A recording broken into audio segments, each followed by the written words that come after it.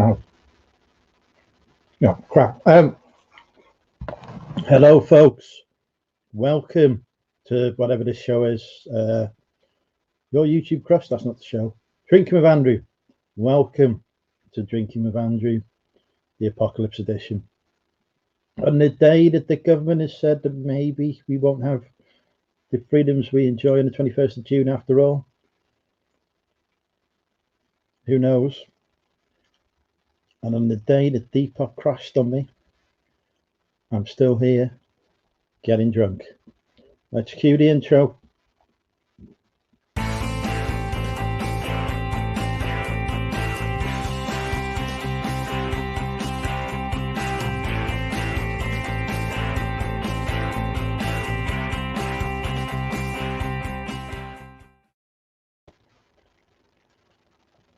Hello, people.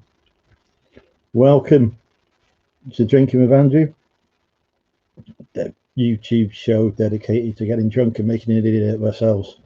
It's probably the best way to describe it. For those of you new to the channel, God help you. I am Andrew, Mr. Money Mental UK. I am a part-time eBay and Depop reseller, mental health advocate, cult leader, dog owner. He's down here tonight, guarding the cider. Man who buys completely the wrong shopping trolley. Anyway, let's say some hellos. We got some people in the chat already. Looks like Phil has survived last night and was first in the chat. Jason's in. Hi, Jason. Damien's in. Hi, Damien. The beautiful dragonfly's here. I think I was telling her I wanted to tie her up last night. She didn't react well to that. PvP's in. Hi, PvP. Rebecca's here. Hi, Rebecca. I hear new PFC packaging contains how to reheat safely. Excellent. I've never died from it, but I'm not ordering takeaways at the moment. PvP's in. Don't know if it's low. Dave the Jensen. Z is here. Sean's in. Ashley is in. Neil's in. Chris is in. The trolley did not fit in the Land Rover. There is a return request currently on the trolley, which they've not responded to. eBay have asked them to send me a label so I can return it because it was broken, and also it's described as a folding trolley. It doesn't fold when it's assembled, so I did mention that as well in my return reason. Tori's in. Hi, Tori. I hope you are. Richard Payne's in. Shane's in. I'm sure I saw Don. Yeah, there's Don.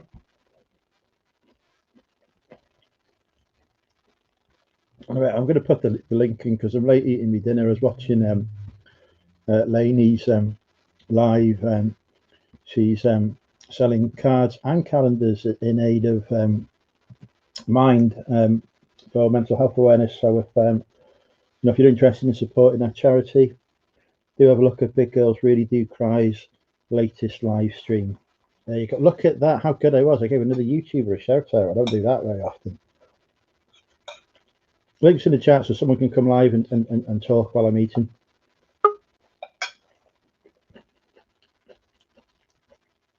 And our first guest has arrived. Hello, PvP. How's life in Canada? Yeah, Andrew. Not too exciting, actually. Just another work week and pretty mundane week, actually. But I did have one good thing happen the last week. I got my COVID shot last Friday morning.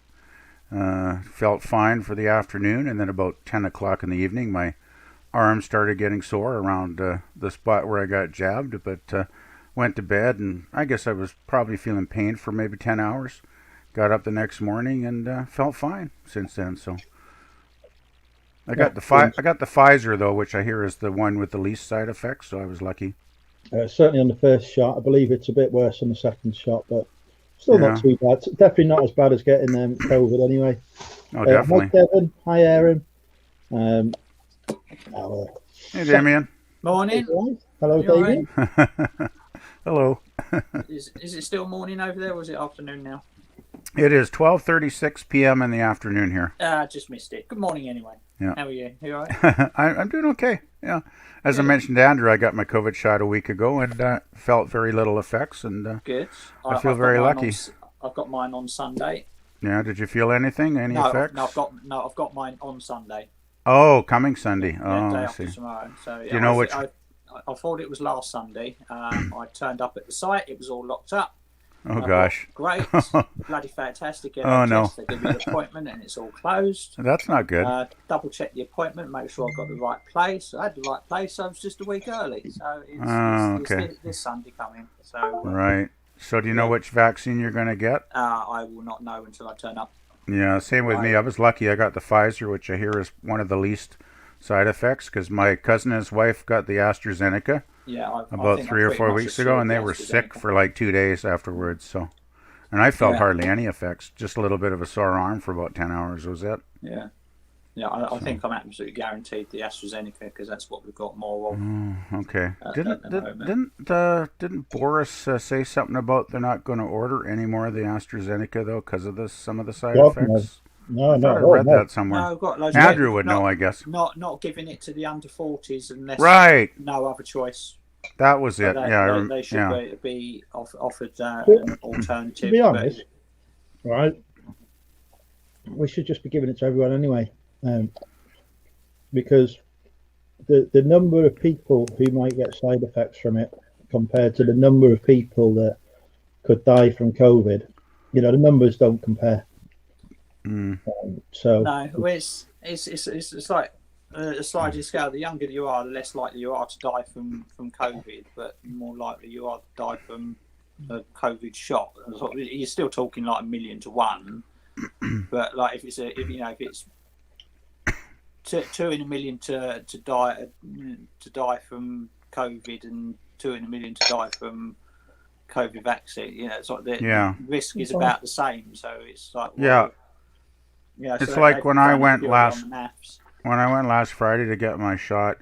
They gave you the pamphlet, like they handed out, right? With the information about what you could expect if you get symptoms. They give you a pamphlet, and we had a little 2 pages, and but it's like it said I had to wait 15 minutes after I got the shot, like everybody did. They had to sit down and just basically stay there in case they had some kind of anaphylactic reaction or whatever. Like the nurse asked me, do you have allergies, or you on medications, all that kind of stuff.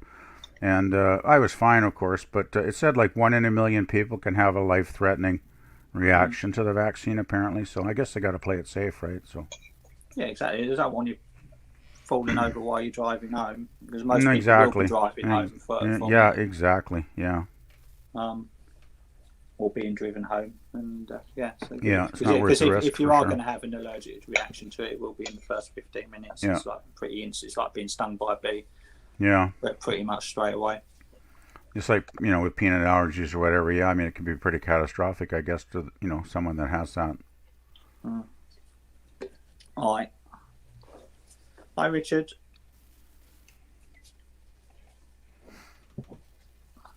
So what are you eating, Andrew? Is it last night's you got chips there by the looks of it? Pasta. They look like chips from a distance. We had Domino's. I've got a vegetarian as well, because there's no meat in it. Just vegetables, because I'm healthy. Yep, there's a beautiful lady. Yeah. 2 beautiful ladies. Hi, Jem. I think Lisa's got confused there, because she's called me a gentleman. Hi, Richard's mum. Hi, Jem. Hi, Jem. And hi, Mrs. Richard. Not technically not Mrs. Richard. No, that would be wrong. Richard's mum. Yeah.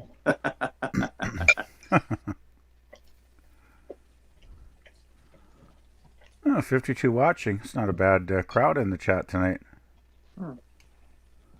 It's right, still early. Let's get up to 100.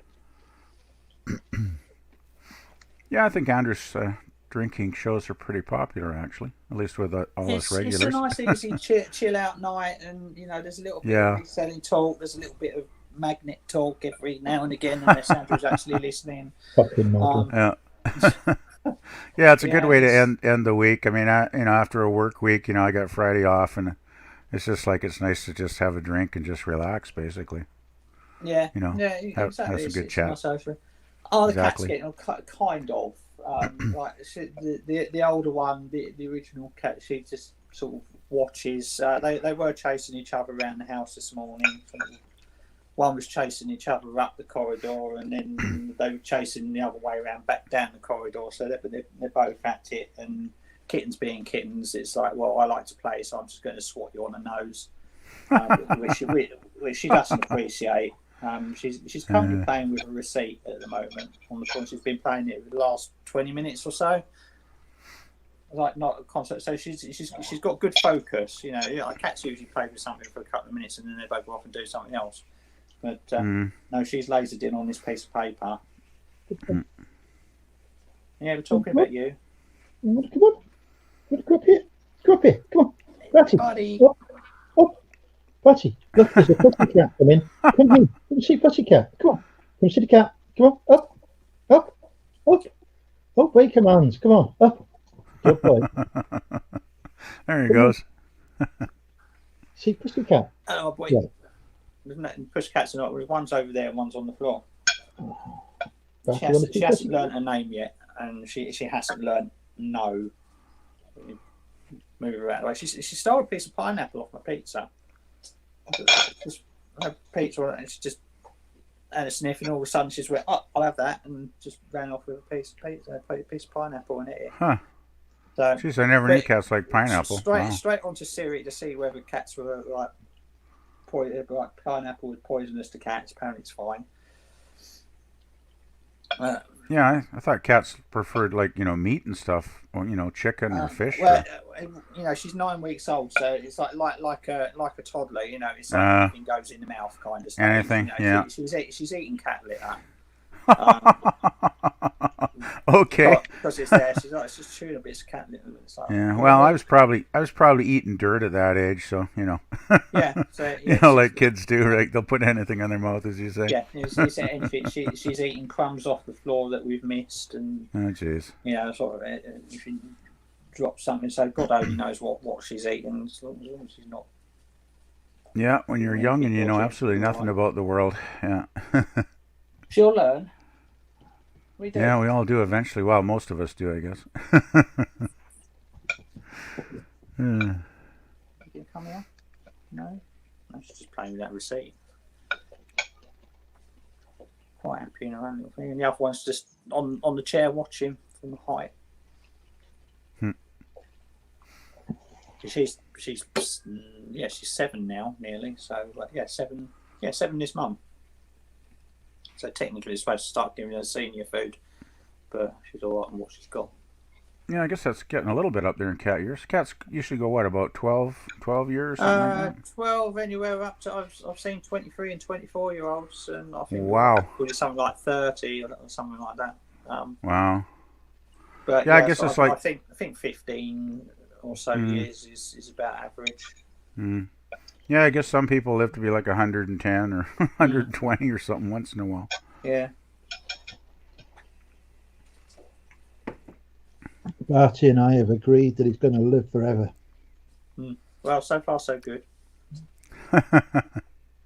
We've also agreed that I'm going to live forever too. Living forever would be interesting. I wonder what it would be like really, though. Would it really be great, or would it just get really boring after a while?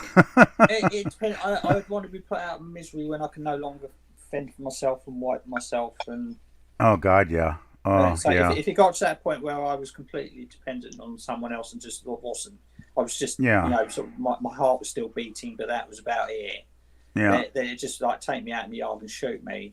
Yeah, it's like people with dementia, right? They don't even know they're there anymore. It's like, what's the point, right? Yeah, I mean, I used to work in a hospital before I started reselling, and you would see these old because it's always the old people who get sick. So you see them and they're being wheeled from ward to ward or whatever, and there's no life left in them. They're just they're just waiting for for everything to switch off, and they're just beaten down, kind of. Yeah, and it's like, and they will get well enough to be discharged out of hospital, and they'll be taken back to the nursing home where they came from. But it's no life.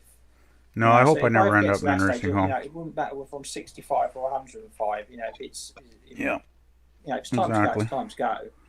But sometimes the body doesn't agree. It just is like hangs on. Yeah, I hope I can stay reasonably healthy, up till shortly before the end, because most of my family did live to their late 80s, early 90s, reasonably healthy. Right. So, because I'd never want to end up in bloody nursing home. That would be like death. No, I wouldn't want to put up with people, other old people. No, it would suck. Well, especially since, I'm getting older, but I don't think like an old person, and I don't think I ever will, If you ask any sort of 60, 70-year-old or all that, they still think how they think when they were 30 and 40. Exactly. At 44 this year, I still sort of, it's like, well, I could still pass for 20, can't I? Andrew certainly does. He's 21 this month. Eternally. This year, according to him.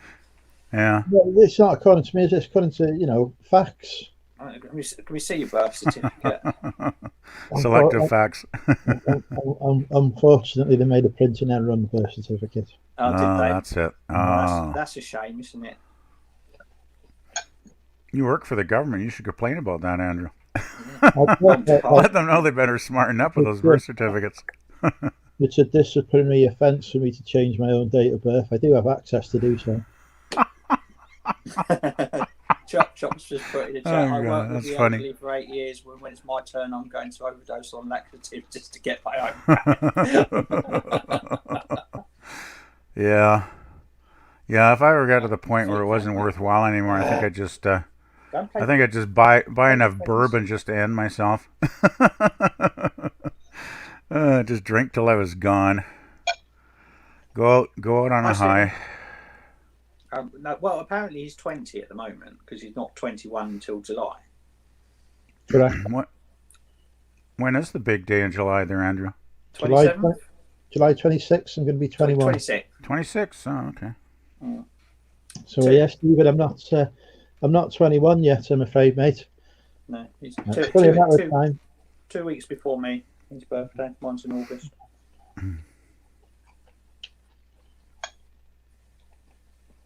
We are planning to have a celebration in Wrexham on the 31st of July. I haven't announced it yet because every time I'm going to announce it, you get a lockdown. Something happens. So, but wait and see how the 21st of June turns out first. I think. I'm holding out hope for the 21st of July. That's the date I reckon is coming. You think it's just going to be pushed back a month? Yeah, I can see it being pushed back. Yeah, the 5 week they'll review it. Well, they're reviewing it every 5 weeks, aren't they? So they'll just add another 5 weeks onto it. Aren't they starting to open the bars over there soon? For indoors on Monday. Yeah, I figured I heard something about that. Yeah, see, it makes you wonder what's going to happen when people start, going out in more numbers and getting together. I hope things turn out okay. Look out for next week's live stream from me in the pub. That'll be entertaining. No. So is it going to be drinking with Andrew from the pub? You're drinking with Andrew on tour. Wow. Who's a good boy if I go to the pub? Barty, there's a pussycat. There's a pussycat, Barty. So that's the kitty, I take it? Pussycat, right? Yeah. Yeah, it looks like a kitty. I mean, a little kitty. No, not out the window. Go. The pussycat on the camera. Come here, look. Barty, look here. I just don't think Barty's getting it. She's just rolled off the sofa. Don't you? Come back. You like to chase them? Roll over. Yeah, you like to chase them. How fucking dare you, Neil? How dare you paper round up Everest? Go off people, Hey, hi, Nick. Hi, Nick. Neil's just jealous because he's nearly 50. His advancing years are. I'm not that far from 50. Oh, year before I Yes, know it. still a link there, Nick, if you want to pop on. Unbelievable, Stu. Unbelievable. Yet again, Stu, you've made an enormous typo. Like the whole sentence is a typo.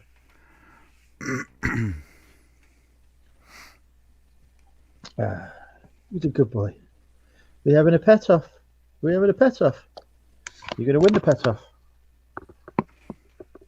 Sorry, but youth is always going to win. He's youthful. He's younger than me. You're not 20 yet, are you? You got stuck in your arse. You's a good boy. Yeah? You're a good dog. Yeah? Are you? No, later. Are you tired now? Is it your sleepy time? Did I wake you up? Just so you could see a cat that you can't see because the definition isn't good enough for your eyes. You can see them on the big TV because you tried to chase one once, which was an interesting experience, watching the dog headbutt my TV. You need to do a video with the tidying up the crap hole, Nick, as you come back. Yeah, you should do like a time-lapse one. That would be entertaining. What? Nice to hear Nick's going to start doing regular content again. Yeah, he's had nearly a month off now, so. Yeah, well, sometimes you need a break. Long enough. He's seen that his biggest rival, Money Mental UK, has released a pre-recorded video, so he's quaking in his boots now. What? Can you hear her? And I've got another live pre-recorded video that I've actually edited Tuesday. coming out next Tuesday. Bloody wait till Tuesday for that. Well, yeah, because I need to get I've done enough videos this week. I mean, I did a video of me opening a freaking trolley earlier. Jesus Christ! Good boy. Who's a good boy? Who's a good dog? Yeah. You a good boy? Yeah. You tired? Why don't you lie down? Have a lie down. Go on. Settle. Settle. Don't you ignore me. Settle. Barty, look at me when I'm talking to you. Settle. Settle. Settle. Come on. Settle. Barty. Settle. Barty. Oh, shit, man.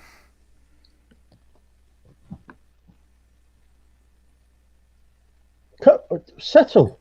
Barty, how many times? Come on. He never seems that obedient. He just says, "Well, I'll do what I like." There we go.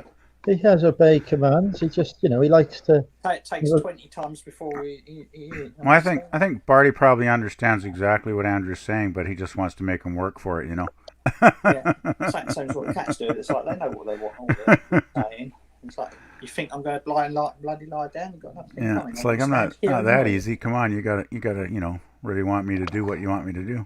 I had to kick her out last night because she was trying to sleep on my head. So that sounds good. Like right there. What is this comment of Beirut? Jesus Christ. I need better subscribers. They're jealous of my youthfulness.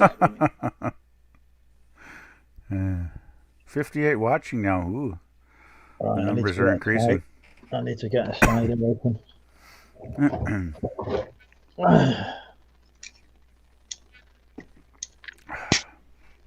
There we go. Right, so I was thinking about conversational subjects for tonight. I thought it'd be useful to have some that aren't like fucking coins or magnets. Yes. So sexual fantasies occur to me as well. So oh God. Let's open it up to the chat. I don't know if I want to talk about that. It'll just get in trouble. Let's hear from the chat what sexual fantasies. Yeah, let's have the chat put some input in about that because I don't think I want to say too much. PvP doesn't want to talk about. I'm not sure anybody's going to say bar. Hey, I have some great sexual fantasies, but I don't know if I want to air them in public, really. No, nor do I. Especially as Luke's only over there. Well, especially since sometimes they might, be something to do with certain people, and I wouldn't want to mention them. So I don't want to kiss and tell, so to speak. Have you been having fantasies about me again? I hope you're not talking to me. No. Because the answer is no, not really, Andrew. Jack's sexual fantasies involve me in a bath. Completely understandable that, Jack. Damien has now got a bath too. I have. I have bath at work. He has specifically sought out the only accommodation, commercial accommodation available with a bath. Bath with it.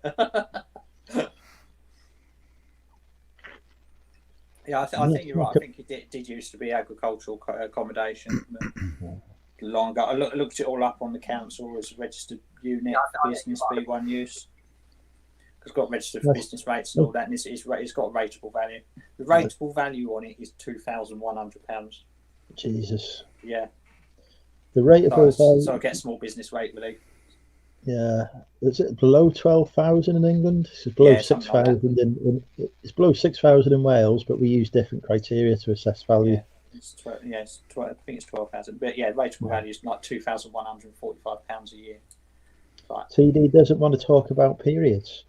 What's wrong with talking about periods? I don't think we've ever talked about periods on this channel. Maybe we should. Maybe we should be more inclusive. Damien, how was your last period? I don't know. They haven't started yet. Yeah. I'm still waiting for mine to start as well, but I am only 20. Yeah, doesn't seem like the chat is contributing much to this sexual fantasy talk. Come on, guys, give us some of your fantasies. We want to know. We're curious. Everybody's shutting up now. Yeah, they won't hear you yet. There's a 10-second lag. Barty never ignores me. He fully listens and understands to what I want. He just decides he'd rather me to fuck off. Hello. He hears every word, because as soon as I mention a word he likes, he's straight there. Well, the old saying, do you own your pets or do they own you, right? Well, the other one thought she owned us, and then we got another one there. She's like, what the fuck? All of a sudden there's competition. Who said you could invite another one? Yeah. There we go. I've remembered. Remember, folks, if you want to support the channel and generate more quality content, such as me opening up trolleys that are shit, support the channel using the Buy Me a Cider link in the description. Oh, Stu, that's nasty. Take a look at Stu's comment. Unbelievable. That's funny. Oh my. Apparently, only 11% of people who watch my channel are women. 89% are male. I have a lot more lady viewers than that. More than double. Christ knows how. I don't know why either. I don't know why the female population watching my channel is so low. I know why the female population watching my channel is so high. It's because I'm hot and single.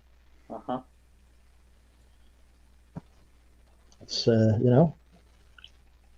as I'm sure our lady viewers will confirm that even Richard's mum. That's why she watches. Sorry to Richard's dad. 2278 female male on Neil's channel. I know it's more male centric and all that, but I would have thought it would be similar to Neil's. I thought it would be like over 20%, but only 1 in 10 as opposed to 1 in 5.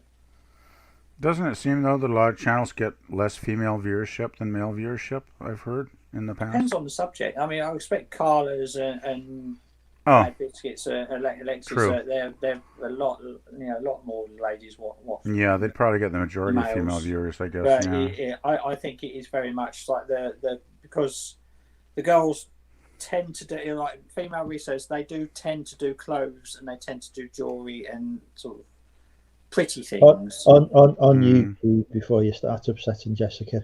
I'm not. No, I'm not. But there's more. Like, but the boys, we don't. We don't do dresses unless you're Lee. I'm safe.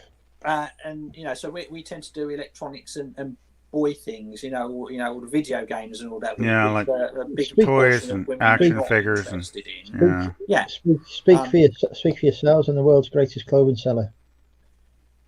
If you don't do that many ladies' clothes, do you? But I'm just talking in general. Sort of like the the women that are interested in watching reselling videos, they're going to watch, you know, Me unboxing skirt things. the dozens of like women YouTube channels out there, because they're likely to be selling the similar sort of things as what they do, you know, like clothes and jewelry. Hang on, do you want me to get the other spade out as well? No, it's true. It's true. I'm not digging a hole. It's absolutely true. Yeah, that's a good point, really, Damien. That probably is true. And the girls aren't interested in like action figures and video games and how many weeks we picked up this week. You're already upsetting the ladies. Well, I mean, you can always overgeneralize anything, right? Yeah, but I think Damien's point is valid. But you know, there's I know plenty of female gamers, and and ones that sell men's clothes and sell TVs and electronics and things like that. I'm just talking on a general sort of algorithm-based thing where only 10% of the people that watch channels or yeah, I mean, there's always exceptions, right? Look at the female and like the lady resellers and look at their statistics. They'll probably be, I would say, about 60-40 females to males. Let's ask it'd be much more evenly split. Jess, what are your vital statistics? I'd be interested to know. So somebody that's got a female that's got a channel. See what their gender distribution is. Just out of interest. So I can tell you that when KFC Reselling was doing YouTube, most of her viewers and subscribers were male. That's because she's gorgeous. Yeah, well, So basically, what you're saying is, she's very, if you're an ugly YouTuber, then you're going to have more lady viewers than men. Yeah, well, the thing is, if you find a lady attractive, of course you're going to sub to her channel, right? Because it's fun, to interact.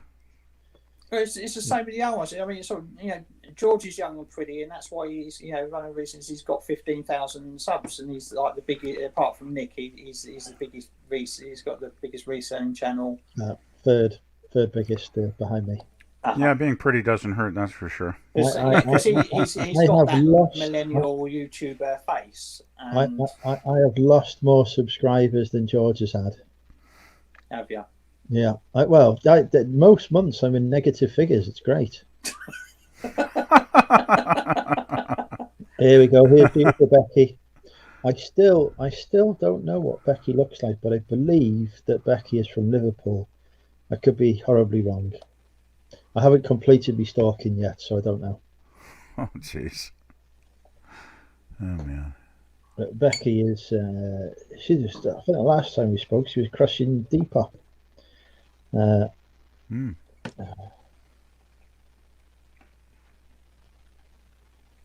was going to do another video today, but I was too busy.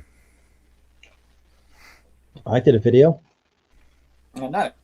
I sort of watched it while I was doing the shipping. I did it.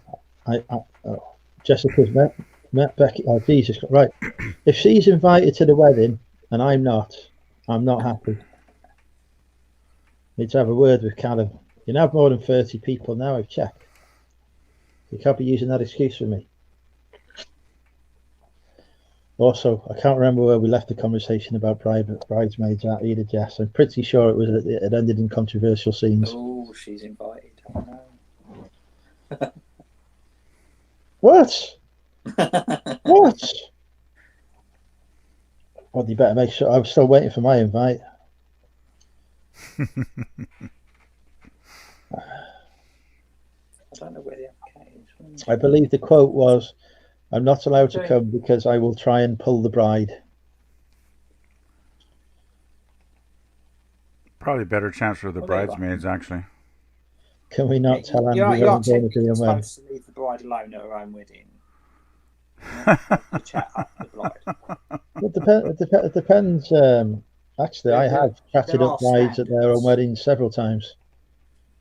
Yeah, but just because some people do, it doesn't mean it's no, but I have. done thing. There's no harm in telling the bride that she looks beautiful. That's expected. You're allowed to compliment her, and tell her how beautiful she looks on the day when she's, that's the day she's supposed to look the most beautiful she's ever been, because she's got, not the full works going on, and it's her special day. Of course, you're supposed to compliment her and tell her she's beautiful. Exactly, and then I just tell her. But not 8 hours later at 10 o'clock on a reception night when you had 10 pints and the groom's gone to the toilet. And I don't think. Yeah, you don't hit on her at that point. I don't think there's anything wrong with just mentioning what my room number is, in case she. God. In case she requires my assistance in any matters. Like, she just got married and she's going on her honeymoon and she needs your assistance? Okay. They're purely gentlemanly intentions. Uh-huh. Uh-huh. Right. But yeah. Look, we all have a bucket list. Having sex with a bride on a wedding night. Oh, definitely. Definitely. Although it is my own bride, obviously. Yeah, that would be the best option. To be fair, I think if I did get married, which I can't really see happening, but if I did, I'd probably be the drunk groom who drinks too much and passes out. Really? So you wouldn't even be able to perform on your wedding night? That's kind of sad, Andrew. Well, I don't. I may as well set the standard early. Oh, jeez, I can't comment on that.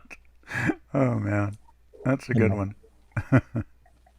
Oh, I've just got positive feedback from that guy that messaged me last. It's always nice.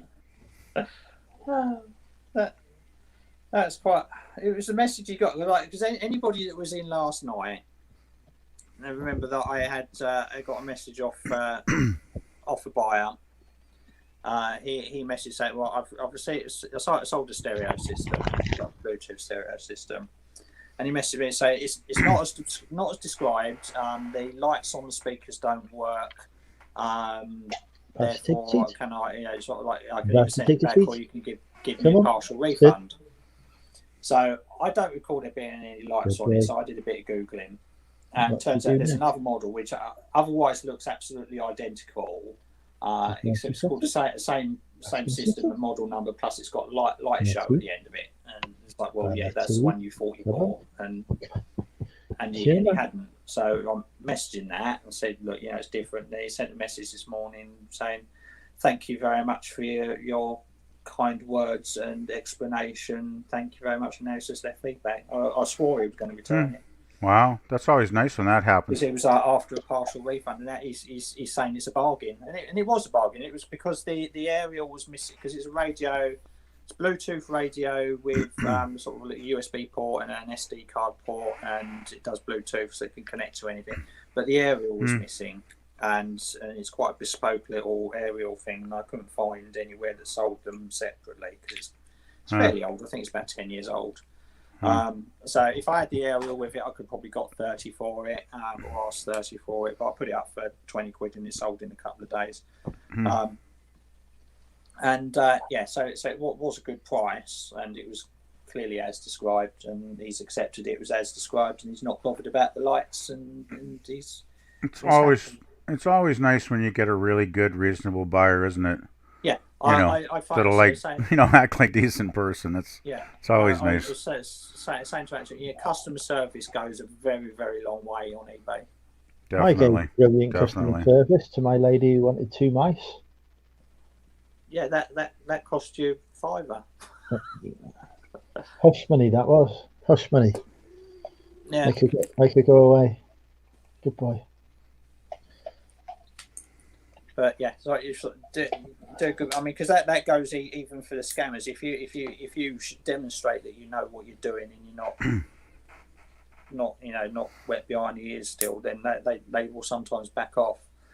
The ones that just try and see what they can get, the ones that because there are sellers out there that fall at the first hurdle. They've seen the message that I got last night and just gone, right, have 25% off. Here's £5 back. Is that all right for you to go away? What the hell? Jack's invited. Fuck off, right? Andrew, I'm not invited. I'm coming. Well, hey, I won't be invited. I'm 5,000 miles away, so Like, I'm not worried. fucking Jack's got an invite. Better be one for me. I'll not be happy otherwise. Christ. Who else is going to fucking film the occasion and live stream it for you? Well, Stu's got another choice comment in there, Andrew. Fuck's sake. Vickers don't wear dresses. The robe. So Nick's cleaning the office has gone well. He's cleaned it enough to find his beer. Okay, Nick. If you got your beer in hand, it's time to join us. Come on into the stream. Let's get some chat going there, Nick. How the fuck can Ricky be invited ahead of me? That's not even right. Come on, Nick. There's still the StreamYard link in the chat there. He might pop on later. Yeah, hopefully. I always enjoy talking to Nick. Right, hang on. Right. You get talking about music and whatnot. No, except when talk about music. Hang on, I'm Facebook friends. Well, whatever. I don't care what topic really, as long as it's interesting. But often Nick will end up talking about music. Where is he?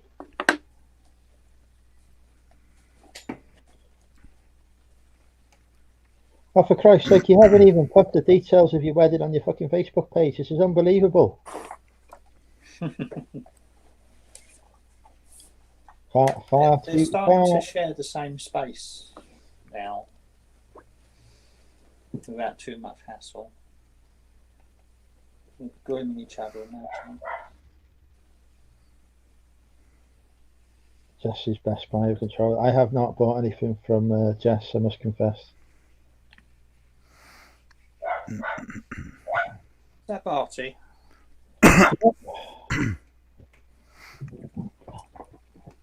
What is the? Nope, Marty's getting excited about something. The neighbours are having a takeaway delivered, so he thinks it's oh, jeez. Barty, no takeaway tonight. No KFC. Barty. Yeah, dogs are very territorial, aren't they? Barty, no takeaway. Come here. Come. Oh, fuck it. Good guard dog. Barty, kill. Kill. Kitten's looking for a dog and looking for the dog. Do you want to see where the dog is? She's like very interested in the barking. So where's the barking? Right, there's a dog. Barty defending his territory.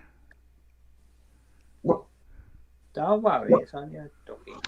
Friggin' James collects better not having him right.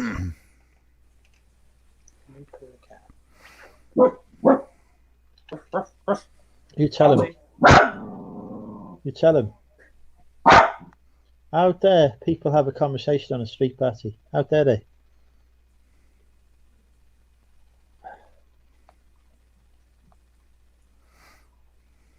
For fuck's sake. Where's my invite? I'm not happy. What date do I need to put in my calendar, Jeff?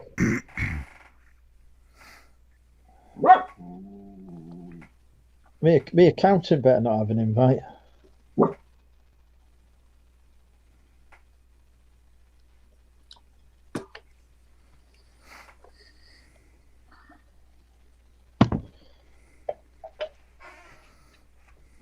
Unbelievable. I was told it was limited to 2 people. The husband, the bride and groom. It's all coming out now. They need witnesses. Witnesses? They've got half the reseller community. Huh? They planning murder? No. Wedding. The murder of a single Do well. This is because I said Man City was shit.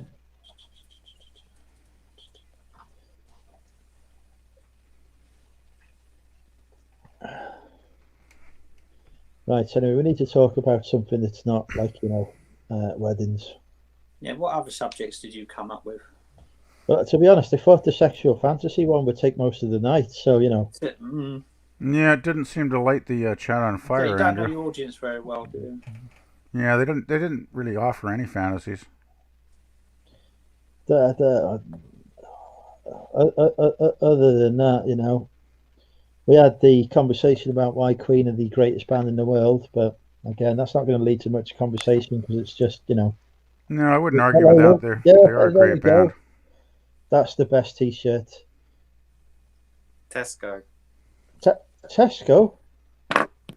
Yeah, apparently. Fucking In the hell. Oh, that's F&F good range. timing. Gee, what a coincidence. Yeah, Queen are a great band. Mm. Or were a great band. Maybe not as great They now, are. They're but still going. yeah. I mean, I know they're Freddie still good with puts Adam on Lambert tonight. singing, I guess, but it kind of was never the same after Freddie passed away. Well, no. Jess has a topic for conversation. Come on, make it a good one. Come on, somebody in chat suggest a topic then, since we can't seem to think of one. Somebody must have an idea.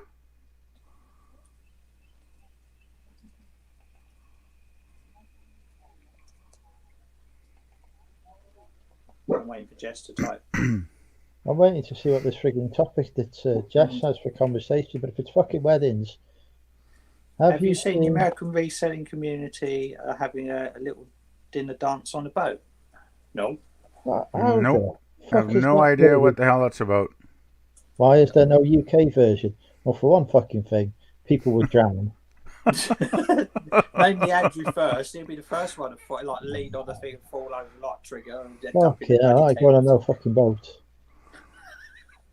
The second thing is, we've already got the MMUK 21st birthday party meetup taking place. We don't need no other meetups. We've got one. If sales keep up from the way they've been going this past month, I'll be able to afford to get up there. I won't. I won't be able to afford to go to my own freaking thing the way my sales have gone this week. Mine are picking back up. They had a couple of days in the weekends, but like I said, by the third day, it's all sort of working its way out. I've had a good day today. I haven't had any more sales since I told you how much I'd done earlier. Since I sold that CD, I was impressed by that. I thought they would sit on my shelf for months and months and months. And it's sold. I thought, I'll just put it on for 50 quid, because that's roughly what they were going for. Because there wasn't any completed or sold for the one that sold. So I just took it out as like average sort of a ballpark price for it. Sold it out for $49.97, and it sold within 20 minutes. That was a CD? Already. I was doing my shit, and it was while you were live that it sold. A CD for that price? Wow. It's an audio book. And it's like 18 discs. Oh, okay. That makes more sense. I picked up half a dozen of them in charity shop on Wednesday. Nice. £3 each. And wow. Listed most of them for 50 quid. That's excellent. Nice. And it sold, so that's more than paid for it. And I sold the My Little Pony plush that I picked up in the same shop as well. So I spent £27 or so in there, and I've made 65 60 plus postage £68 back already in two days. So it's more than paid for itself, and I've only sold two of the things. I've got the rest. There's a couple of them are drafted to go up over the weekend. Yeah, nice to find some multiple items like that are worth so much too. Yeah. It always makes a nice easy listing. So Paul's asking, invisible for a day. Sorry, I should say your full name. Chop work, busy work. Oh fuck it, I can't be asked. He's saying invisible for a day or feel no pain for. I'd be invisible. Christ knows the places I'd go as well. Definitely. Oh, the mischief you can get up to with that. Definitely invisible. Yeah, that'd be brilliant. Remind me if you go invisible, I'm just chucking flour on you. No, I wouldn't see it. Anything that sticks to invisible stays invisible. This is when you start going down superhero set power rules. Gee, I wonder what Andrew would get up to if he was invisible for a day. Why not just coat the floor in Netball locker room changing. Oh, back room of the strip club. Back room of the strip club. Yeah, that could be entertaining. Local brothel. Do you know where one is? Of course I do. You guys really have brothels over there? Really? I didn't know. It's not legal over there, though, is it? Kind of. Really? There are some... No money in media at all. I mean, the fact that they don't make these audio books on CDs anymore. They're all on. They're on all, because I looked up the website of the company that produces them. and they're all on Audible now. But not everybody uses Audible. Yeah, you still can make money on media though, Nick, if you're very picky and you find the right stuff. He was being sarcastic. He's Okay. not being serious. It's generally true No, though. he's I not mean, being most serious. media is worthless now. But No. there are some gems you can still find if you know what to look for. It's like you can make, as long as you go off the beaten track and you're not listing sort of like current movies or anything on DVD that's been in cinema in the last. Yeah, most major movies are worth nothing. Yeah, they're not worth anything that's mass produced. Anything that's more niche. I find some TV series though, if they're really popular, can still get some good money. I've found. BBC and ITV TV dramas do very well. There's good money in those. Another good American series is Moonlighting. Some of the seasons of that can really go for decent money. Yeah. Because I've sold some, and I actually got a set, I think it's of season 4 here, that I picked up pretty cheap, and I think I could probably get $30 for it at least. Yeah, I picked up series 1 to 14 of Family Guy on DVD. Paid £3 for that, and charity shop sold that for $30 within a week. Yeah, it's a pretty popular show. And things like that. I love things like that. I do like media. I don't tend to do music so much, but I know what I'm looking out for, what kind of thing, because you get 6 cents for it after a while. If it's like, okay, well that's likely to be worth money. Yeah. I sold a CD this week for £2.49. I'm the greatest media seller. I usually go for the offbeat stuff, or sometimes, like when it comes to music, I'll try and pick the classic rock if I can find CDs that are in like mint condition, like brand new, practically, because they can go for some good money too. Yeah, it only takes one out of a batch to cover the money. That's it too. Yeah. Yeah. Yeah. Now, if you get an obscure artist, I can't remember the guy's name, but I remember I paid $2 once and sold it to somebody in Australia for like $50. Because it was like probably the only album the guy ever put out, right? But I guess he's got a cult following, so yeah, it was good money. Yes, I know. I should do a music album thing. I reckon I could do a few good tunes. With no one-hit wonder, would we, Bertie? No? Right, okay, so where did we get to on the boat? I think we've all agreed there's no boat. No boat. No. At the very best, alcohol involved. At the very best, we would sink it. Yeah, alcohol and boats probably don't go together. So that is a no to the boat, I'm afraid, Jess. Unless you're planning one for the wedding that you're going to send me. Do you want me to send you my address, Jess, so you can pass on the invites that you've forgotten to send?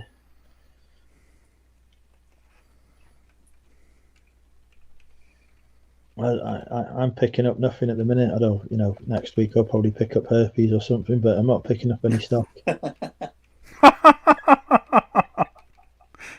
Oh man.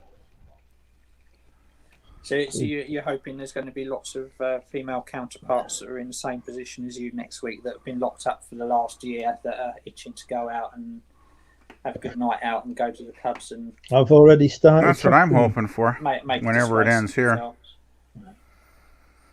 Yeah. But he's on his own, fending for himself for the weekend. I think Phil's probably waiting for his missus to go to bed before he comes on. If it's anything like last night. Good boy. Who's a good boy? Phil's probably dead. He was here earlier. He was here 10 minutes ago. Good boy.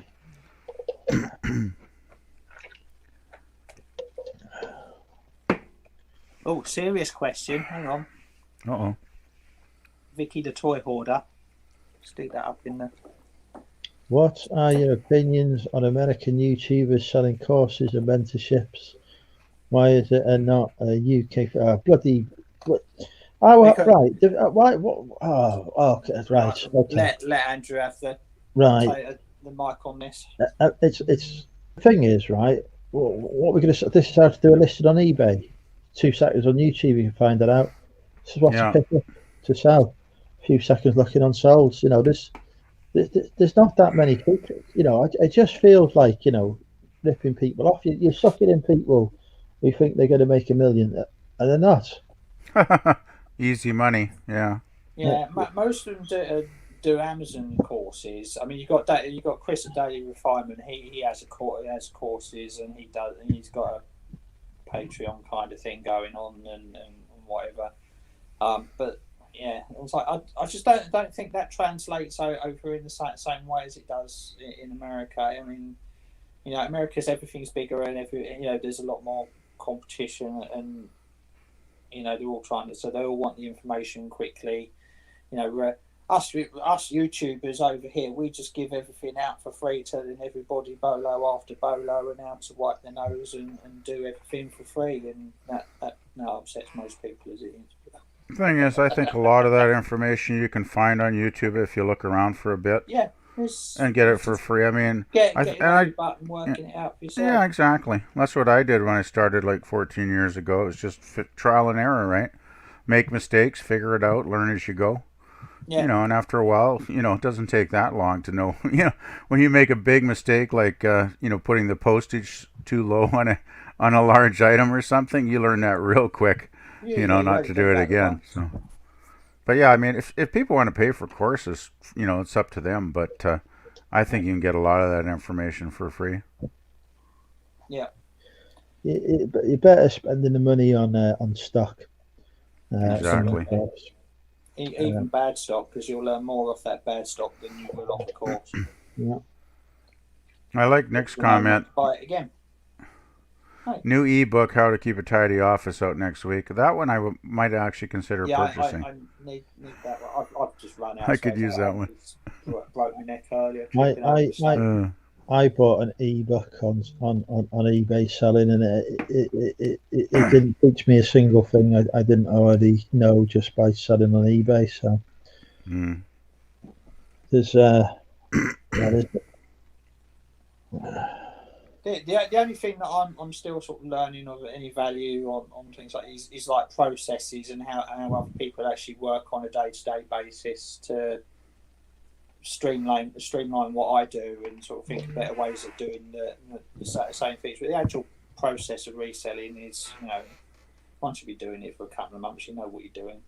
And you know what stock you're looking out for. Nobody can teach you what stock to look out for because it's all down to what you're interested in. But what processes and how other people run their business and grow their business, and things like that. There's still, you know, that you can always be learning off other people on how to do that, whether and how not to do it, or whether, you know, you could just take that little bit of an idea, you know, sort of like a SKU system, or things like that.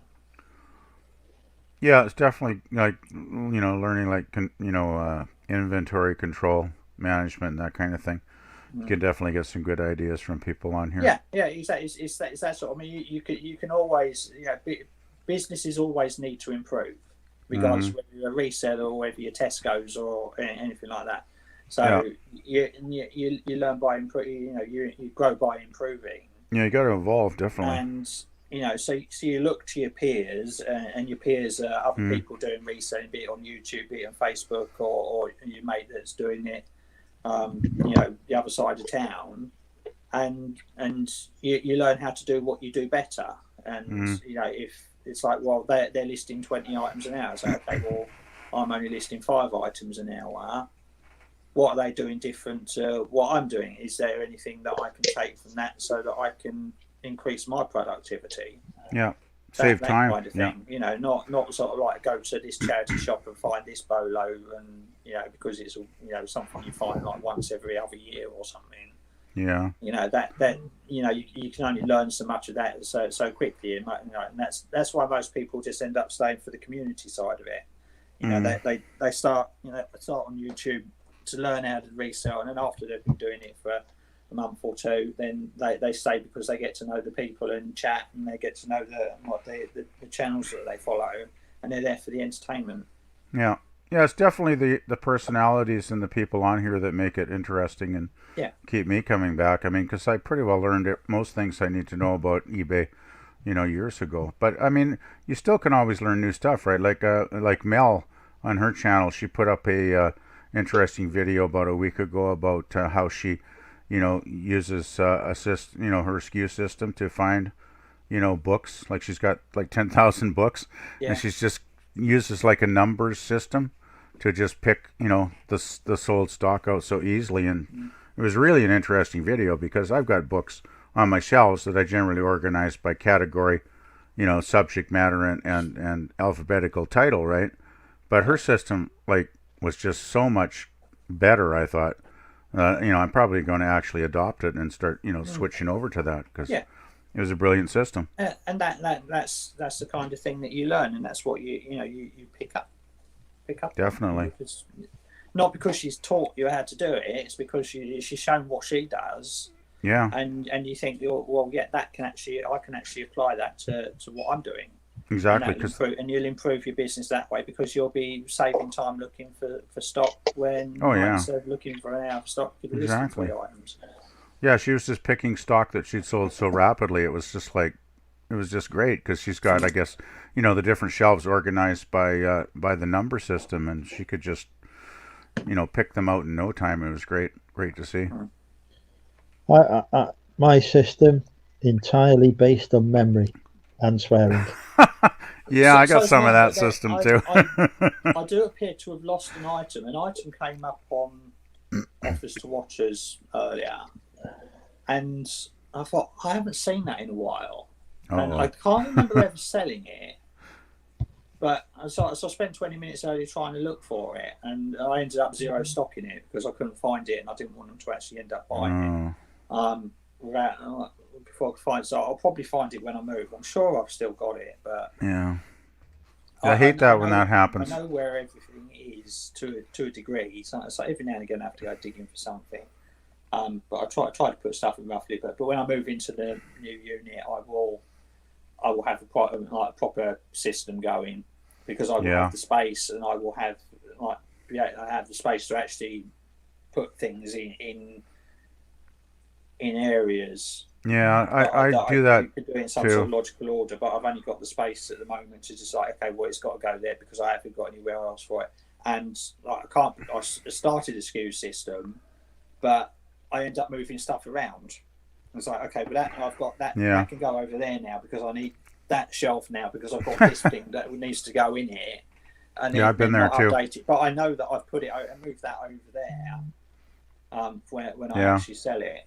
So I know where everything is, and it's very rare that I actually lose something. I lost a cassette the other week, but that was only because it was a cassette and it was like tiny. Mm.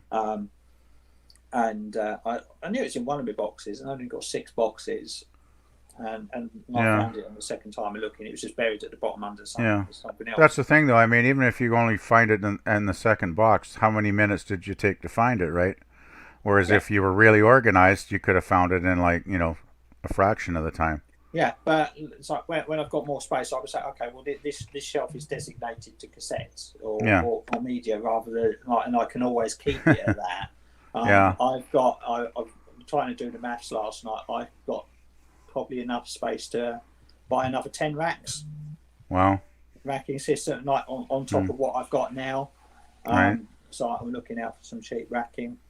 In the next couple of weeks. So that's how much space that I'm going to have that I will be able to. Yeah. It's always good to have more space for sure. Yeah. Yeah, like I've done that a few times, Damien. Like I've sold something and I can't for the life of me find it. And luckily, the 2 or 3 times that has happened over the years, I've always managed to find it within like the time window I have for shipping. Yeah. So, it's always worked out. But I sometimes go by the visual method of remembering where things are too on a particular shelf because I kind of have a visual memory. With my fine arts background, I can kind of usually visualize where something is. Strangely enough, but I need to get a organized system in place, like you're saying. Yeah, and the move will be a good time for me to get that. Yeah. So you're moving at the end of the year, are you? In 2 weeks. Wow, 2 weeks. Oh, wow. Yeah, Good luck with that. Jeez, I picked hate up the moving. keys yesterday. Yeah. Moving is such a chore. Yeah, so we're going to rent a van for the day. Luke's got a day off work, so we're going to get it shifted over there. And it's a bank holiday weekend that weekend anyway, so I can. Well, that's good. Can Luke not just use the work van? No, it's not. It's like you can't fit anything in the back of his work van because it's all full of tools. Well, He's got on the inside of an open reach van. You've got transit. Take him out. Leave him on the street. You've got racking, and then you've got enough to fit one person in a little gangway up the middle, and he's like shuffle round and get what you want. So there's no way to get anything in there. It'll take about 100 trips. Take him out. Leave the tools on the street. Job done. Nobody's going to take him. He's got racking in. Oh God. Even better. Put your stock on the racking. Job done. Yeah, I remember my last move. It was a nightmare. He was looking for new racking. Take the racking out of the van. Sorted. It's not that sort of racking. Here I am. I'm full of brilliant ideas. Yeah, but I've an entire Lego pirate ship once. They're quite big. If it's a pirate ship I'm thinking of, it's quite a big thing. I used to have one of those. That's another thing that got taken to the car boot from my mother. They're quite good money if you find them now. That pirate ship, even the new one that they did last year, that's worth quite a bit of money. It's because you squeezed her. The kitten's farted. It's because he's picked up and squeezed it. She's not long had a dinner. He's now in the office talking to his friends, showing off the kitten.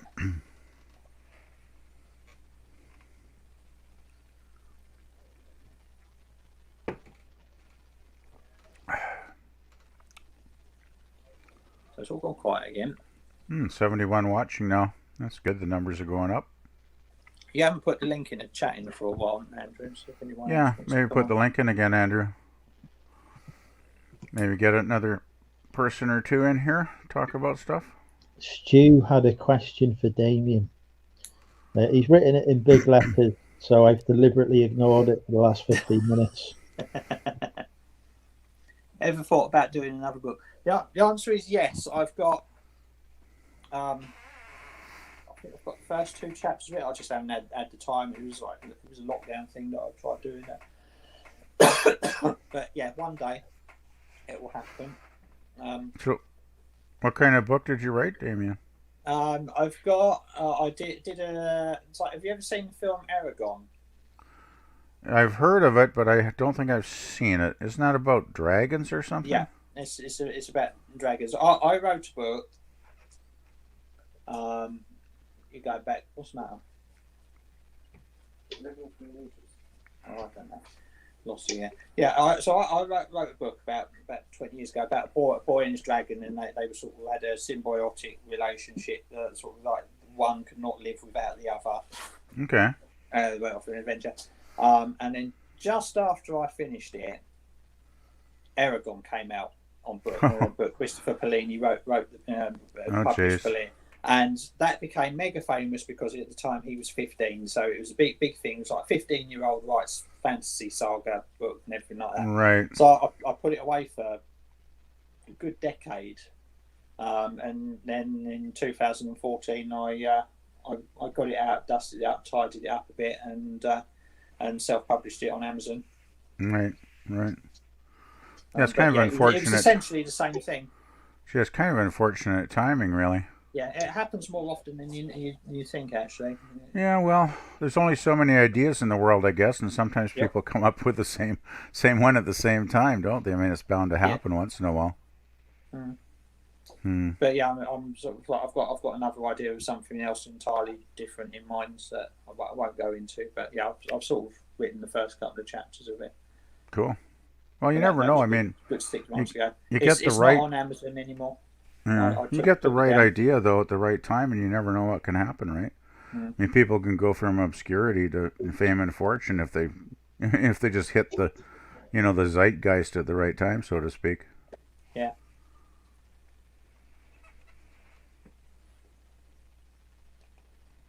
Well, I see Andrew's It's not put on the Amazon anymore. I took it StreamYard down. link in again. Mhm. If anybody wants to join. Send the link to the Amazon. Yeah, she wanted to look at the book, but it's not No. there anymore. Took it down. How does Voyager 2 keep going after 40 years in space, traveling at 34,000 miles an hour? Fuck's sake, Kev, how the fuck am I going to know the answer to that? Jesus Christ. We're going to give a clean conversational subject. Let's give one of the fucking chance. It's just going. It's just it gathers momentum. It just keeps going. There's no air resistance in space. It'll just keep going until it collides with something, and it just gradually gets faster and faster on the solar winds, and it just keeps going. But in the grand scheme of space thing, it's moving at a snail's pace, or not even a snail's pace. Gravity. That's the answer, Kevin. That's what's keeping it moving. Gravity. Lots of gravity in space. It's well known for it. How does it keep fucking moving? Jesus Christ. And Nick says he's got two novels in his head, apparently, so that's a thing. Then Sean's is it about how a plucky young reseller meets a big band called Depeche Mode, and they go on an adventure? Can't be. I've never met Depeche Mode. Not you. Well, who else are you going to write about? For fuck's sake, you can't write about himself. It's narcissistic. It's not like when I wrote the book; it was all about me. And Andrew knows nothing about being narcissistic at all. No ego in me. Oh God. Very restrained, humble person. Yeah. Come on, guys, join the chat. Get in here. Let's have a few more folks on. It's always more the merrier.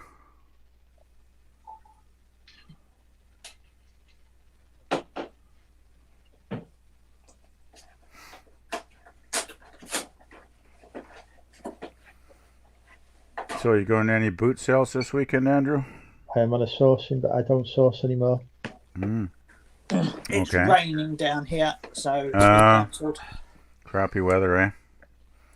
Jeez, we're lucky. We got a nice weekend here. It's supposed to be like 25 degrees Celsius tomorrow. Well,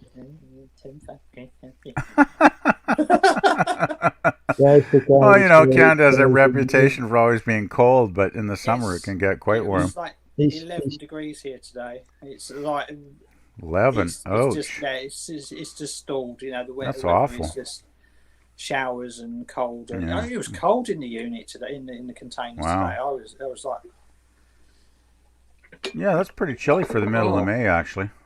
Yeah, it is very cold for May. It's like, and, we're long, hot summer. We're supposed to get crappy weather and rain by next weekend, and probably be around the same temperature of 11 or something. So potentially it's raining next weekend as well, but it might be right after that. They said so. The next 10 days it's just going to be wet on and off. Oh gosh, that's not good. So it might find it's raining next weekend as well. Yeah. It might weather's unpredictable for sure. I'm hoping it is, because then at least that'll be something. Because I did all right this Wednesday. I hear it's all to do with Devon microclimates. True story. It's all to do with a high pressure system that's stagnant over Greenland at the moment.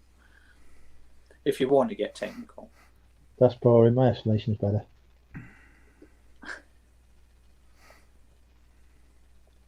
Oh. Sean's on his first JD in Coca, and I'll just start him a second. Except I think I've got about triple measure in there.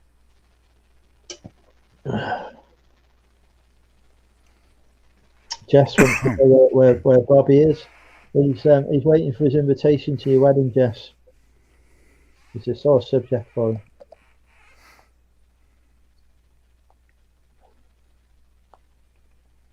Right. Come on, chat. We need more conversational subjects around fucking Voyager 2. Yeah, come on, guys. Or fucking cheese. Give us some topics or ask us some questions. Well, at least we're not talking magnets. Or fucking stamps. Or stamps or coins. Do you remember we were in lockdown and summer started in March and ended in September? I mean, it's a yes or no question.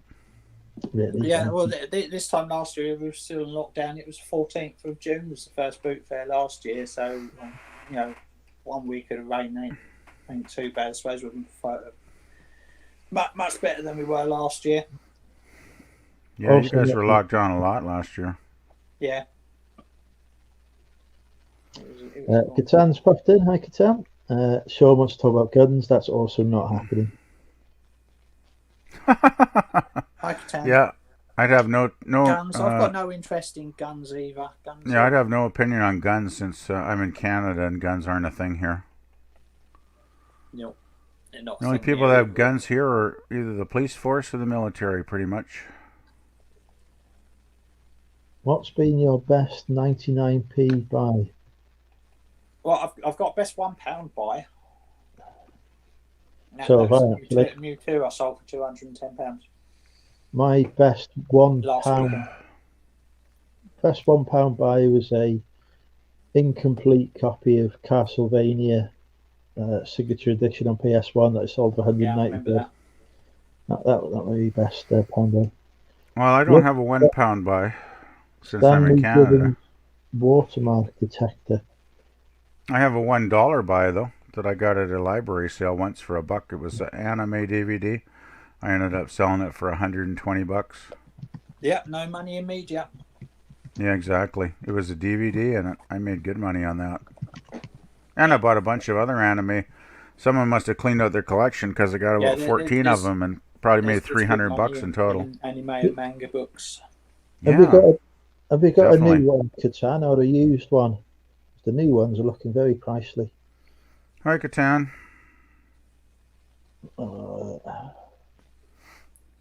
Pre-owned one that's gone for about. Oh, here's a subject. Somebody says, "What about bras and knickers?" What about them? That's the subject. Sounds a bit. Generally, I'm in favor of them because then you get to take them off. Mind read or time travel? Ooh, time travel. Ooh. Mind read or time travel? I think I would probably time travel. Yeah, time travel for me. I'd love to go back and be young again. Or younger. Thoughts aren't that interesting, so I wouldn't. I don't think I'd want to read most people's minds anyway. Geez, there'd probably be some disturbing stuff. Yeah. Yeah, definitely time travel. Yeah, time travel for sure. It's a tough one because I can't read people, so having the ability to mind read would be quite useful. Especially with the ladies, right? Well, the thing is, then I'm not sure we want to see what people are thinking about me, so possibly time travel as a result. Yeah, but I think you'd know what all the ladies are thinking, and you might get lucky. I get lucky enough as it is. I don't need to improve my chances. Oh man! How much is Castlevania today? Don't know. No, I'd want to go into the past, not the future. I'd like to be able to go both. I'd like to see where we go in 50, 100 years, 200 years. If I could go back, I'd take a chance, yeah. But if I was stuck there, it might be horrible. Futurama in the year 3000. Yeah, it could be horrible by then, though. I fully expect if I travel 20 years into the future, there will be statues of me all over the place. Because I will have travelled back in time and established myself as supreme leader. See, why am I not shocked to hearing this at all? So what would the statues be for, though? What would your great accomplishment be, Andrew? Well, I'd be supreme leader of the world, wouldn't I? Because I'd have just killed everyone else. I thought you were going to be like the world's greatest lover by then or something. No, I'm just going to go straight for a full-on fascist dictatorship. Okay. When you're out hunting, what gives you the tingles when you see it, knowing you're about to make big money? All sorts of things. Not an easy question to answer that. Back in a second, guys. So I am developing quite a sort of spidey sense of like it's like go and look over there, go and look in that box, go and that's good. Just like it's just experience. It's like you know you've got your niches and you know what you're looking for, and you even if it's something, if you see something that's not in your niche, like you start to recognise quality, and you recognise if something is underpriced. If like you say, okay, how much is that? If they say that's £2, and you think, well, yeah, I'll get that, even though you've never seen it before, you don't know what it is, you haven't had time to look it up on eBay, and then you look it up and it's worth 50 quid when you get it home. Doesn't always work. Sometimes you'll pay a tenner for something and it's worth like 6 quid. But you do learn, like you get a sense for it, and it does just boil down to experience, and it's something that can't really be taught. It's like something you have to pick up as you go.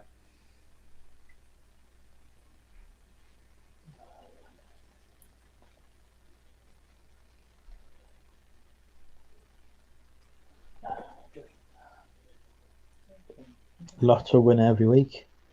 Yes. One will be enough. I could do with becoming a millionaire. Okay, if you won £1 million on the lottery, so on a scratch card, or like the Millionaire Maker they do every Saturday. Like, if you won £1 million, would you still resell? Yes.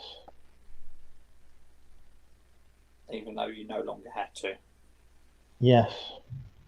I would as well. Yeah, I'd be bored otherwise. I'd get bored. I might have minions, and I'd just get involved when I want to get involved. You said minions are more hassle than they're worth. Yeah, but I'd have a minion to control the minions. Well, yeah, there is that. Yeah, you have the chief minion and the under minions. Yeah. And you only have to control one of them, and you get them to control the rest. Yeah. Reselling for life. But yeah, no, I could do with 50 million quid or so. I think I'd be all right with that. Anyone think the Dolly Parton frame will be the real deal? I don't know. Don't know. George is saying I would have to say yes. Actually, it just looks right. That's what I'm saying about the quality and sort of the instinct you have. That's not that if it's a fake, then it's still a 30-40-year-old fake, because that thing is old. What one inanimate object would you take with you to a deserted island? I take a corpse. Whether it's worth any more than about 200-300 quid or not, I don't know. But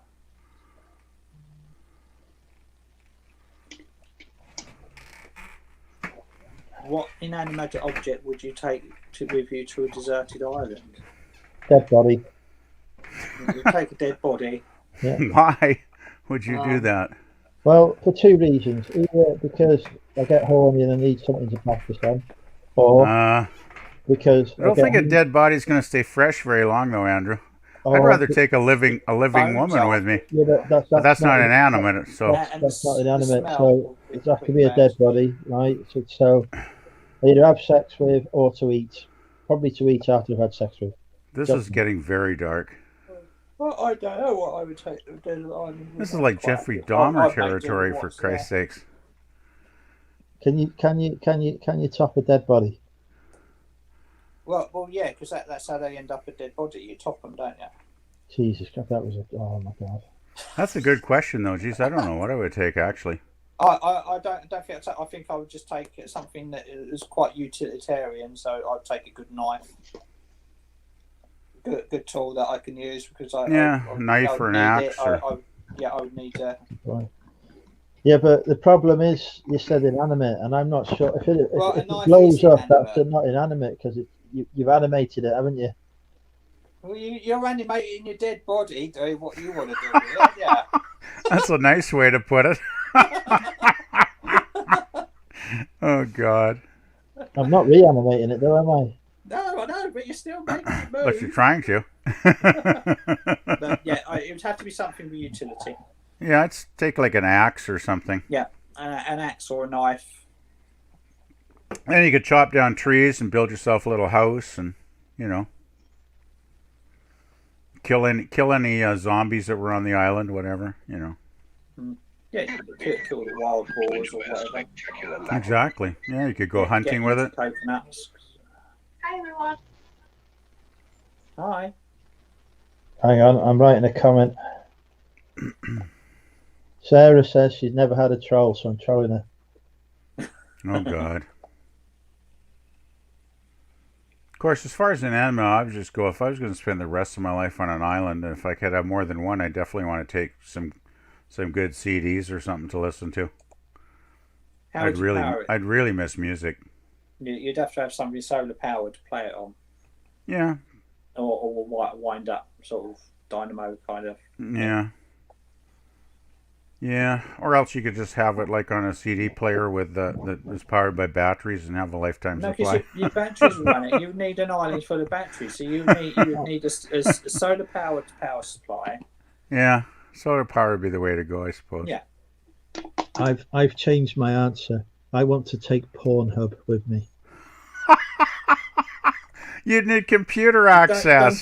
How are you going to be connected to the internet on an island? You'll be lucky enough to get a printout. Pornhub. Do that. Take Pornhub, the complete collection, and work my way through it.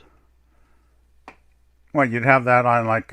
How would you access it? I don't know. These, you know. Well, you have like a satellite feed or something.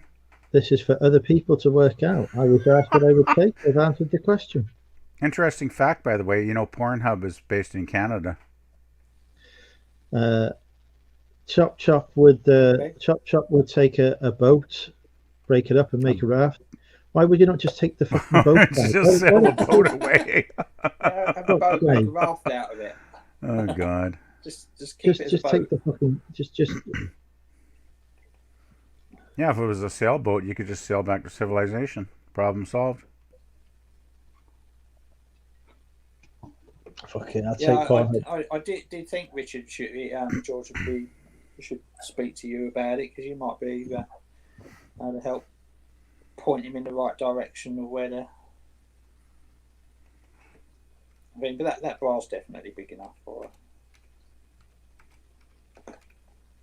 So yeah, I think it's genuine. I just don't necessarily think it's worth sort of £8,000-9,000, maybe 200-300. In my opinion.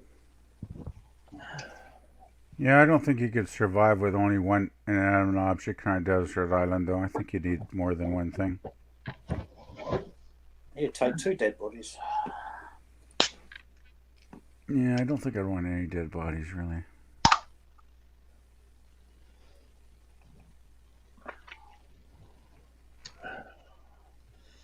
What inanimate object would I take with me? I would take a bank.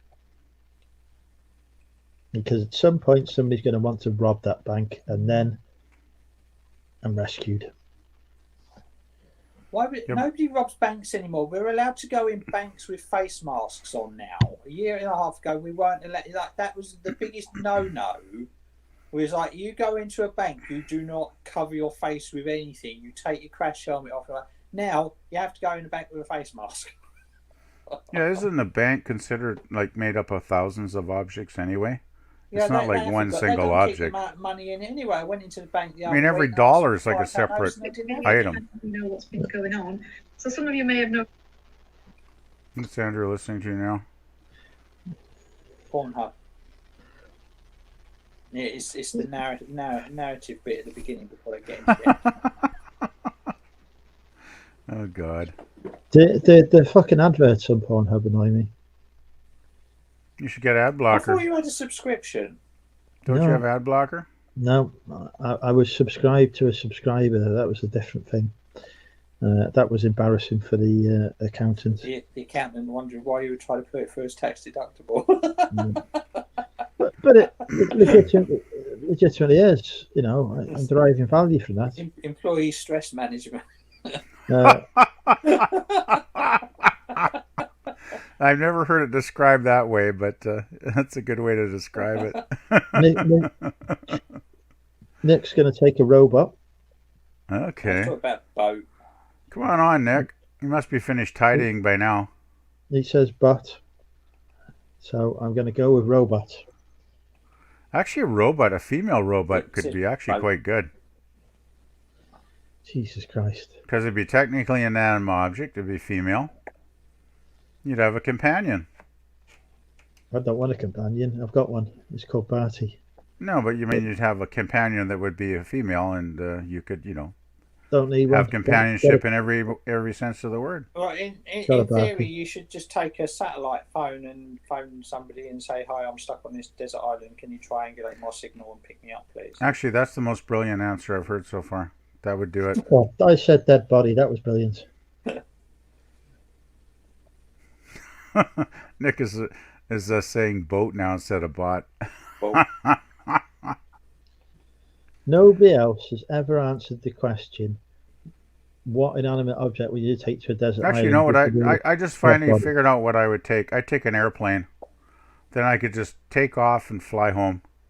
How have you got your pilot's license? No, but I'd get one of those planes with autopilot. You realise you still have to still land them. take off and land. Yeah, though. but I just get near a major airport and then they guide me down. No problem. Okay, I think there's a lot that I can think go on chances here. of survival might be. Hey, probably better it's as off good on the it's desert as good island. an answer as that bloody dead body. Come on now. No, it's not. Yes, it is. No, it's not. Oh, Evening, God. Roberto. Oh, well, Oh, man. What would the people of the chat take? Yeah, come on, people in the chat. Give us some answers. We're not having fucking coin questions. It's not a fucking coin channel, for Christ's sake. How many times do I have to say it? What about coin shit? There are fucking 5 billion coin channels on YouTube. They literally coin it in. So I did the sleeping bag. The only thing I know about coins is when I have too many of them in my pocket, they're a pain in the ass. That's about the only thing I know about coins. right, I okay, know. Matt. Why would you take a comb? Catan would take Wilson. Yeah. A comb? That call. I don't think I'd care what my hair looked like if I was alone on an island. I would Chop, take chop, a would car take- door if I got hot on the island. I could, oh, for fuck's sake.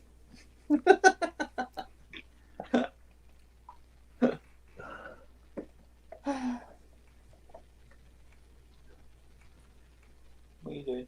If you want the other one, she's down there hiding. You're like, fucking hell, Stephen's broken up. God. I'm saying no. No, she's down there. Who's a good boy? Yeah?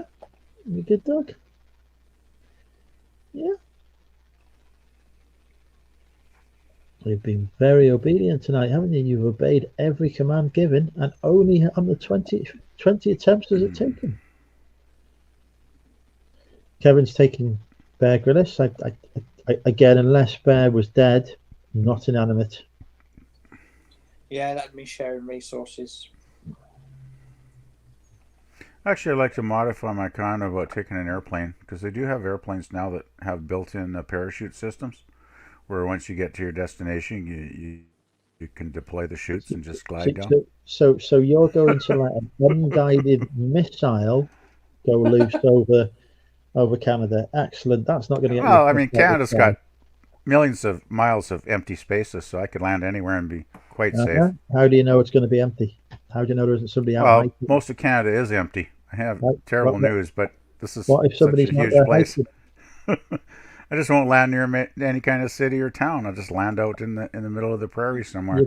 You're going to kill someone. Nah.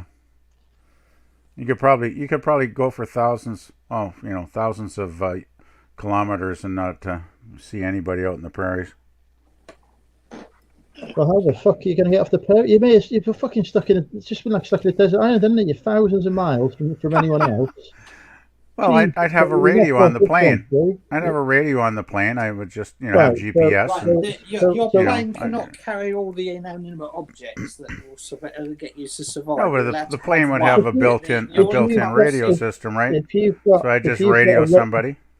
There's a huge flaw here. If you've got a radio on your plane, you don't even need to leave the fucking island. Just use the radio from the plane to call for help. Yeah, but Job done. you might be on an isolated island thousands of miles crashed and from your radio don't civilization, work. and they wouldn't hear you. Well, you've just said You'd you're have to going to be get closer to thousands of miles. civilization. You just said you're going to land in a fucking prairie thousands of miles from civilization. No, well, I mean, there'd probably be a city within, a few hundred miles. I exaggerated. Anyway, what's the point? I mean, you guys aren't buying it, so. Well, no, a dead body was more realistic. Oh, God. Really? Phil wants to take an Iron Man suit. That'd be handy. That only works if your name's Tony Stark. As long as you had lots of fuel to power it, too. You'd have to fly a long ways, probably.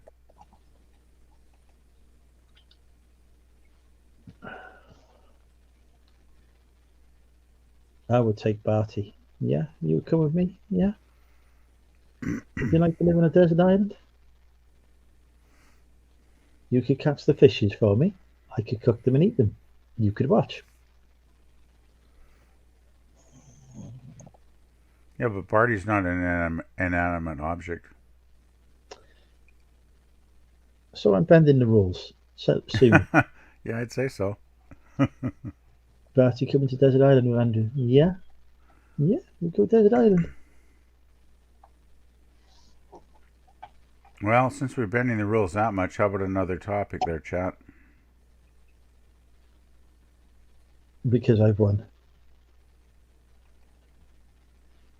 Oh, what is this? PvP could ride a grizzly to freedom. Hi, tea cakes. Well, that would be an interesting idea. I don't know if actually riding a grizzly would get you freedom. It probably would get you eaten. That was the football you heard then, Stephen. It was the football you heard. Nice thought, those key cakes. Not inanimate. You can't take a grizzly fucking bear to a desert island with it, mind you. Didn't they take one and lost?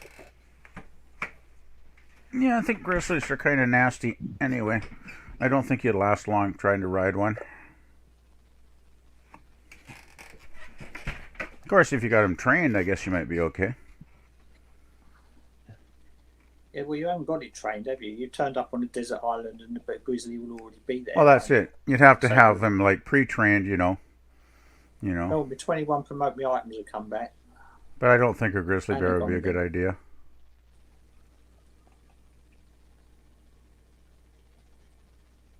Right.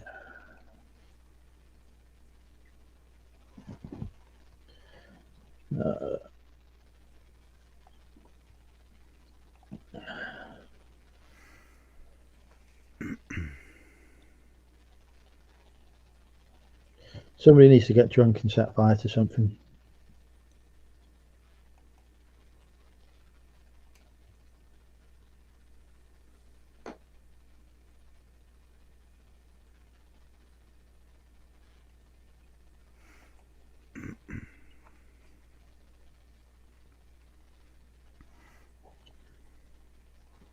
Why do they all live in the corners in Canada? I don't think they do. I have no idea what that even means. Who are they and what corners are you talking about? I think they is the people who live in Canada. I don't think we live in corners, whatever that means. I have no idea. It's true that a lot of Canadians live close to the U.S. border, if that's what you're meaning, but it's not a corner. It's kind of a straight line. Longest undefended border in the world, actually. The longest border? Longest undefended border. Oh, undefended. Yeah, I mean, we're basically, basically good neighbors most of the time, so I don't know how many thousands of kilometers. It's not like Mexico, is it? So. No, they don't have we don't have the immigration problem coming across our border. You have common values with it's like, I mean, America. Similar. You're so similar. I mean, most outsiders can't tell you apart. Yeah. I forget the expression, but it's something like, similar children of a common mother kind of thing, because most of us came from Europe, at least originally. Exactly. Now there's a lot of South Asian folks, but further up yeah. Yeah, I'd say overall, Oh, U.S. and Clinton, Canada have similar values, even though we do have some big cultural differences Yeah, too. of course there is. I mean, there's always cultural differences. Well, it's like guns. Guns is a major difference, right? Yeah. That comes to Well, mind. That's Americans all out of love their them and we don't. constitution, though, isn't it? you know, but I'm glad I'm up here where it's more peaceful, really. I'm surprised Bobby hasn't been on tonight talking about it. Yeah, I'm shocked that nobody's joined us yet. Like, Bobby, present company is great, but I thought there'd be at least one or two more folks like Nick or Bobby that would chat with us. Well, Nick's busy tidying. Bobby's obviously eating something somewhere. I suspect after a few more beers, Nick might join us, though. He might do it later. Don't know where Al is tonight. Yeah, you guys had like what, about 6 people on last night? I took a brief Phil's look. doing his shipping by the sounds of it. Yeah, I'm surprised Al didn't pop in for a bit. He's dead. Hopefully not. Why are most Canadians convinced they are French tea cakes? No. That statement is totally incorrect. No, it's because a lot of the French set up colonies in Canada. So well, I mean, Quebec is mostly French, but that's the only province out of 10 and 3 territories. Most of the rest speak, English. So, no, I'm not near Calgary. I'm in British Columbia, which is the province next door, Sean. The westernmost province that borders the Pacific Ocean.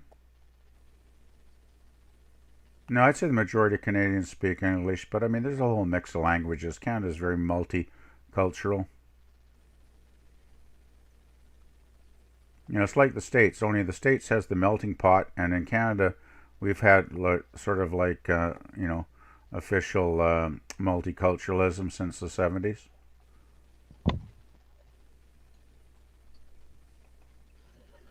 Which celebrity docked death? Well, that's obvious. It's Freddie. Not even a question. Celebrity what? Death. Oh. David Bowie, for me. Yeah, David Bowie was quite surprising. 69, yeah. That was kind of early. You were surprised that a drug-addled musician died? David Bowie, I don't think was drug-addled. I think his biggest weakness was smoking way too many cigarettes all his life. That's what probably gave him the cancer. I don't think he did a lot of drugs later in his years, though. Maybe he did back in the 70s, when he had his cocaine habit, but he pretty much cleaned up by the late 70s, Andrew. Yeah, I don't believe a word of it. Well, I'm a big fan, so I kind of know the history of him. I still don't believe anyway, it. amazing talent, amazing singer, amazing songwriter. Freddie, definitely Freddie. Yeah, Freddie was sad too. George he was Michael, such a great singer. Yeah, George Michael was kind of a shock, dying on Christmas Day or whatever. That was kind of unexpected. We're talking about death again. I'd put Prince on there too on the list. Anyway. Man, there's got to be some happy topics to chat about. Yeah, let's try and not go down into death. Oh God! This has really engaged the fine chat, tonight. though. There's alcohol involved. We need to talk about. I can't believe how the chat is so engaged by this morbid topic. Mm. Right. I was thinking about MJ was a great loss. He was changing his aerial and fell off the roof. Yeah, I don't know. I was never a big Michael Jackson fan. I liked his early stuff. His first 3 albums or so were great, but after that, I kind of lost interest, really.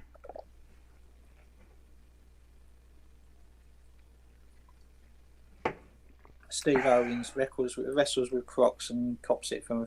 He got bit by a stingray. Or stung by a stingray. Yeah, he got stung and died. Yeah. Yeah, it was a stingray that killed him.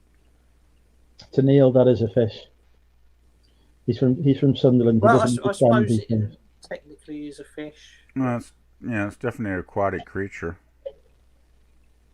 Oh, my 4 promoter listings have come back again, wankers. Yeah, mine keeps going between 0 and 21. It's like every time I refresh it, it gives me one or the other. I've got 120 to add recommended item specifics, but I've cleared all the ones that are like due soon, even though they were absolutely pointless because they already fucking had them in the listings beforehand.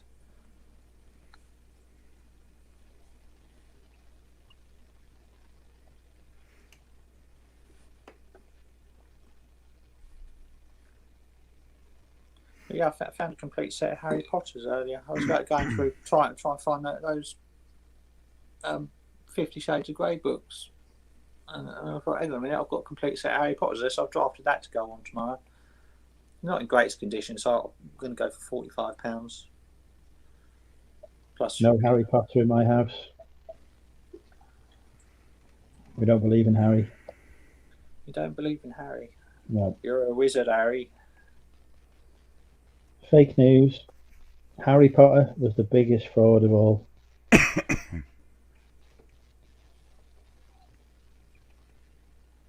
Well, the chat's died. Stop talking about death. One song or piece of music you The could chat ain't listen chatting. to Oh, that's what I meant. every day without getting bored. Flash. Oh, there's a good one from Stu.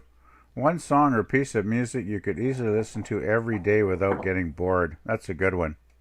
I don't think I can think of anything because I get bored. Gosh, I'd have to think about that one a while. Now, if it was an album, I could come up with that instantly.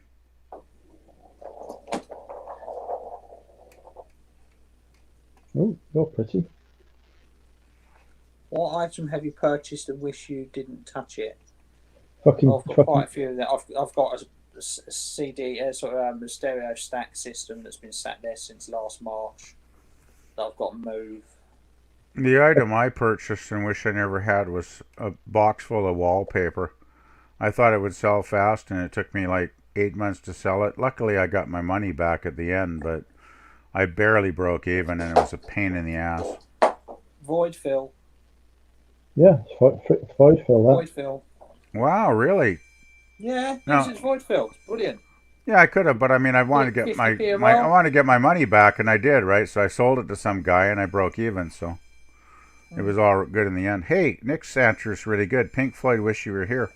Wow, Nick, I never would have realized you were that big a Floyd fan. I thought it would have been a Depeche Mode album. That is a great album. Wish you were here. What have you? I can hear chiming. Oh, you're picking up the fire alarm on my mic. I live in an apartment, and they said they were going to have a fire alarm test today of the fire alarms. So you don't need to evacuate then? No, because of COVID, there's no participation required, it said on the notice. Well, I think they think, like a building with 40 units. It's like, oh, because of COVID. Well, 40 units of everybody trying to crowd into the stairs would not be a good scene, right? So yeah, they haven't had required participation for the last year, but they do ring them every couple months just to make sure they're still working, right? Yeah. Tell you what I regret purchasing. It'll probably end in another minute or so. Tell you what I regret purchasing is that frigging shopping trolley. Oh God! It's a double-decker one, isn't it? And it doesn't fold. Doesn't fold. That sucks. First word in the description, folding. I heard I'm not as described. So does it even fold a little bit? No. Not unless you take it apart. Yeah, that's not much good. That's no good, is it? So, send it back. Because I just had you on in the background. I wasn't really paying much attention. I didn't actually see the trolley when it was built. I was busy. You not see my wonderful fucking masterpiece that I couldn't get into the back of the Land Rover for 2 fucking days. I'll have to watch it back later. But I was too busy trying to wrestle with a cardboard box. No, fucking hell. Yeah, that didn't look like a very good trolley, really, Andrew. I was making sure that because I sold the Crusade and I picked up the other week, and I was trying to make sure I was packed that well enough that it got there in one piece because of cast iron. That's a Le Creuset. This is Le Creuset pan. The thing will survive a nuclear firestorm. Just chuck it in a plastic bag. Job done. I've never had one and never sold one before, but cast iron can get quite brittle. Yeah, I it do won't want survive in an snack oven. off tree. It won't survive in an oven if it's brittle. So you'll get a fucking Einad coming back anyway. Oh, there we go. The alarm's ended. No, nobody needs to see that, Charlie Stephen. Nobody needs to see it. Actually, my favorite album would be Elvis Costello's This Year's Model. Yeah, it's folded It's in the a box, but when you brilliant assemble album. it, it doesn't fold anymore. So that's completely beyond the point. Yeah, if it doesn't fold, it's not much good. Fucking piece of shit it is. It's going back. The return request has already gone in. Where'd you buy it from? eBay. No, I mean, what country? Was it from? Don't buy anything the off UK? eBay, it's all rubbish. Yep. Boy, you should give that seller a strike, man.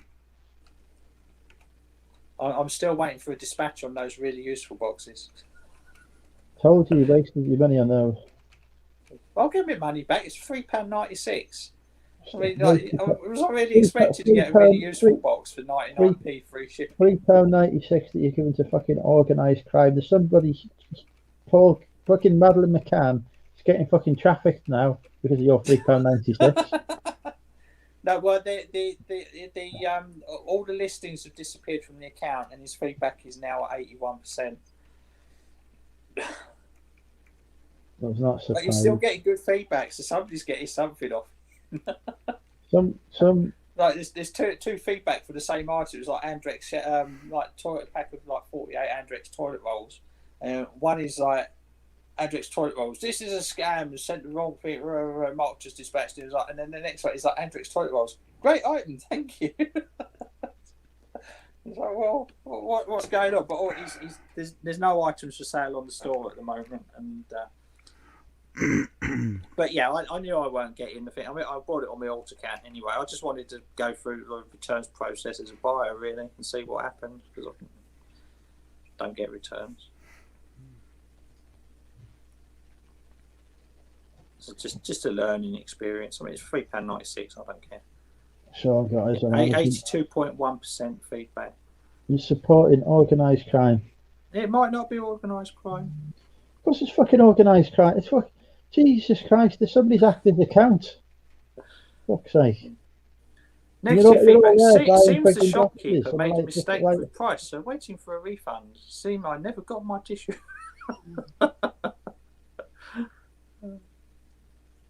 Scam, do not buy. Dropshipper Advocating cancelled, violence? I told don't eBay know what cancelled. the hell you're talking about. Catan it says get the one from the range.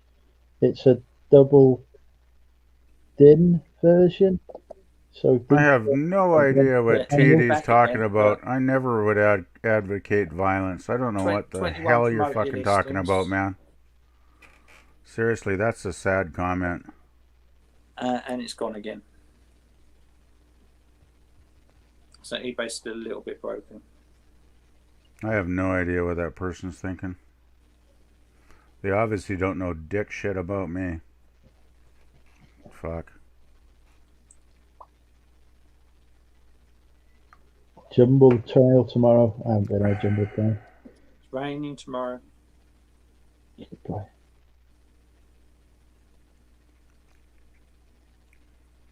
No jumbo trails tomorrow. Yeah, you guys are lucky you got jumbo trails and boot sales. Jeez, I wish we had more of those over here. Well, we don't have any. We don't have any boot sales. I don't source. Sourcing's for the week. So where do you get your stock? From my backlog. He sourced while he was weak, and now he's strong. Right. But while he was weak, he sourced. So sourcing is for the weak. He has learned. He has turned Okay, over TD. a new leaf. I thought you were serious. So I know how Andrew thinks. I didn't mean strike the buyer physically. Shit. That's a good one. Oh, God.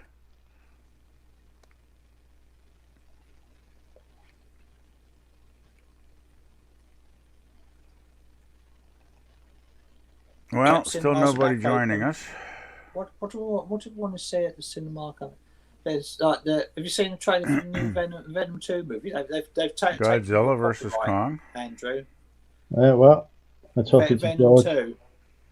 No, I haven't seen seen any fucking trailers actually this year, I don't think. Like This sort of thing. they've taken your copyrighted material. Like the title's called Venom 2: Bring on the Carnage. Bastard. I hear a lawsuit there coming. Bastard. Okay, time to get the lawyers there, Andrew. Or there will be carnage, I think it is, or something like that. It's got carnage in it. I immediately thought of you. But yeah, I'm looking forward to that one. I didn't know they were making Venom 2. Wow. Yeah. It's if it's as good as I like the first one, it was really good. They've probably cast my local rival Tom Hardy as the lead as well. He is, yeah. Tom Hardy is Unbelievable. still in it. Unbelievable. Yeah, the cinemas have been closed Back here. over since for a long role time. yet again. Yeah, so I did like the trailer. It's like it's good. If it's as good as the first one, like it's. I mean, Tom Hardy's brilliant as an actor anyway. Yeah, I guess the cinemas have been going through a hard time for the last year. And the other year one or I so. want to see that's coming out soon is new Ghostbusters film. Yes. Isn't it a remake of like because they got the little original? tiny Stay Puft Marshmallow Man. It's like it's going to be the new merchandise like all over the place. It's going to be the new Baby Yoda, little baby Stay Puft Marshmallow Man. Time to stock up on Ghostbuster stuff. Yeah, so Ghostbusters will probably. I think if it's because it's done, as a follow-on to the original two, not like the crappy remake they did. Yeah, the remake was total crap from what I heard. That film was all right. I didn't mind it so much, but it's all the bloody like virtue signaling and all that. Exactly. Sort of a bit. Actually, this one's a full-on sequel to the number 2. So if you want an interesting review of the 2016 or whatever crappy remake, go on the channel The Critical Drinker. He's a guy up in Ireland, or not Ireland, Scotland, I mean. And he's got a lot of really good reviews of movies and stuff, and he does a really scathing review of that film that's really quite good. You should take a look. Yeah, I don't tend to watch films like with like a critical eye. I just tend to take them as they are and take them as face value. Yeah. There's a lot of films that people have Thing actually is, slated. he's a novelist, right? He's got a lot of books he's written on Amazon, and he definitely does have a critical eye as far as good writing goes. And he will pick out all the weak points in something, like really clinically. And also he's the critical drinker, so he's got this drunken Scotsman persona that he does in the reviews, and it's pretty hilarious. I mean, the thing is, he's critical, but he's funny as hell, right? So I recommend his channel to anybody who wants to take a look. It's a good channel. Sale. I'm going to guess $32.99 plus postage. Red Walkman. Gee, I don't know if I've ever seen a Red Walkman. Red Walkman type Sanyo. Could be rare. $32.99. I've always seen yellow ones. Tea cakes. I'm going to say $59.99. Do some research. Could be money. Just on what it is. Is that because that Sanyo? Boom! I was correct. How much did you say? $32.99 plus shipping. $32.99. That is how good I am, folks.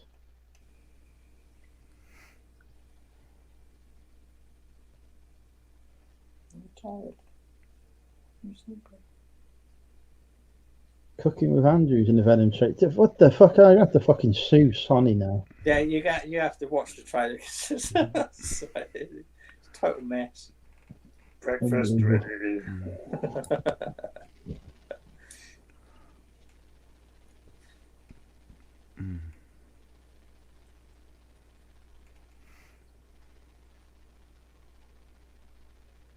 50p cost, so it was a bit damaged. Happy still. Yeah, it was a good return for 50p. Quite out there. If you get a tenner back off 50p, that's a good return. I want to know where to get your £500 coat from. I want £500 coats.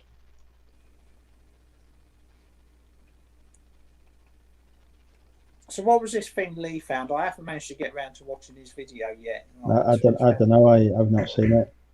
He's found this gold bar or something that's like worth £1 million or whatever. Everyone keeps alluding to it, but nobody's actually saying what it is. But I just haven't got around to watching his video.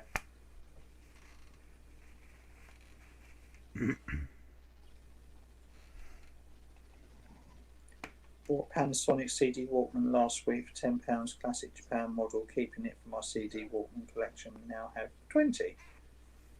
Okay. Wow, that's a pretty good collection. Yeah. Hi, Kez.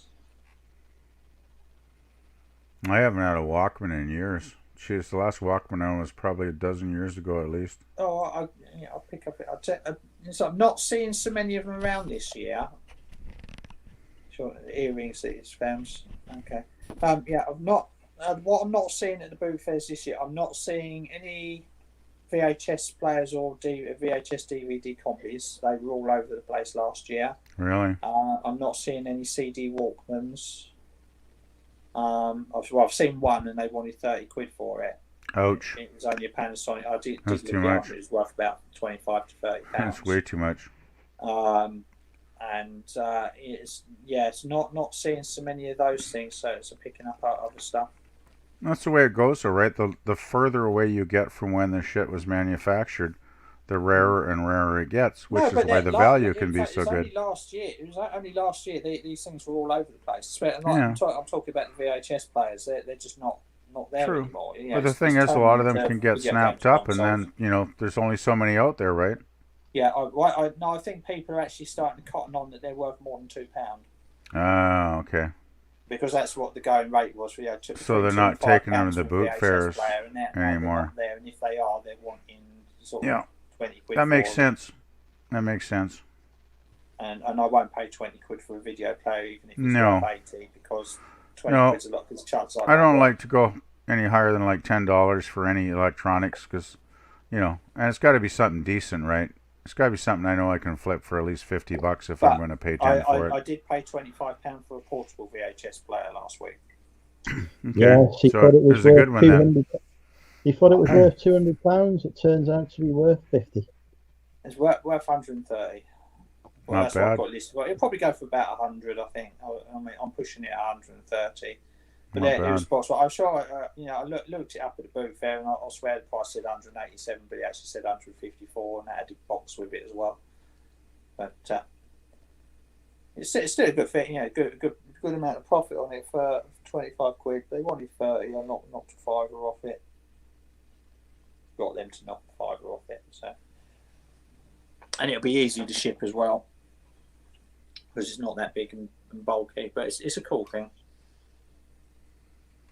And that's how I found out the Teenage Mutant Hero Turtles VHS video that I bought. That I bought mostly for nostalgia, because I wanted to actually watch it, because it was the first ever VHS they did of Turtles, and I won it in a competition when I was about 12 years old. That whoever owned it before me had recorded over it with some educational cooking program. Oh no! Was it That's tragic. Was it called Cooking with Andrew? I don't know, but it's just some old lady trying to teach this 12-year-old girl Oh God!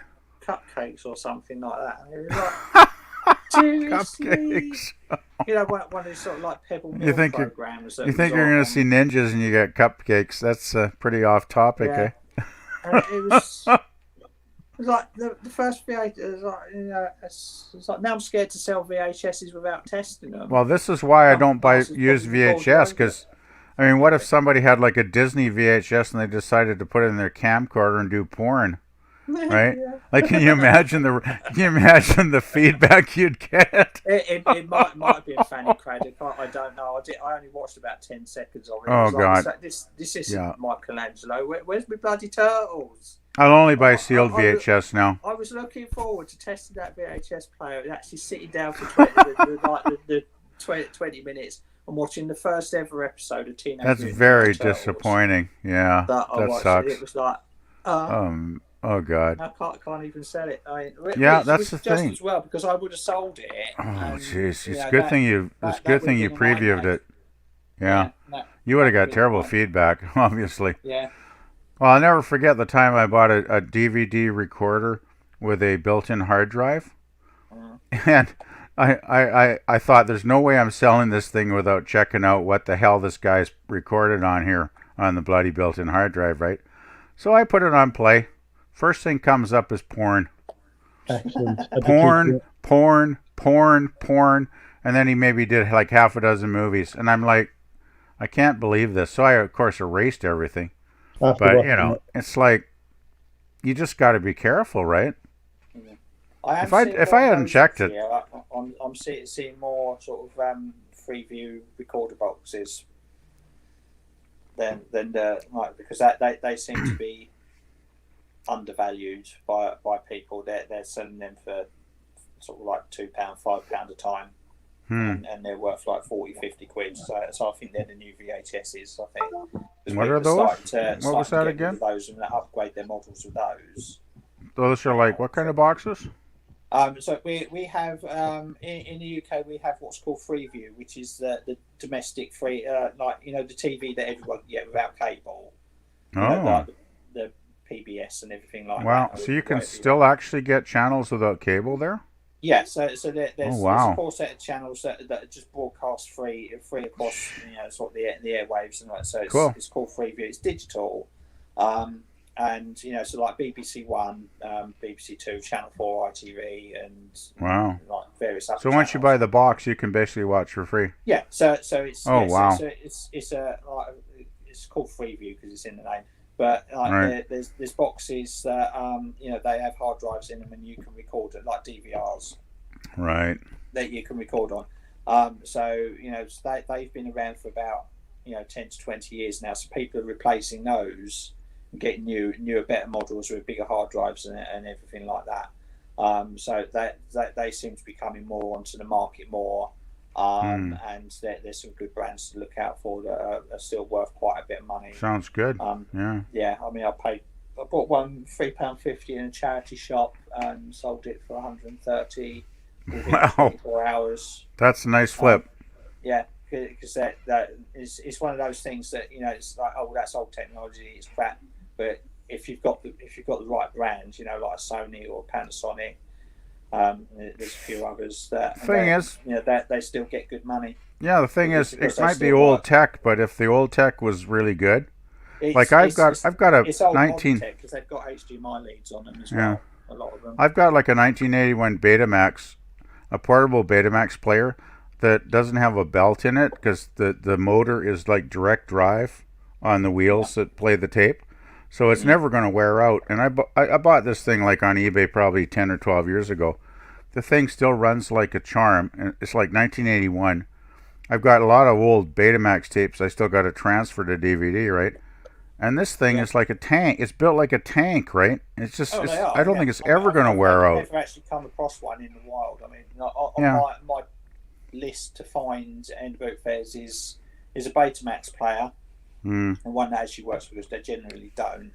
And, if you got belt drive, it probably would wear out. Yeah, and a laser disc player as well. Yeah, thing is, mine too is a top loader, so you just push a button and it pops up. So there's none of that, mechanism that could go wrong when you got the front loading players because they can really die. Yeah. So I always look for the top loaders if I could find one because. It's pretty reliable when you get one from the top. But the thing, I mean, Betamax was a great system in its day. Like the resolution is really high quality. I mean, it was probably better than VHS. I mean, you could argue. I agree, definitely. It's the same with a lot of it. It depends what the companies want to invest in, and VHS was cheaper. I think easier to reproduce. Cheaper, and the tapes were longer, right? Yeah. Where Betamax tapes had a shorter running time. And I think that's ultimately what killed it. Yeah, I mean that's how things take off, because you get to like two competing formats come out at the same time. One's always going to lose. It depends what companies put the most money behind and get the most support for. I mean, HD DVD died. Yeah. HD DVD. That's a prime example. Of a format that's obsolete. Yeah. Yeah. And Blu-ray took over. I mean, because you could get more on a Blu-ray than HD DVD. Yeah. And even Blu-ray now is on the borderline of becoming obsolete since everybody's streaming stuff now, right? Because it's all digital. I mean, Blu-ray will be the last physical media. The only thing, though, Damien, is I still believe in physical media because if I can have a collection of the movies and shows I love on my shelf. Because they could turn off a streaming service any day they want to, right? Yeah. You know, they take shows off, and then you can't see them anymore. So I will always keep my hard media, right? Yeah, I'm completely on board with that argument, and I understand it, and to a degree I agree with it. But me personally, I don't have. We've got very few DVDs or anything like that in the house, because we do stream anything, and when things disappear, and it's like, oh, I quite fancy watching that and can't find it on any streaming service. But I'm not a collector, and it's like usually when I've watched the film, I will very rarely watch it again. Oh, okay. So I don't see the point in having the DVD. See, the thing is, not like Stephen, where I've got thousands of DVDs. See, the thing is, if I got a favorite film, I might watch it, a dozen times, 15 times if I love it enough, right? Yeah. Over the years. So I get it. I understand the collector mentality, and I understand the want to have it on, because I do it with video games. Right. I would rather buy a video game as a cartridge or a disc. Right. Than because generally speaking, you can buy the physical copy cheaper than the digital copy. Yeah. And plus, it's got resale value. So if I wanted to get rid of it and change it in for a new game or whatever, then I've still got whatever values left on the disc, and you can lend it out to people and whatnot, or you can borrow where you can't do anything. But yeah, for things like movies that I'm generally only going to watch once. Yeah, if I was going to watch it once, I would just stream it. Yeah, for sure. Then I'll just stream it. The thing is, though, when I get a TV series or a movie that I really love, I'm probably going to watch it on repeat viewings, right? I've got, TV shows I probably watch 20, 30, 40 times because I enjoy the episodes so much, right? I tend to get bored and not watch. It's like, I watch things every now and again. Like there's certain things I will watch every now and again, like sort of once every 5, 6, 10 years. Mm-hmm. Andrew's horny, but like movies, I tend to watch them once, and I'm not really that interested in watching them again. Yeah, okay. See, I'm totally different that way. I've seen things like Back to the Future like half a dozen times. Yeah, it just depends, Empire Strikes Back. That's all you need. That's a good one. I have watched that. I saw that in the theater when it first came out, Andrew. I went in Vancouver, one of the biggest screens in BC. It was enormous, and when my cousin and I saw it, it was sold out. We had to sit in the very front row. Can you imagine what that experience was like on a screen that was like, I don't know, 300 feet across on the front row? I tell you, man, it was mind-boggling. Yeah, I know what else. I mean, I went and saw. I think it was Harry Potter, Deathly Hallows Part 1, and it was really busy. And the only seat that I could get was right down in the very front row, and I'm sitting there watching. Yeah, exactly. Oh God, yeah, that's exactly what it was like. My cousin and I were like, "Holy shit!" All these bloody battles are going on right in our face, right? And it's just everything's exploding, and it's like, oh my God, this is just too incredible. Yeah, it was awesome. I think I was walking like that for a week. Probably, I can't remember now, but yeah, it was pretty awesome. We're getting. They're currently building an IMAX screen at my cinema. Cool. Hey, we got another person in the chat. Hey, hi, dude. Hey, guys. Someone talking about movies. The most impressive thing is that he's not changed clothes since last week. He's what? He's not changed clothes since last week. Ah. Oh, bless you. So, how is everyone okay? Yeah, right. I'm horny. Is that because he was talking You're about horny? Jeez, join the club there, Andrew. If he disappears out of shot for 10 minutes, you know why. Yeah. I mean, bloody COVID, I haven't been able to date anybody in over a year. Talk about being horny. Shit. I've had more relationships in the past year than I have in the rest of my life. Yeah, but online only. No, not online only. What are you doing people with a mask on or something? You weren't allowed to go near anybody. We've been able to date people. Really? I thought you had to keep a 6-foot distance. Yeah, if you're bubbling with someone, you're fine. Wow, that's news to me. Still the 6 foot minimum here. Well, it's like 1 meter plus here. Yeah, it's kind of hard to even get it on from 1 meter. You'd have to be very well endowed. Oh, God. So what's new there, Oliverian? Not much really, mate, to be honest. I've just been watching football. Oh, yeah, cool. Yeah, listening to this in background. But it's not too bad. Yeah, that's good. Four That's off, good. so I can't complain. Although I do That's tend good. to find that it pisses it down when it's my weekends off. Yeah, I guess the weather's shitty there this weekend, apparently, yeah? Yeah, so I've seen. Hmm. Yeah. Have you Yeah, seen lucky them over making here. another Purge movie? Yeah, I don't know. I saw the trailer came up earlier. I thought the last was called the final. I Purge thought the or something last like one that. was the final one. Yeah, I thought that's what this one's Or, called or, Purge or Forever. are they doing another prequel? It's probably a This one's- prequel. If they This can make one's money after- out no, of it's it, called they're still going to Purge spin it, Forever. aren't they? It's like after. If they're going to make, if they can make money out of it, they'll make it. Just make as many as you can. I think I gave Yeah, up if they after make the $1, second they'll one. beat the bloody horse to death, won't they? There's a new Saw movie that's due out. What's that? Saw 47 or something? Yeah, something like that. Oh, what's Must it called be. now? Spiral or something? Oh God! I think I gave up. Samuel Wow. L. The first Jackson 4 and or 5 of that, and then I gave Samuel up L. with that. Jackson, and who's the other one in it? I forget now. Chris Rock, I think it is. Chris Rock. Jeez, he's still going? Yeah.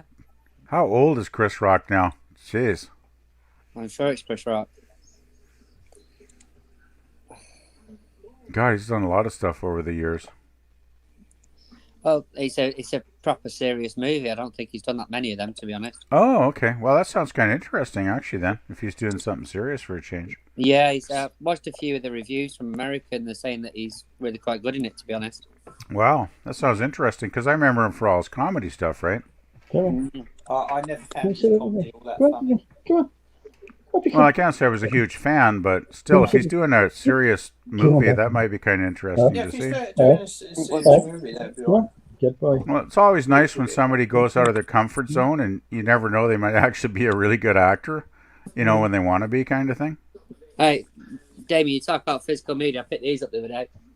Ooh, I've cool. seen them. They're not. I don't pick them up when I see them because they're over 2 kilos, so it's going to cost you about £5-6 in postage. Yeah, that would cost. They usually want a tenner for them, and they're only worth about £20-25.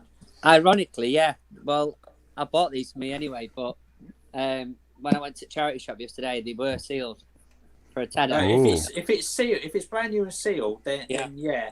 I mean, but it's the same with the Long and Hard is the reason I won't pick up the Friends box set anymore. Yeah. Well, you see, I went in and there was a load of dirt inside the wrapping. I was like, that was a bit weird. Anyway, well, I hope it comes off. So I've unwrapped it today. So because obviously I wanted them for me, and it just came straight off. So I don't know how it ended up being dirty underneath. What I do, I mean, every now and again I'll find a DVD that's sealed and it's managed to get sort of like dirt ingress in it. What I'll do, I will just split the seal along the top. Yeah. And I will get cotton buds and I will just fish out most of it, and then I'll just put in it's new and sealed, but the seal is split and then across the top. I'll just like that. And I'll still sell it's new and sealed. Do you think there's any chance? Do you think there's a chance it might have been resealed though? Because I've got DVDs that were sealed, and then I opened them and they were like scratched to hell. It was really weird because it was all the way round, like here. It was like a brown. That's weird. It can get in. It depends how it's because there's the ones where it's like foldy seal, it's just like folded up a bit. You find that you get a lot of dirt in them because it's not sealed, but the ones that are shrink sealed, it was. They're all right. It's the ones where it's not. I just thought somebody else. I wanted it for myself anyway, but like I thought if I can't get off, I'll be well miffed. But like I said, I managed to get it, so it's sure. We have another guest. But Sure, Andrew. Cheers, mate. Possibly. They're not really worth picking I don't up. see anybody yet. Hi, Michael. Hello. Hello. Yeah, it's all right. I'm in the dark. We have a voice. I'm in the You got a dark. voice. So somebody I'm in the dark. The light bulb. Yeah. Yeah, you know that. Cheers, mate. Yeah, the missus is back home watching TV, so In the dark. You yeah, see, all good. Does she not? Does she not like you having the lights on? Or that'd be telling. have you managed to break the lights? I've got no clothes on at the moment, man. So yeah. That's probably a good Blame thing. the This is missus for that darkness one. then. Yeah, it is. Oh, I need to get a beer. Actually, Laurel and Hardy are How pretty are you all? awesome, aren't they? Hey, chat. Actually, I remember the Laurel and Hardy one where they were trying to move a piano. Has anybody ever Oh, seen yeah. that one? Yeah. That's a I classic, think so. isn't it? I used to watch them all the time with my dad when I was younger, so they do sort of hold a sentimental value, to be fair. I've Okay. been looking to pick them up for a while, but it's when I saw them and it was sealed at a tenner, I was like, I'm going to pick it up. Yeah, that's a good deal. But they got some great stuff. Like I remember the one with the piano when they're trying to move it up the hill or whatever. Oh God, that was funny. Classic. I've not seen that one, to be fair. No, it's a classic. There's like the two of them. They're trying to move a piano to some wealthy person's home, and I think in the end they'd end up destroying it because it totally turns into a disaster. Yeah, there we go. Nice. There you go. Yeah, Laurel and Hardy were pretty classic in their day. This has got like a few DVDs in it, but the box is ginormous. Yeah, that's a big box. I've often had people say the same about me, to be honest. But mate, I mean seriously, look, like 2 DVDs in it. Yeah, they do overpackage stuff sometimes, don't they? I mean, don't get me wrong, the artwork's lovely on it. Well, they do because bigger means more money, don't they? They can. Yeah. Still, if you're gonna have something that overpackaged, it is a pain in the butt to ship because here in Canada that'd be like $20 to ship that, to the East Coast. It's not reselling at all. But I'd seen it in one of the charity shops. The lady lets me in the back, and I was like, I'll pick that up because I like that. Yeah, if you're a fan and you want to keep it, I mean, it's a great deal, right? Yeah, definitely. The Only Fools and Horses box set sealed is quite nice. Only Fools and Horses box set. Yeah, I've got them. Yeah, I wonder who you got that from. I've actually got 2 of them, Andrew, to be fair, because the other one was a bit. I got rid of it actually. It was a bit ragged, so I kept yours. That was the idea. I got rid of that one at CEX because the one that I bought a few was better. Yeah, perfect condition from Money Mental UK. There you go. You've heard it from one of my customers. Is that the leopard print one? No, it's just the standard one. But the thing is that it was on a live at the time when I did it, and literally he managed to dispatch it while still sat there about 5 minutes later. He does that. I was really impressed with that service, to be honest.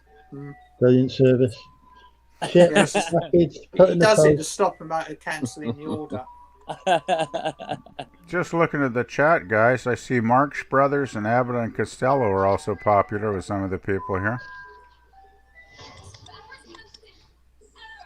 Oh, yeah, the Marx Brothers, I think I'm going to grab a drink on that note.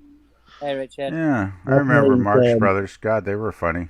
I've made good money from Marx Brothers DVDs. If you can find them, they're still popular. Marx Brothers are classics. Good old Groucho. I picked them up for 10p and sold them for 50 quid once. That was brilliant. Nice. This one a few months back. It's just I've got some really weird. It's not really sort of antique or old, but Friday night dinner. Huh. Okay. It's a tin of like all the. It's like a comedy thing. Nature's Born Killers. It's just tins. It's like. So they put a DVD in a tin? Yeah. Wow. I've never seen that before. I've got a Bonanza tin at the moment. Really? Yes, it's very similar to that one, except it's Bonanza. Yeah, it's like a showreel look. It's got like a. Yeah, I've never seen that here in Canada, guys. They tend to do quite well at Christmas. So, I tend to pick them up if I see them for £1 or £2. Yeah, I didn't pay a lot. Yeah, good for a gift.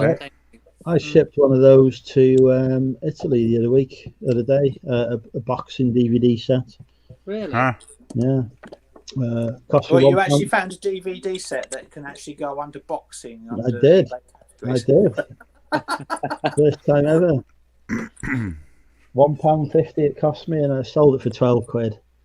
£1.50 to ship to Italy? Wow, you guys got good postage. No, it cost £1.50 for me to buy it. Oh, to buy it. Oh, okay. Yeah, I thought that seemed a bit cheap. You guys do have better postage rates in the UK though than we do. I don't know. No. How are you, Andrew? You alright? Very well, thank you, Michael. Best Only Fools Good, and man. Horses one was. Oh, Night's Life says Charlie Chaplin. Yeah, Charlie Chaplin's good stuff as well. Oh, Harold Lloyd as well. Yeah, they're both great.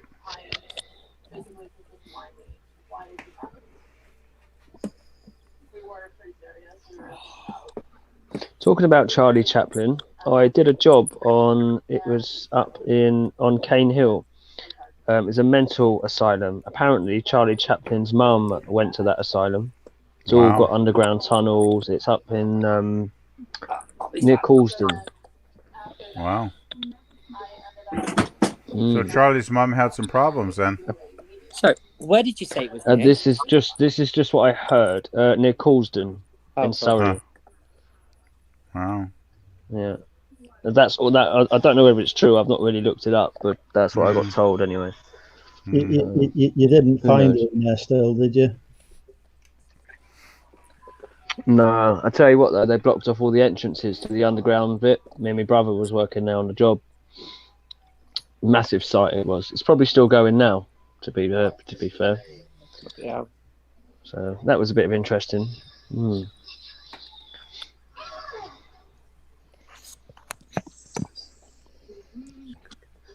kind of place I'll probably end up in a couple of years. Let's hope not. I'll be right behind you, mate. Oh God. A few more episodes. Some days it feels like that. A few more episodes and that's it. I'll get Indeed. off. Drinking with Andrew. Oh God. I think we've all had those thoughts in the last year, haven't we? Once in a while. It's like, how much more of this can we take? Let's get back to normal life. Yeah. True.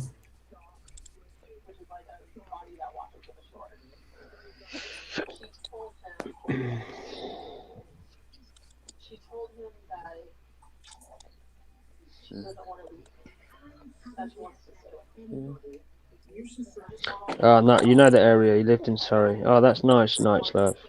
Nice, man. Yeah, I'm pretty sure it's Causden, mate. You go up the hill. It's up like a windy hill bit. Who's just cracked a beer? Somebody's cracked something. Oh, maybe the cider? Nope. Richard had mentioned later on about some of the Lauren Hardy that have been redone in colour. I already had them ones anyway, but yeah, I know, like Way Out West was one of them. Is it worth more in colour or worth more in black and white? I don't. To be fair, they come on the same DVD. To be fair, but I don't know. It does look good in colour. Don't get me wrong. They do look good in colour, but I guess it depends on the DVD. Some are probably colorized, and maybe you get ones that have both. Yeah. I think I prefer the black and white, though, if I'm going to watch an old classic like that. Like, watch it the way they intended it to be made, kind of thing. Yeah. Well, we was talking about that on the movie chats that we do. We've got the Stan and Ollie to watch for next week. Cool. You see on that, there's a little bit of it where they're filming the Way Out West, which is really cool. When's your movie chat on? What day? Next Thursday. Thursday, damn, that's the day I'm working. Yeah, sorry. That's the trouble. I'm working some days and I can't join in, and I miss a lot of stuff I'd like to see. Where'd you live now, Night's Life?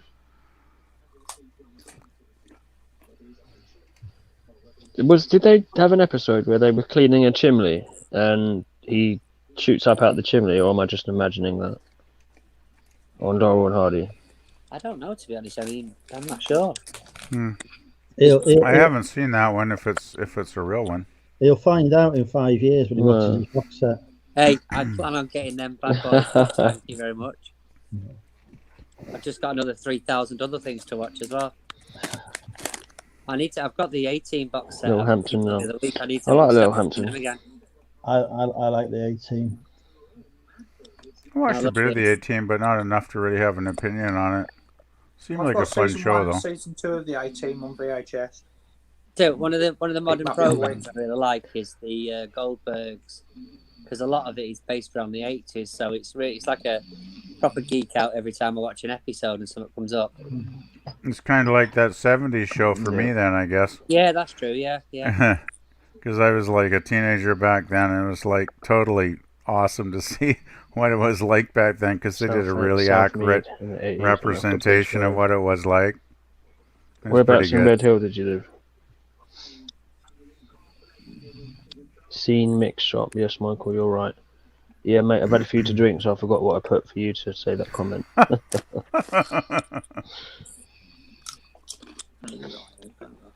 Yeah, I'd have to go with Harold Lloyd, though. The classic comics, I think Harold Lloyd is very underrated. He's got some really good films. I used to watch, what's the one with the two bald guys? To Me, To You, To Me, To You. Chuckle Brothers. They're not that bald, was funny. but yeah, Not bald. Never got that over here. Got bald now. Chuckle Vision. Chuckle Vision, that's it. Yeah, we never got that show here in Canada. not bald. One's dead now. But... I don't know why I said bald. He's getting mixed up with Phil and Grant Mitchell, isn't he? I suspect yeah, you know that, mate. I think the dead one's probably bald now. Yes. Yeah,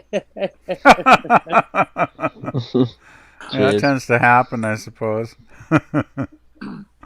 Blame the drink. Bloody hell.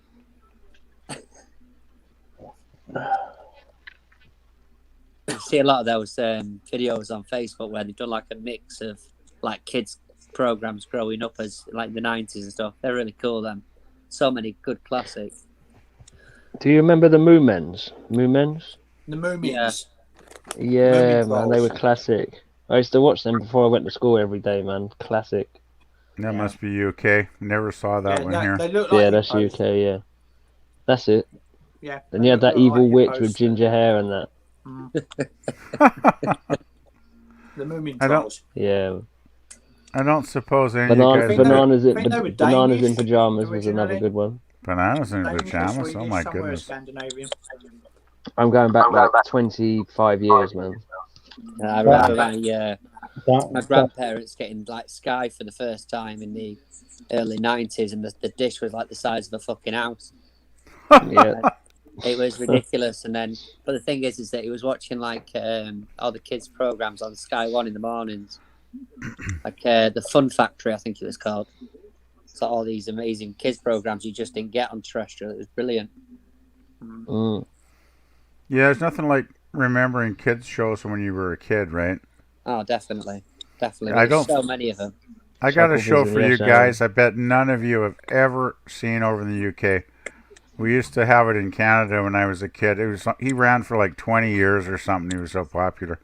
It was called Friendly Giant. Ever heard of the Friendly Giant? I believe I have. What, the BFG? No. The Friendly Giant, and he was a giant, and he was a friendly giant, and he lived in a big castle on the hill.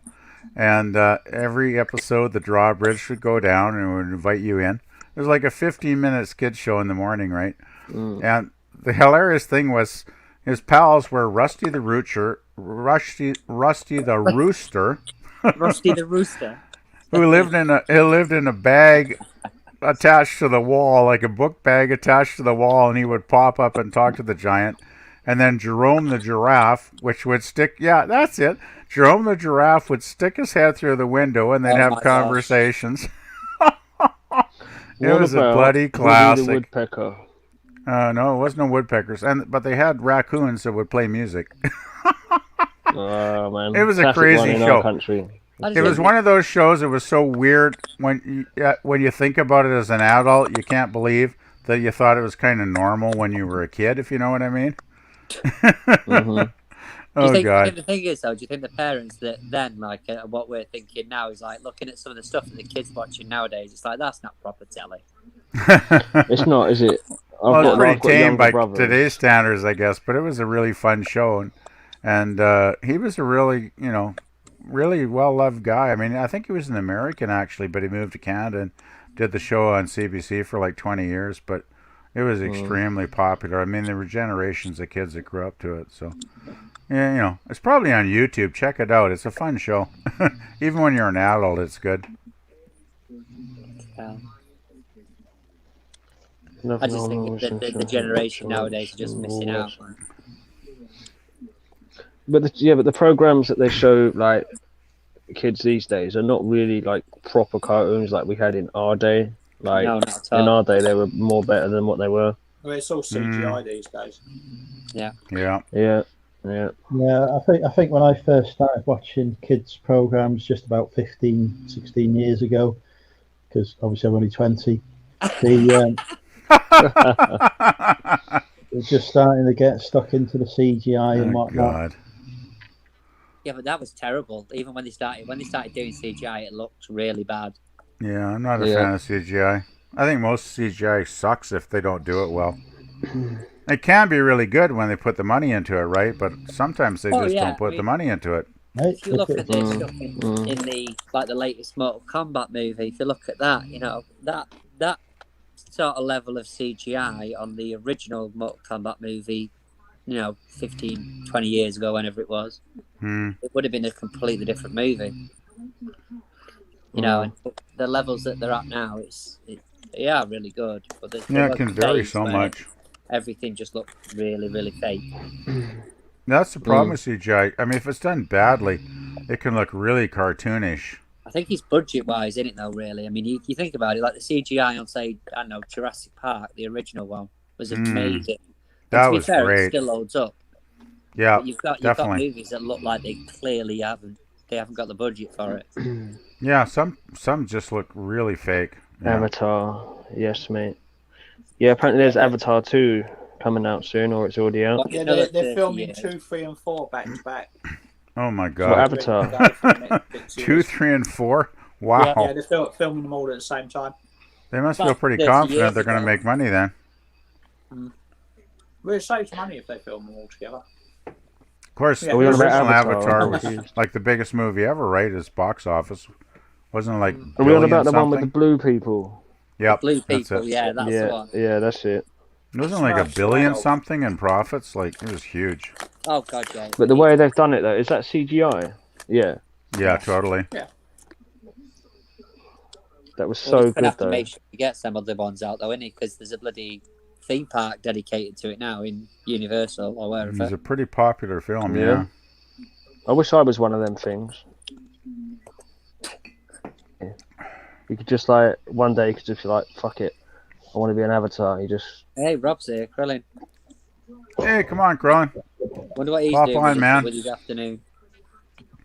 Well, Let's have the USA perspective. Come on there, buddy.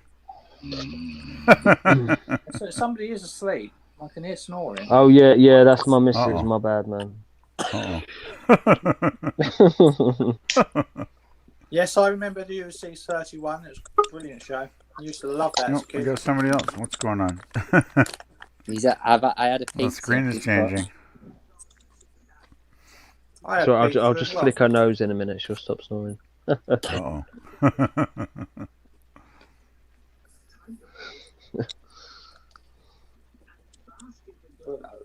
Nah, she's had a long day, bless her. Yeah, it's good to sleep after a long day. Yep. What? Cat wants a bit of attention there.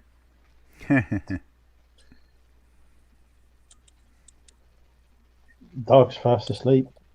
Is it? He's not even waking up to a cat peeing on screen. Hey, Bobby. Hey, Bobby, come on, join us, Whose man. dog was that the other day? The one that kept snorting? Damien, you look like an evil Bond villain. Yeah, my evil plan is coming to fruition. Yeah. I will dominate the planet, and you will all I'll be take my over the world. I've just got that. Oh my god, I'm so slow. This is the man who was planning to take over the cult and do his own bank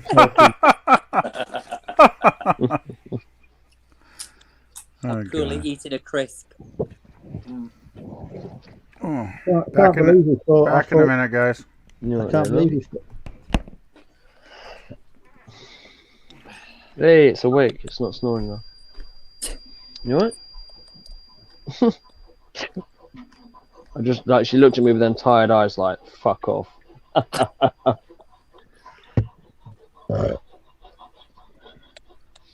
Just tell her she's snoring live on YouTube. Yeah, you are snoring live on YouTube. Isn't you? Yeah, she just looked at me and as if to say I don't give a fuck.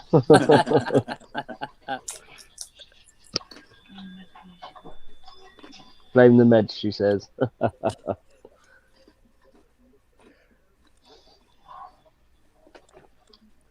I need to stop looking at Facebook Marketplace. Why, are you finding things you want to buy? Yeah, not allowed to buy stuff. I am now Todd day was looking at day mine. 5. It was five. Todd's dog, wasn't it? Yeah, That's you the got a one. whole week. Oh, that was funny, man. What's the longest you've actually gone on, like stayed on a sorting ban when you put yourself on a sorting ban? 30 days in January last year, and then there was a fucking global pandemic that kicked off. So that really fucked me over. That was the biggest fucking mistake I've ever made. Missed out on all that stuff. What are you drinking tonight, Andrew? Hi, Chris.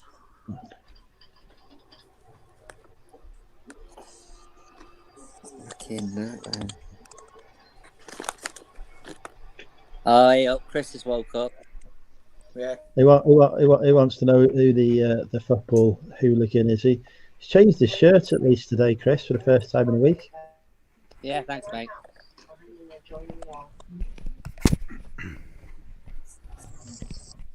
I don't know. It's quite smart, this one. That's quite smart.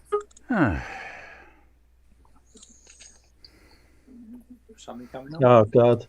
At least he's not wearing a cap this time. There he is. Hey. What took you so long? You're only like 4 hours late. What do you mean? Some of us has we got to do some work around here. Some of us have already done a day's work. Crowlin was eating, Just because obviously. your sunrise is later than ours. He was eating some more takeout. We're working I had while you're still in bed. Stop breaking. I had a little bit of pizza. Had a little bit of pizza. Sounds about right. So now, when you say a little bit of pizza, was it the 24-inch or the 28-inch? I had a little pizza and I had a chicken sandwich. Oh my God! Wow, sounds like a lot of eating. Yeah. What did you have on your pizza? I didn't have any. I had like a margarita style with the fresh mozzarella and basil. Just a cheese and tomato. I had. Don't start talking about cheese. Oh my God. Why I had. Wait, who doesn't like cheese? We had cheese last night. No, yesterday we was all talking about cheese. It was funny. Mudge. I missed that. Bacon, pineapple, and spiced pork. No, Love cheese. Sorry, not spiced pork. Miss Kitty wants to flirt We with had me. some macaroni with a big cheese sauce a couple nights ago. Delicious. Jess is disappointed that you're not in your car, Bobby. Oh yeah. Like that, I'm not in. Yeah, but it's too late. Yeah. It's 6 o'clock now. It's time for me to work. See, during the day is when I'm running to the thrift store, running to eat, running here, running there, and then at night, around 5, 6 o'clock, 7 o'clock, till around midnight. This is when I do my regular work inside. I gotta up the giant over here. It's getting out of control. I got death piles at the yin yang. Andrew don't know anything about death piles, do you, mate? No, not a clue. I haven't got any. No, he has a death mountain. Yeah. I picked up your favorite brand over here, Andrew. Yeah, nice, right? What the fuck have you got there? You're gonna have to read it for me. My eyes. Oh, Bruno. Oh, yes, very good. Excellent. Nice, right? No address. Pick that up. And what else did I pick up?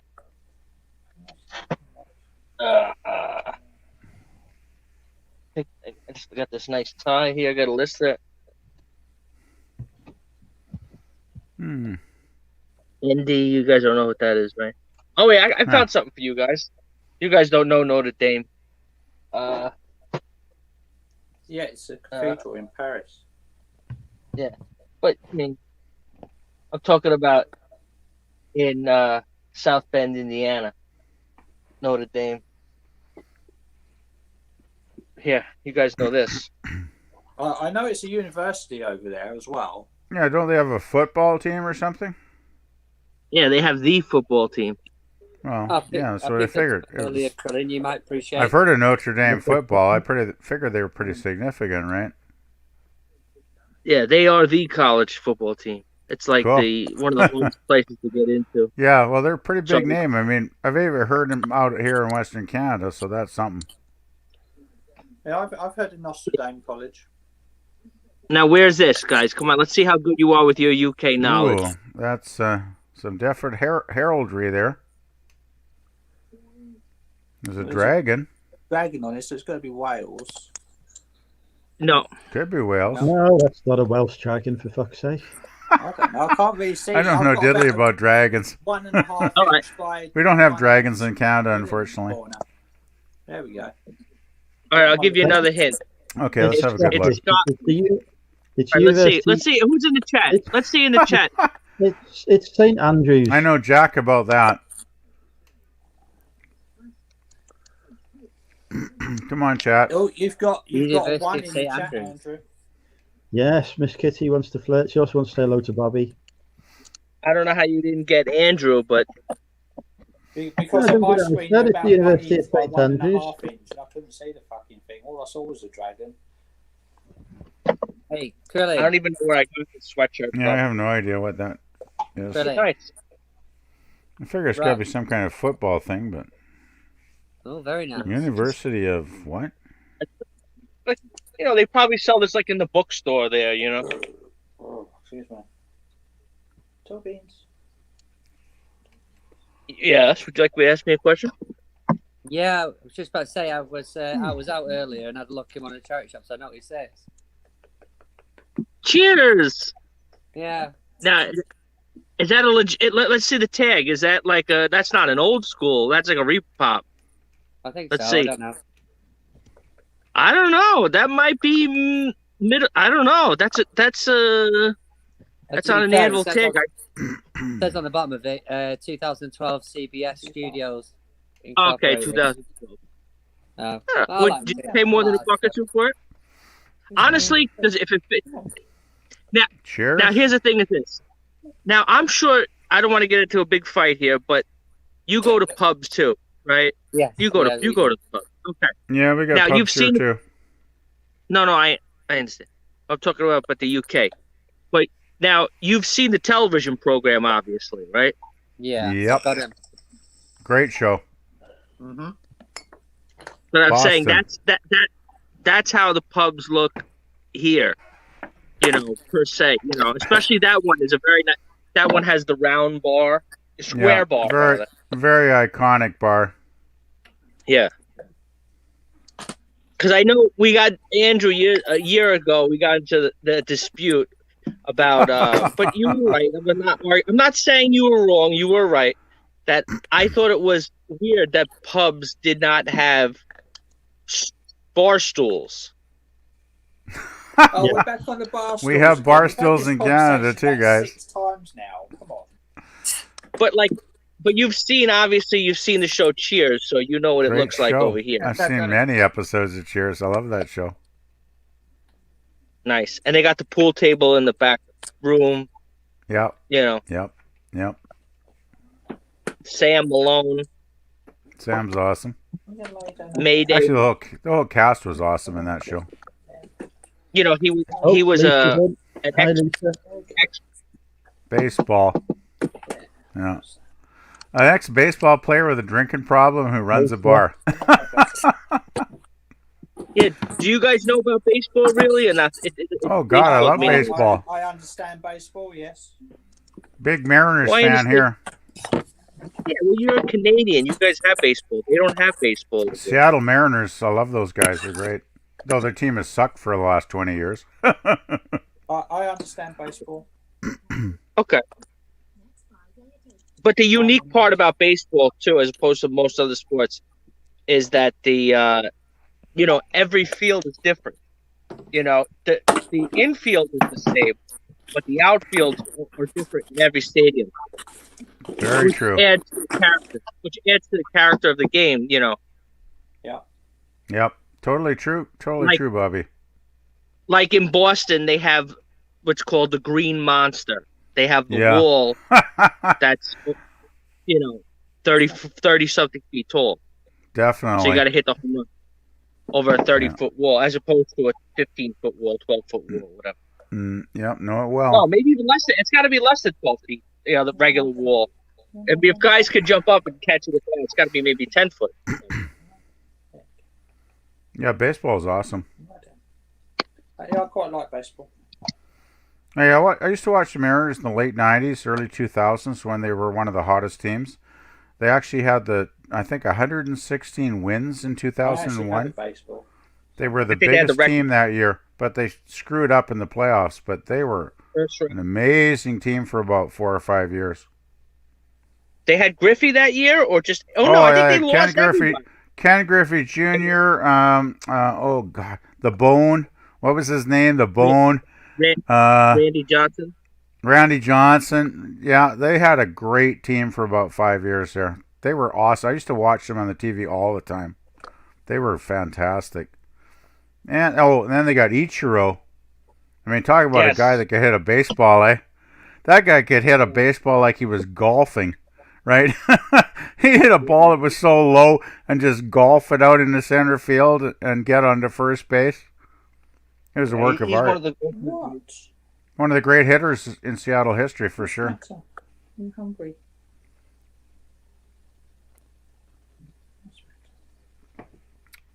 Anyway, now that I bored everybody with my memories of the Seattle team. Kombucha tomorrow or what? Too wet. I think it's raining there actually, Bobby. What, in the whole country? Well, from what everybody said to me so far. To a degree, yeah. I guess it's not like here where you can have snow in one part of the country, the other part of the country, people wearing shorts and t-shirt, Well, the UK is very tiny, though, right? To be honest, though, Bobby, people wear shorts and t-shirt in the snow, so. Okay. Not here, they don't. It'd freeze to death. What else?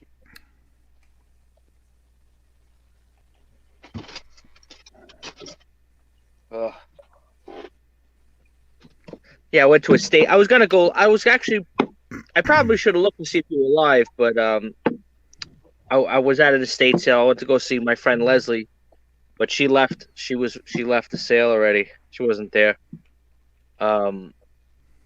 Tomorrow I got a couple of estate sales, but not much. There's really not that many estate sales.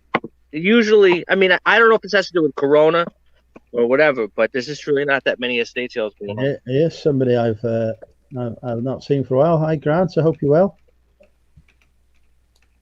Is Bret Hart still a big name in Canada? Asks Kevin. He's still known to fans here, definitely. He's kind of a legend here. For Canada. Hey, he was a big wrestler. The Montreal screw job. Yeah. We'll never know what really happened. I watch a lot of those. They call them shoot interviews. They tell stories about what happened years ago, and on the road, and who screwed over who. But these guys, half their stories, these guys, all they did was drugs and stuff like that, and they were drinking. They don't remember what happened. And it's always three sides to every story. What do you got? Ice cream there or something? Huh? Bowl of cereal? Mm-hmm. I'm starving. It's Captain Crunch. No, I've actually waited until they've soaked quite a bit, so you weren't eating me. You weren't hearing me out. I've eaten them out. Yeah. Yeah, what is it, about midnight? Neil's back from the hood. Hi, Neil. 25 past 11. Is that all it is? Mm-hmm. He's getting big time now. He's got to announce his return. Oh, and Feaster's in. A beautiful lady from Alaska. And Fisa. I haven't seen her for a while. I remember chatting with her a couple of months back. Is this guy Al in the chat somewhere? I know I picked this up. I know he likes these. No, so sadly, Bobby, Al died. What? Must have died in the last 24 hours because he was on here yesterday. You joke about something like that? He come on drinking with Andrew, and that was it. This here is. Do these guys have popularity in the UK? The Grateful Dead. I hate. They're popular here. I hate them. Yeah, they're huge in the US, aren't they? They had the Deadheads. Grateful Dead, yeah. The Deadheads that would follow them to every concert. Yeah, Jerry Garcia and the Grateful Dead. Not bloody hell. Yeah, I never got the Grateful Dead, really. It never appealed to me. So in the UK, they're popular and unpopular, or? I've never heard of him. I think you're asking the wrong audience, to be fair. Yeah, I imagine they're pretty unknown over in Europe. I mean, we've heard of the Grateful Dead. I mean, we've got Ben and Jerry's Cherry Garcia ice cream. Yeah. Just saying, if you do some searches online on eBay, if you type in Grateful Dead T-shirt, do high to low, you'll be very surprised how the expense. The shirts go for $100. I mean, this is a newer one. This is from like 2009. This is already after Jerry Garcia has been long dead. Yeah. For probably 2 decades, he died almost. Quite a while ago. Yeah. So this is just some of the other. They can't even tour as the Grateful Dead. They just tour now as the Dead. The Dead. Yeah. Who the fuck is he on about now? The Wolf Woman. I have no idea who the Wolf Woman is. So you're talking about fucking the one who got herself fucking banned from the channel nearly 2 years ago before the apocalypse was even a thing. He's not watched his since, Andrew. Jesus Christ, calls himself a subscriber.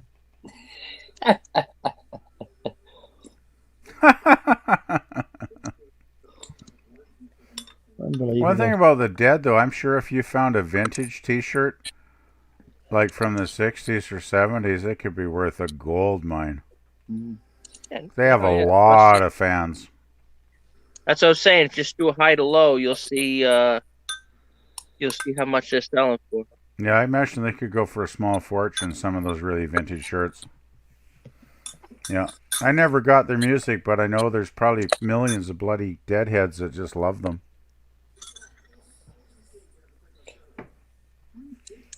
What was her name? I can't remember. She just went absolutely nuts on me because I refused to let her back on the channel after she was abusive towards most of my subscribers. Oh, that's not good. And then apparently I was just like, I can't even remember the words she used, but yeah, absolutely nuts. How long ago was that? It's got to be 2 years ago. It was before I was here. Well before the apocalypse. Don't remember her at all. It's back in the good old days of drinking with Andrew when it was just absolutely carnage. Before when I just used to drink with no regard for personal safety. I've never quite heard it put that way, but that's pretty funny. You get your bargain bucket yet or no? I'm not doing takeaways at the minute, Bobby. I'm on a economy drive, so. Wait.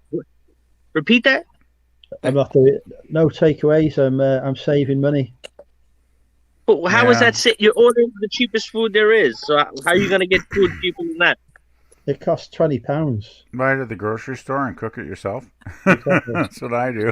But £20, that's including the delivery fee. Yeah, but I can make food for myself for £1. Exactly. And that's delivery fee, and that's for 2 nights. You said. Yeah, so I can make food for 2 nights for £1. I'm saving 19 What are you going to do? Put pounds. spaghetti and put tomato sauce over it? Hey, nice macaroni and cheese I made the other night. I got enough there probably for 3 meals. Cost me like I had a 99-cent bag of macaroni. Well, no, I'm asking Andrew. Andrew, so what can you eat for £1? What do you get? A box of pasta? Oh, whatever I want. You can cook a lot of meals from scratch for £1. Bag of potatoes. Tonight was pasta and vegetables. Exactly. Wow. What are you saving this money for? For your funeral? Oh God. I might be moving to a new unit, so I need to. Really? Save for that move. Yes. Never ever get an estate agent if his name is Howard. Oh, fucking hell, yeah, don't even know. So Money Mental UK is moving. Possibly.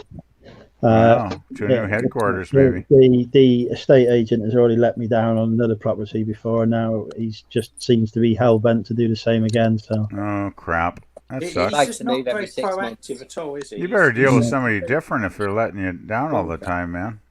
Are you still waiting for a reply from him? Yeah. Andrew gets bored every time he's unpacked.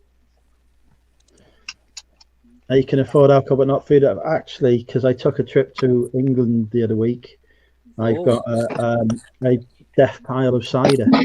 I filled the car with cider because it was like £6 for a crate. So awesome. I don't need to buy any cider for a while, Chris. So Andrew smuggled some cheap cider across the border. Nice going. Smuggler. Hey, there's nothing wrong with saving $1, right? Spend $1, save $1, donate $1. Well, if you save enough dollars, you don't have to make so many. Yeah, but sometimes there's an old expression, and I think it's actually a British expression where that we converted. It's called we say penny wise, dollar foolish, but I think you say penny wise, pound foolish, right? No. Nope. No. No. No. I thought it was. I thought that was the expression, penny wise, pound foolish. I thought that was the old. We say look after the pennies and the pounds look after themselves. Yeah, exactly. Same here in Canada. Yeah. Look out for the pennies. No, but it's not look out for it's look out for. No, you're missing the point of look after the saying. Pennywise is a character in Stephen King's It. That's it. Yeah, no, you don't look after your pennies. You look after the dollars, because if you're looking after the pennies, you're wasting. We don't have any dollars, so we'll start with the pennies. I think we got the opposite meaning here. Look after the pennies and the pounds will look after themselves. This is the most. That's the saying here in Canada. Look after the pennies and the dollars will look after themselves. You are outvoted. This is oh God! Here we go. Confusing explanation you've given, Bobby. Oh my goodness.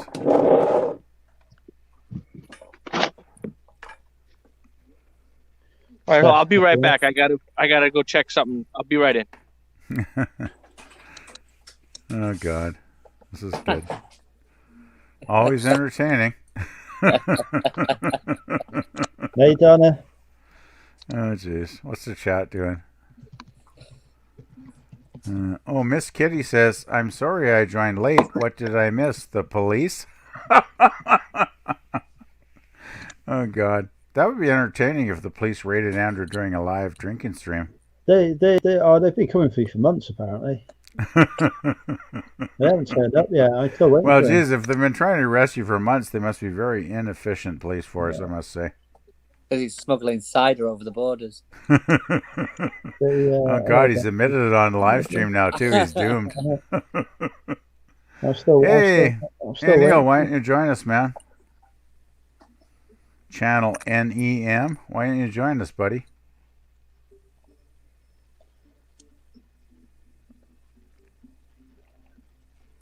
Oh yes. I'm still waiting for the first super chat to come in. I've got the message. Yeah, geez, you haven't got. You got to promise to wear a dress or something though for that, don't you? No, I'm offering something far better.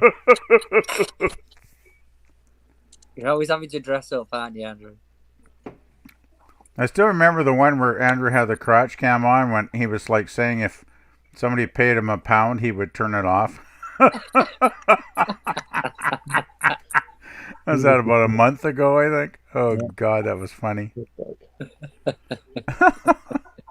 We raised a lot of money for charity that night. Oh, that's good. As long as it's for charity, it's all worthwhile. And secured a hefty... Oh, here's one for you, Andrew. Stephanie Edgerton says sex. That's her one word. She says she can't afford to pay for sex. No, she just says sex in the one I'm reading. Miss Kitty reckons I should do a love segment with another female. Why don't we come live then?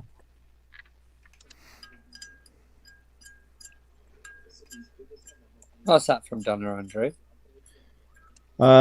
She shared a link with me for an app that's got like a prize draw on it. So I entered the prize draw and won €10 apparently. Just waiting for him to come through. Yeah, hopefully Donna has made me a richer man. Oh, bless.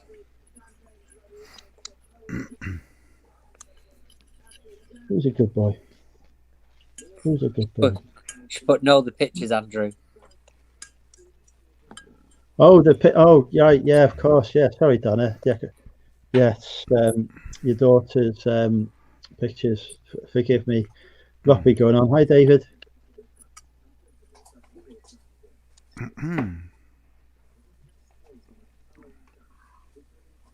So, Miss Kitty, tell us your story. Who are you? Where are you from?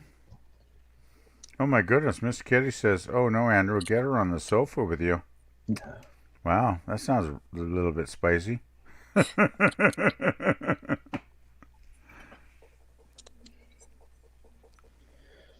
going to pop up to the little boy's room for a minute. Uh-oh. Olivia's in charge. Ain't your All calls. right, brilliant. Thanks, mate. Good boy. Oh, there's a kitty again. He's got a cat again. Meow. How many have you got, Damien? 2. Oh, 2. This is the new one. She's 9 weeks old. Are we still sticking with the name Blue then? Yeah. So did you just get the kitty there, Damien? Just get her recently? Yeah, got it last weekend. Cool. I'm hoping it's your other house cat. Because otherwise there's a cat in your house that's not yours. Yeah, well, this is like cat's mine because I got her just before I met Lou. So this one is Luke's cat. So he got to choose her and name her.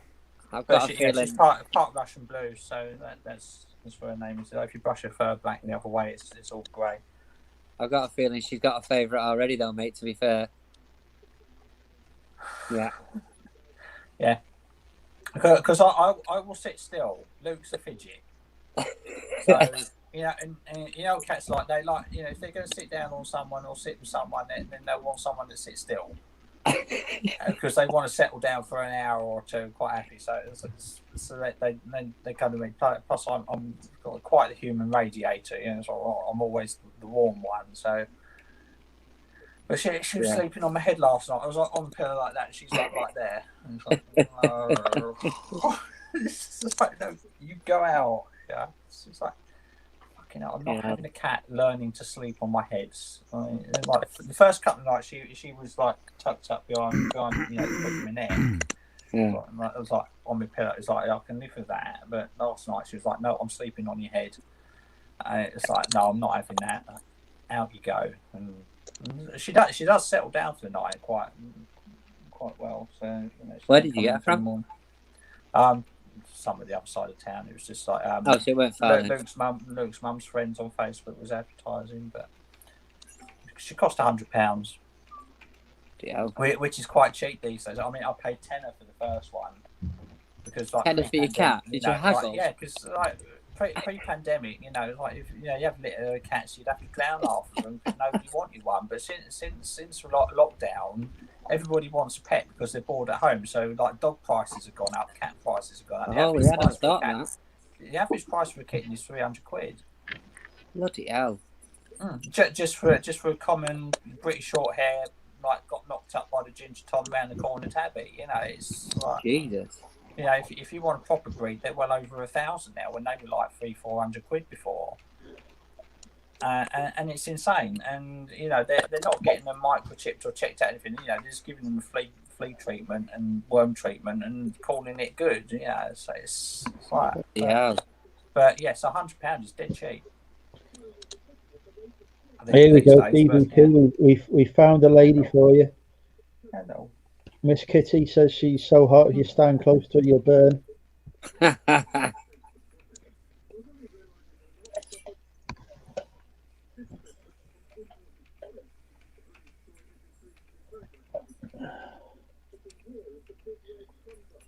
There we go. We've got Donna's daughter is raising money for Mighton and look, I can't bloody say it, Donna. Is it right? You're gonna have to change the frigging name of this, Donna, because I can't bloody say this.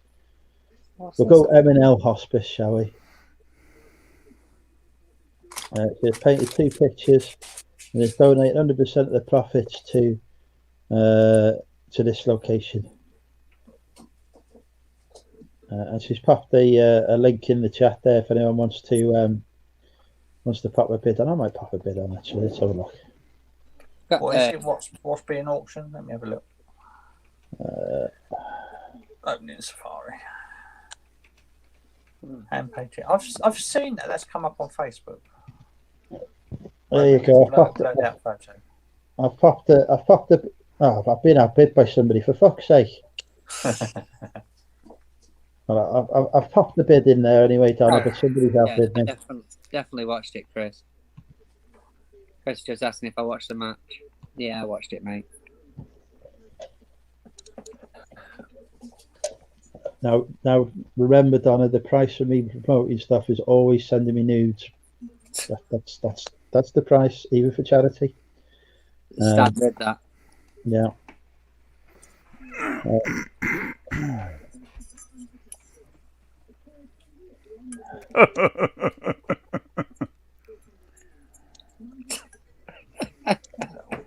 I haven't seen Toilet Girl for a bit. Where's Natasha? Not seen her since last week. No. Scarlett, I should say. Sorry, I keep calling her Natasha, but Scarlett. Well, think about the fact that you called her Toilet Girl. That's her name. Well, that's what she calls herself. That's the name. That's the name. She does videos about her being on the toilet. No. Yes. Yeah, a thumbnail picture is her sitting on toilet. Hello.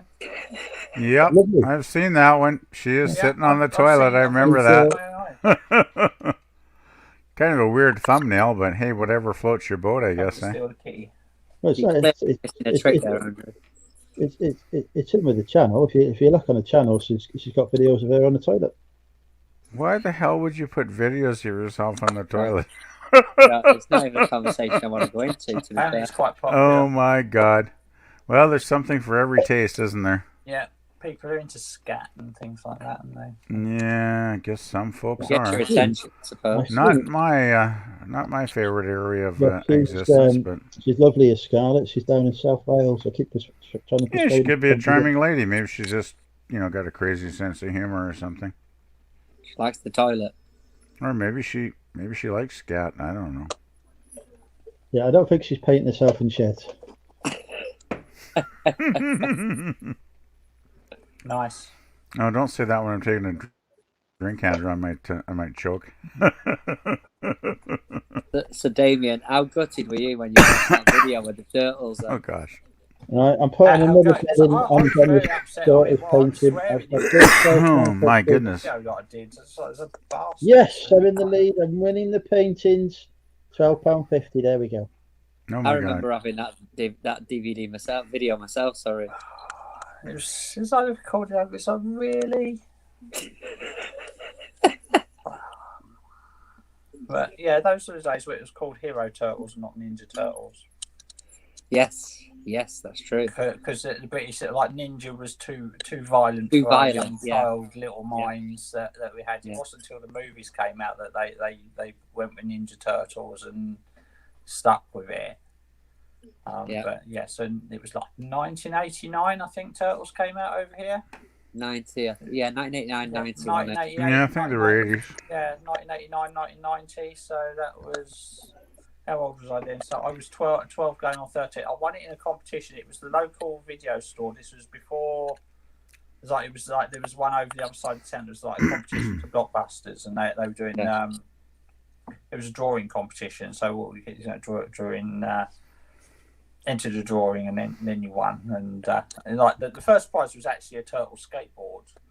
But they didn't actually have the skateboard. So when I won, they said, "Oh, we'll have to wait a couple of weeks till we order in the skateboard." And it's like, I said, "Well, I'll just take a couple of. I'm quite happy with a couple of the DVDs that are like the videos that were out." And they said, "Yeah, we can do that." So I won the first two videos that they had. So that was the first one. There was another one out at the time. Yeah, so I had those. So I was quite pleased to find that at the boot fair, and somebody bastard bloody recorded over it. Bloody Fanny Craddock or whoever it is. I swear I heard this story earlier tonight. It's like, why? You know, so I had to look at the little like square in the thing where it's like there wasn't a piece of tissue stuffed in it like there usually is. Where sellotape over it. Oh god. Yeah, sellotape over it, a bit of kitchen towel or something like that. It was like, how did you record over that? So I'm glad I tested it because I was going to list that. God, can you imagine? They'd have been proper annoyed. Yeah, I never buy used I've listed media. the other Turtles one because that one played well because that was the one you see in the video that I listed. I've listed that for about £10, something like that. It's pretty good value in it. Yeah. Thing is though, how the hell do you really test used media like that? Like, I've seen auctions on eBay where there's like they put on like a videotape that could be like 6 hours long of a sporting event, like say a Super Bowl from like 10 or 20 years ago, that people will bid up to a fortune, right? But well, how the hell do you check it? Like if it's a 6 hour sporting event, you've got to like fast forward the whole damn thing to make sure somebody didn't put porno on halfway through it, right? Well, you spot check it, don't you? You just like start at the beginning, check the beginning. You have to, fast forward and do it. And I mean, generally it's fine. I mean, if they've recorded over it, then they've recorded over the whole bloody thing. Yeah, probably. Could be a disaster though. If somebody started it halfway through. You take on faith. You know, you just assume that nobody's recorded over it unless it's. I mean, you check to see whether it's got sellotape over the recording hole. Yeah, because I've seen VHS tapes going on for big money if they got like rare sporting events or you know, historical, political stuff, or even TV series like from the 80s or something, right? People will pay money for if they're not on DVD, right? Back in the day, we like using pre-recorded videos to record something because we couldn't find a video. It was like we just like it was the same cassettes as well. It's like, well, just fill up the hole so that it actually records. Yeah, and like record like the Radio 1 Top 40 or something on a copy of like now one greatest hits or something that's worth a fair. Yeah, that wouldn't be good. You know, do a mixtape. You know, we all were all guilty of that. I love a mixtape. Oh God, I used to make the greatest mixtapes. All my favorite bands, you go from one song to the next and just go the craziest mixtapes, right? I thought you were after PvP, Miss Kitty. Yeah, she's fickle. Oh my God, not my kind of girl then.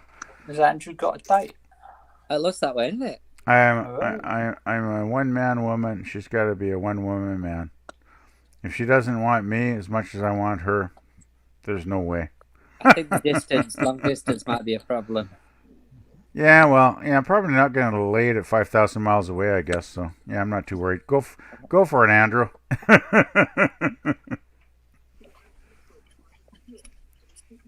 He's thinking about it.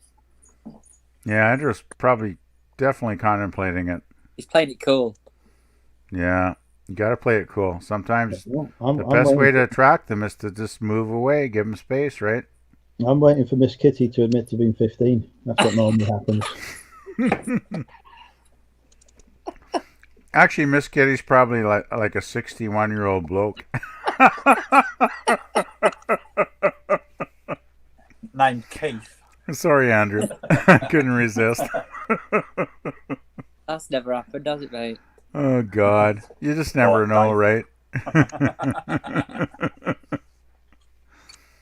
Anyway, on that note, back in a minute, guys. I'm just going to refresh my drink here. All right, mate. So what are you up to this weekend, then, Stephen? Not a lot, really. Since everything's rained off. Yeah, not a lot. I've got my my eldest on Sunday, and I think my mum and dad are looking to pop over and see us, so that'd be nice. So hopefully they come and see the grandkids. So you know. Yeah, I'm going to go over the in-laws on Sunday. I've got a couple of PS Vita games to test.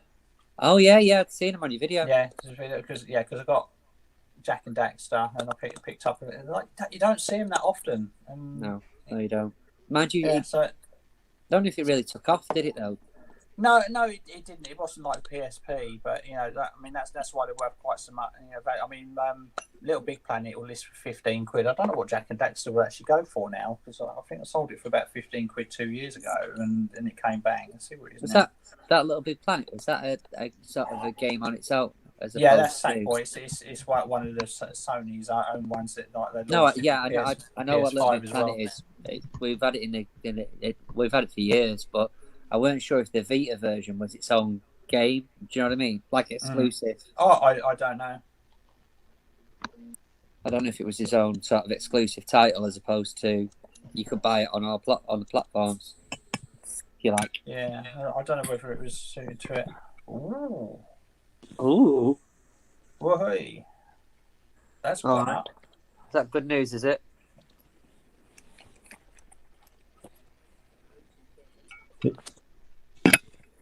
Yeah, that's gone right up. Bloody hell. It's a £45 game now. I'm sure I sold it for like £15 first time round. £45, £43, £28, £30 on bids. 35, 34, do you think 25. there's still a price hike on the game? So, after lockdown? Because you remember when the first lockdown happened and everything went absolutely crazy? Mm. Yeah, so game prices are starting to come back down, but they're still quite high for some of them. But I think because PS Vita is being discontinued completely this in June, they're shutting down the online store. I think that's contributing to the price rise. Oh yeah, definitely. But yeah, £45. Get it listed. I'm hoping that the seller was lying and it was a false INAD now, because if that game don't work, yeah, they probably played it and completed it, mate. Well, no, when he opened the INAD the next day. I mean, he bought it. I shipped it. He left feedback the same morning it was delivered. So this is right back when I was very first starting it. It was like I started in August and I picked up the game in September, October, because the boot sales are still going. Yeah. And then a couple of days later, he opened up a case and said he tried the game and it crashed his PS Vita. And it was like, okay, send it back. But I've never found a Vita to actually test it, so I've held on to the game. Yeah. I mean, I was tempted to sell it to CEX at one point, but I thought no, I'm going to hold on until I find a PS Vita, because I want to know whether that was a genuine INAD or not. Yeah. And especially now, if the game's, I'll test it and see whether it works. Because my father-in-law he's found his the other day, last weekend, so. Yeah, that's pretty much tripled in value in the last 18 months. Bloody hell. You don't see it very often. PS Vita games and Jack and Daxter trilogy. You just don't see them very often, do you? No. I mean, like the Little Big Planet. That's the second one I've seen in 18 minutes. I was quite surprised that she only wanted £1 for it as well. And she had a partner in the car behind her. Yeah. I said, how much was it? And she said £1. And he went, oh, that's cheap, isn't it? It was like, there's me quid, take me quid, go. Quick before they change the mind. Go away. It's like, I'll take that and just scuttle off down the road. Yeah, that can happen, especially like boot sales. She said £1, I'm paying £1, I'm not paying any more than that. I'm taking the game regardless. Thank you very much. You end up asking the partner, and then the other partner just gets involved, and the price goes 3 times higher. Yeah, I know. So when they start talking amongst themselves, like it starts an auction, doesn't it? It's like £1. No, it's like it's worth £5. No, it's £7, isn't it? No, I want 10 quid for that. It's like it's like you get negotiating upwards. Really. You have to get like a stooge just asking a random question in the corner or something else. Mm. But yeah, so I picked that up for £1. So. It's really good. Yeah, just got back. Jeez, yeah, be careful there, Andrew. Yeah, I wouldn't meet random people if I didn't know them either. Yeah, this is going to be an entertaining chat here. Yeah, so if that works, I'll stick it up for 40 quid and see how it goes, and I'll probably sell it quite quickly. Might as well chance it. I've picked up a SpongeBob SquarePants game on the Wii U. There's good money in SpongeBob. Depends on what the title is. I didn't think it was Plane Plantum. I forget what it's called now. Let's get the Attack of Plantum or something like that. But yeah, I was quite surprised how much it was worth. It seems to be there's a lot of them on eBay that were from the US. And this was a PAL version. Yeah. I'll chuck that bad boy up.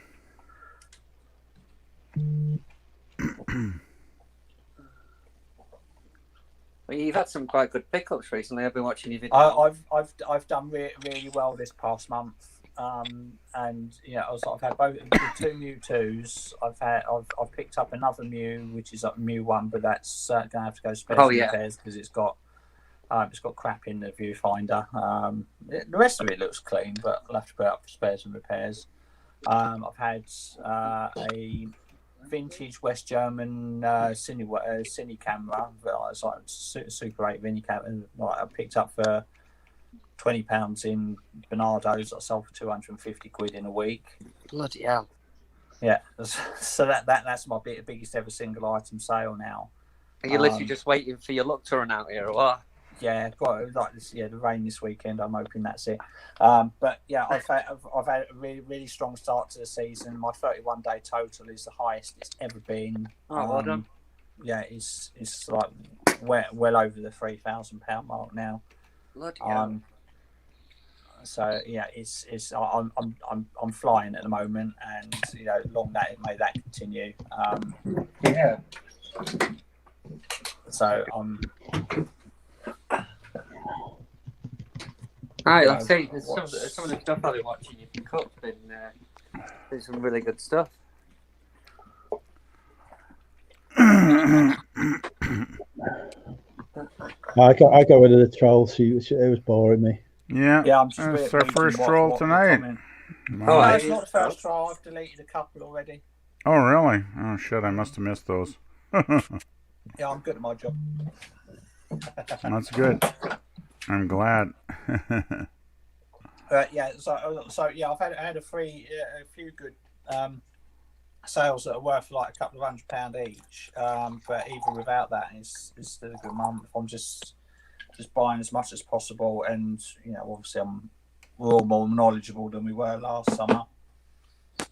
And yeah, I'm just picking up the good bits, and I'm finding good bits, and it is stuff that is like what I say is off the beaten track. It's stuff that what I'm showing in my videos is not what I'm selling. I'm just showing all the general crap that everybody picks up. There's stuff I'm picking up that I'm not showing anybody.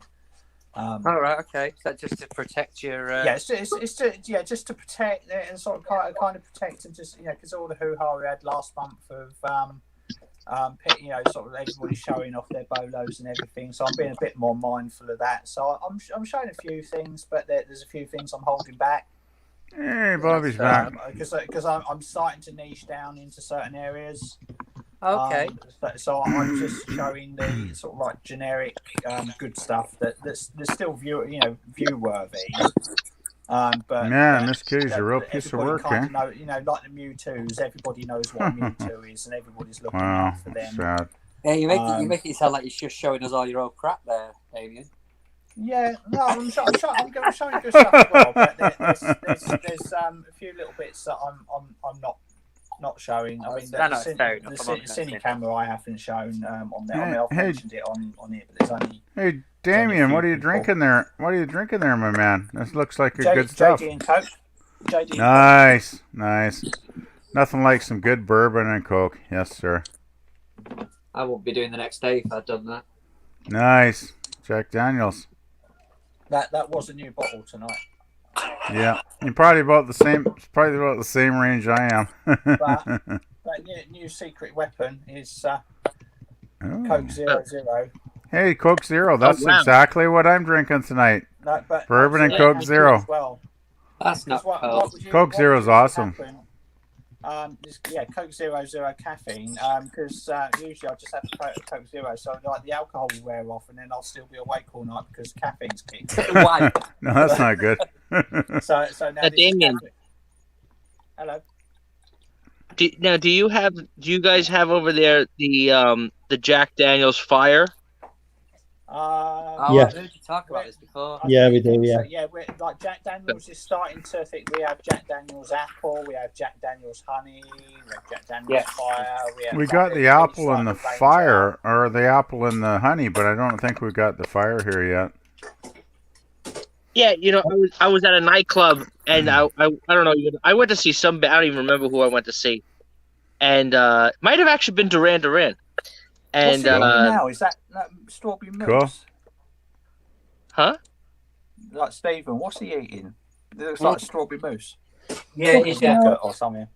Yeah, strawberry mousse. He's just fucking going through your entire fridge tonight. I'm starving. No. Have you not done anything? Have you not eaten tonight?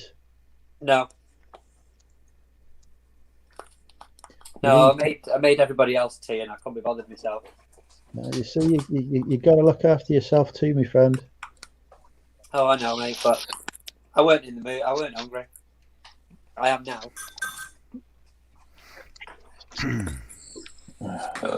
Excuse me. So, what's Bobby going to show us tonight? He's got a nice suit. Oh, that is a nice suit.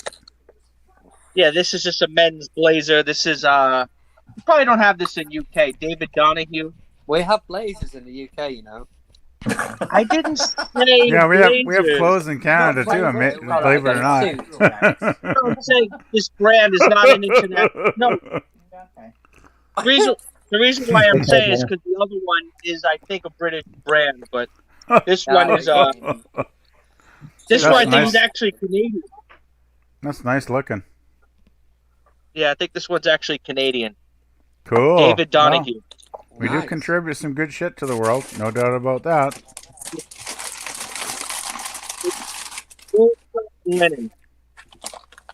Nice. So what do you figure that's worth there, Bobby? Yeah, I sold it for 90 plus shipping. So not bad. About $10, about 100. Not bad at all. So I took a best. I paid like 30. I took a best offer. You see that a lot. I had it for like. We have a lot of suits. No, he's not bad. Just in donated to charity shops. There's so many of them in charity shops. I tell people, you guys know my Instagram. If you just send me a message, a picture of the label, I could tell you in 2 seconds. I could say rubbish or check it out. You know what I mean? If you just send me a quick picture, just like just the inside label. Just like, you know, when you open up a jacket like this, right? Yeah. Inside you're gonna have on the chest, like you see here. Yeah. This is like the label. See, it says Martin Greenfield. Yeah, I get it. Yeah. I could tell just by how old the label is if it's a newer style suit. Because usually, in general, the newer styles sell better. And obviously, if you could find stuff that's made in England, if you could find stuff like the best suits in the world are the suits made in Savile Row.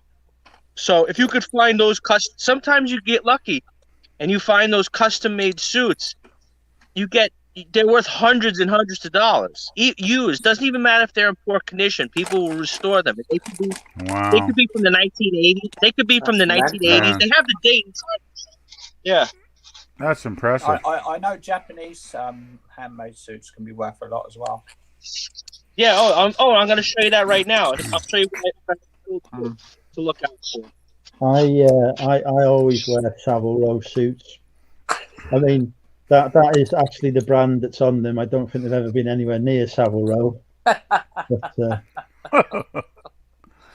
Bobby's knowledge of suits is impressive, though. Mad, Damn, Well, really is. I don't find. I'm lucky.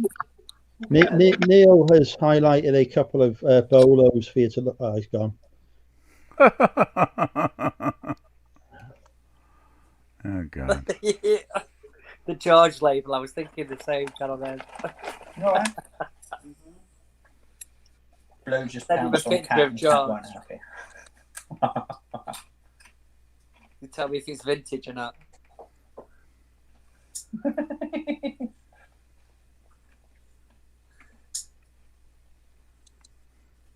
can't be asked eating now.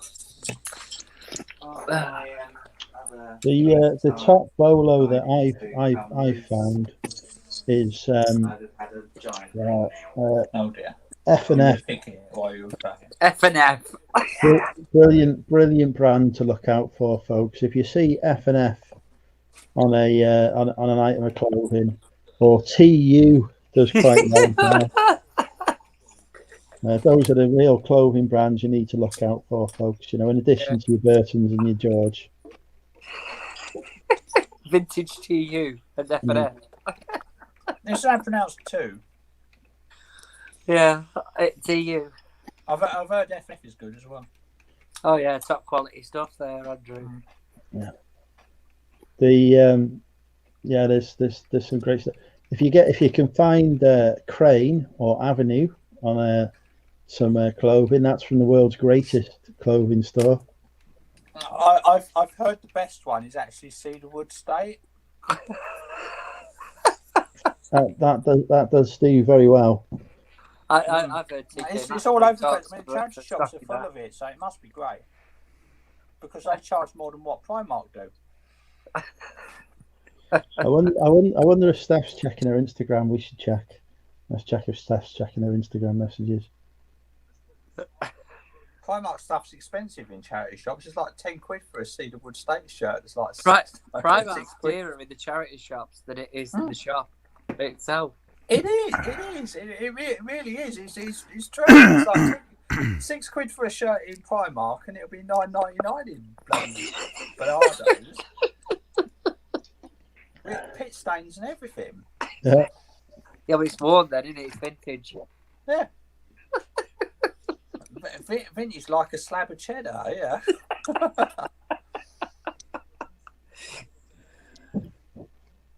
Yeah.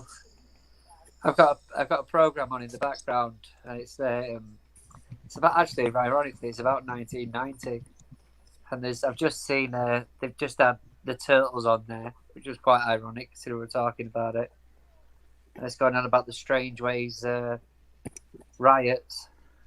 I remember them. We drove past them. I remember going to Granada Studio. We drove past them, falling off the roof, and yeah. Riots? I don't know nothing about this. What the hell happened with riots? This was 30 years ago. 1990 it was. What the hell caused riots? Prison riot. Living the way they were living, they didn't agree with the. They didn't agree with being imprisoned. You know, they felt they should be roaming the streets freely.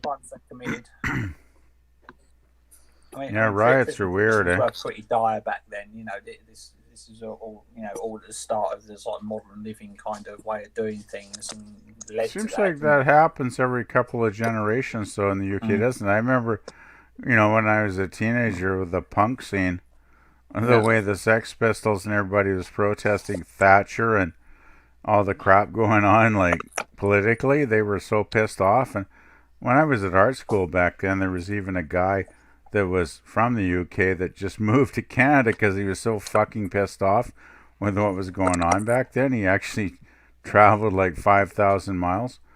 It must have been really bad, like at times over there, politically and socially. Anyway, I guess I'm overthinking it and killing the conversation again, so please ignore me. No, not at all. Just Bobby wants a link. you're going on about the England World Cup now. When you were out of the World Cup in 1990. Well, we've got the troll back again. What's that? The troll's back again. Oh, is the troll back? A different name? Do we get to say hello, Kitty?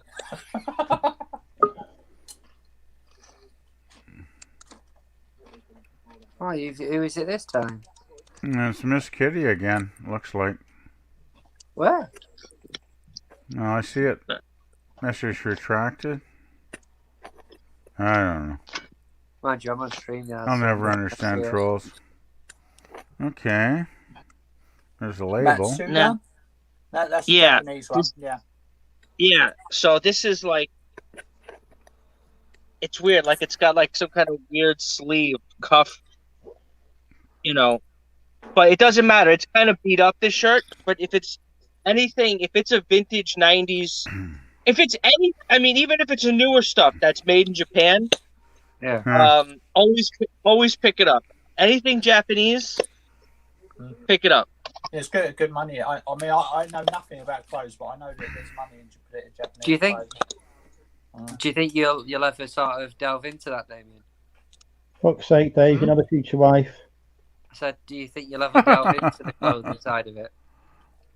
Yeah, I will do. I mean, that's the plan, because obviously I can't survive on just boot fairs alone, because we've got 6 months a year where there aren't any boot fairs. So when I'm in new unit, I will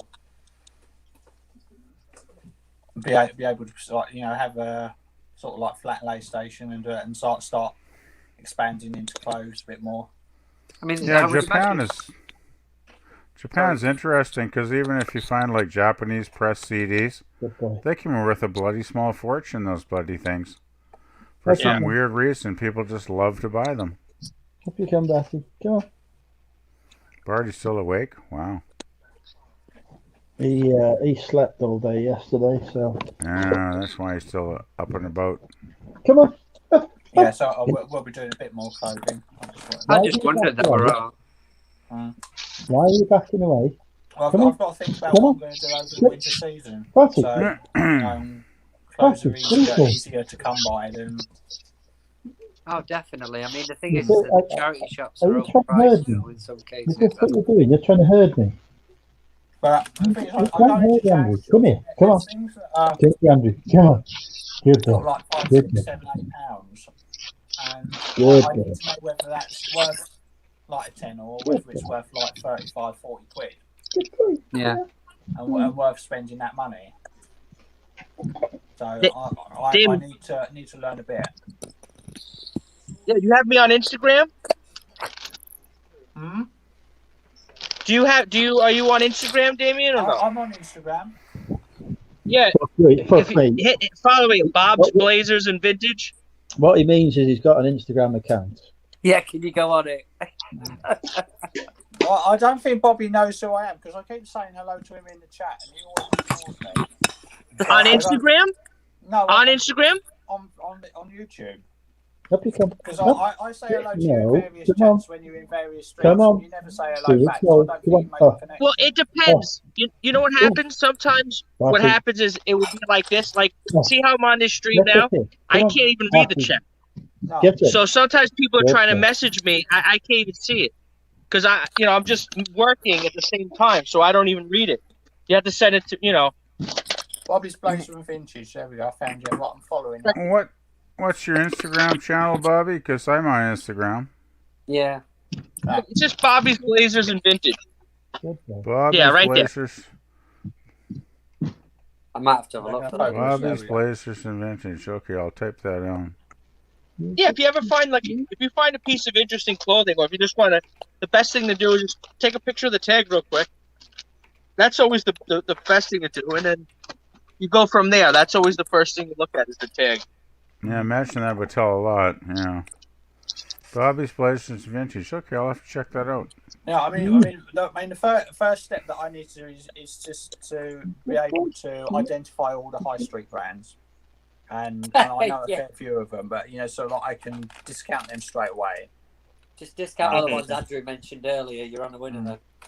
Bobby, you need to look out for Burton Menswear, TU, F&F, and George. Hey Andrew, have you ever heard of this brand before? Hoof. Fucking hell, looks like you got it from a market. Well, I don't know. I thought it was a nice shirt earlier. Yeah, no. What's that? Yeah, it'll probably turn out to be worth 100 quid. I liked it. I thought it was pretty cool, so I bought it for myself. To be fair, but I've never heard of the brand before. I've not heard of it. HUF. But yeah, I mean, I would like to, sort of get knowledge enough about clothes so that I can go into any of the charity shops and know what I'm looking at. And know whether it's worth spending the 8, 9, 10 quid for what they've got. I mean, I'll pick up a few bits. My 2 things. Okay, let's see what that is. That all right. Oh yeah, that's Vivienne Westwood. You definitely want to look out for Vivienne Westwood. Yeah. I mean, there's brands I recognise, and there's brands that I'll pick up. Things like Barber, and I'll pick up and Loke shoes and things like that. So there are some I recognise, but I don't know enough. I mean, I'll see a rack of clothes at a charity shop, and I'll go for it. And so I haven't got a fucking clue what I'm looking at. So I need to learn sort of what they are, and I can't stand there and look up every single label that I see when there's of course 40 webs. But I need to. Kathy's asked me to turn my mic up. I can't. I'm on the iPad, so you have to deal with what I've got. I mean, I've just moved the phone out of the way so it's not covering the speaker. But I'm sorry, Mike. You get what you've got. I'm afraid. Wasn't Vivienne Westwood associated with the punk scene back in the late 70s? And then she became a very famous designer after that? Yeah. Yeah. I remember her, yeah. She was like notoriously radical at the start, and then she became like mainstream, right? Yeah, I sold one T-shirt. I put it at auction. It was like a black and gold foil T-shirt, Vivienne, in the 1990s. It sold for like $300. Yeah, she's pretty collectible to some people, I think. Actually, over here, the 90s stuff. Over here, TK Maxx. I imagine early stuff is worth a fortune now. Yeah, the stuff from there's older stuff, but the stuff I found a lot of stuff from I even have some stuff. Believe it or not, I have a few pieces in my death pile of the Vivienne Westwood. But that's always, you could find that, and that's great money right there. Yeah, it's one of those names that seems to be like good money, yeah. If you want to know the top clothing brands to look out for, watch the unboxing I did recently from Clothing Keys. Okay. So the other side of the issue that I've had is that I haven't had anywhere where I can sort of store and photograph clothes properly. I mean, I've got a shipping container at the moment, which is quite dusty. Yeah. I can't photograph at home because I've got cats, and no matter how much you clean, how much you sweep up and dust and everything like that, you get cat hair on everything. I can't flat lay here. But in the new unit, I will have the space to be able to have either a mannequin or do flat lay, probably flat lay, and I will have the space to store it as well. So I will be able to have somewhere that I can process the stuff that I find, and then I can grow my knowledge from there, because then I can pick bits up and I can just, over the course of the summer, grow my knowledge in clothing, so that when the boot sale season ends in sort of September, October, hopefully I've got enough knowledge there that I can start buying sort of vintage clothes bundles and stuff that I find in charity shops, and plus the other stuff that you find in charity shops. Because they should be open through the winter this year. The thing is, for what, especially at car boots and stuff, there is money in them.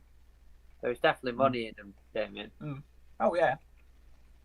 Even for the simplest of finds, you know what I mean? Yeah, it's just the knowledge. I mean, there is all. I mean, most of the boot sales that I go to, it's like the clothing there is either kids or ladies. Yeah, And there's not much in kids. regardless of how far I've got, I'm not going to go into ladies because I've got very little interest in fashion as it is. So ladies' fashion, I'm not even going to attempt. So I will stick to men's fashion because at least that vaguely. You will find if you buy clothing bundles or bales or anything like that, you're going to have to do ladies' fashion because it gets. I know. I mean, in the box I've got out there, there's about 3 or 4 pieces of female ladies' clothing in that. Yeah. Now this one here, I don't know if it's a British brand or I know it's not made in Britain, but it's Thomas Pink. Yeah, that's a good brand, that one. That's Savile Row. German Street. It's London anyway. Of that box that I've got right now. Yeah. Back in 2 seconds. Thomas Pink can go for good money. Yeah, so this one is new with tags. It's going to Portugal.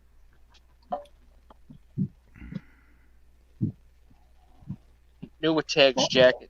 It's like a linen silk. Another linen. What kind of sleeping position is like that? the other one.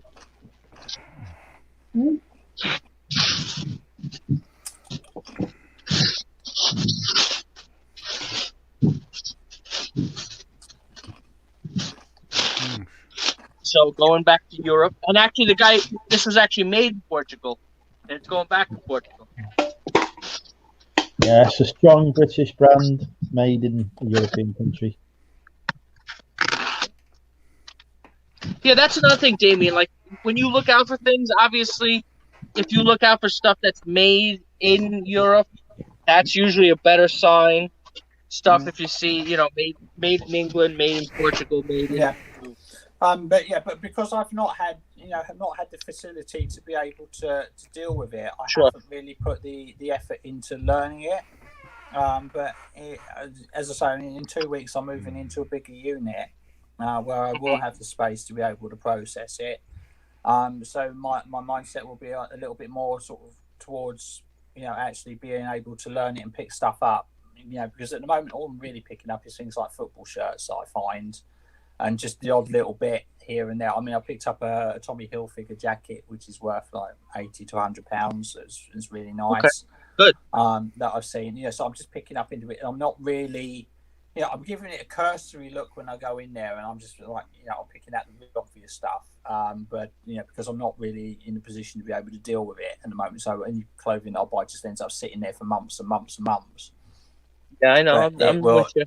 But I will soon be in a point where I can say, right, okay, I can dedicate this X amount of space to storage of clothes, and have someone to be able to process it and photograph it and steam it and whatever else, and say, okay, right, now I can start learning the shit.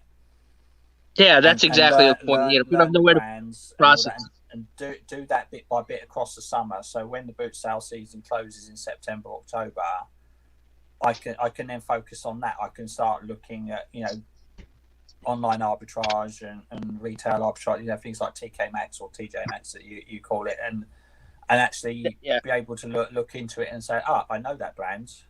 I reckon that brand's worth that much, and that's only a quarter of the price. So I can make profit on that. Yeah, that's where I got that Thomas Pink. I think I got that from Marshalls, which is the same company.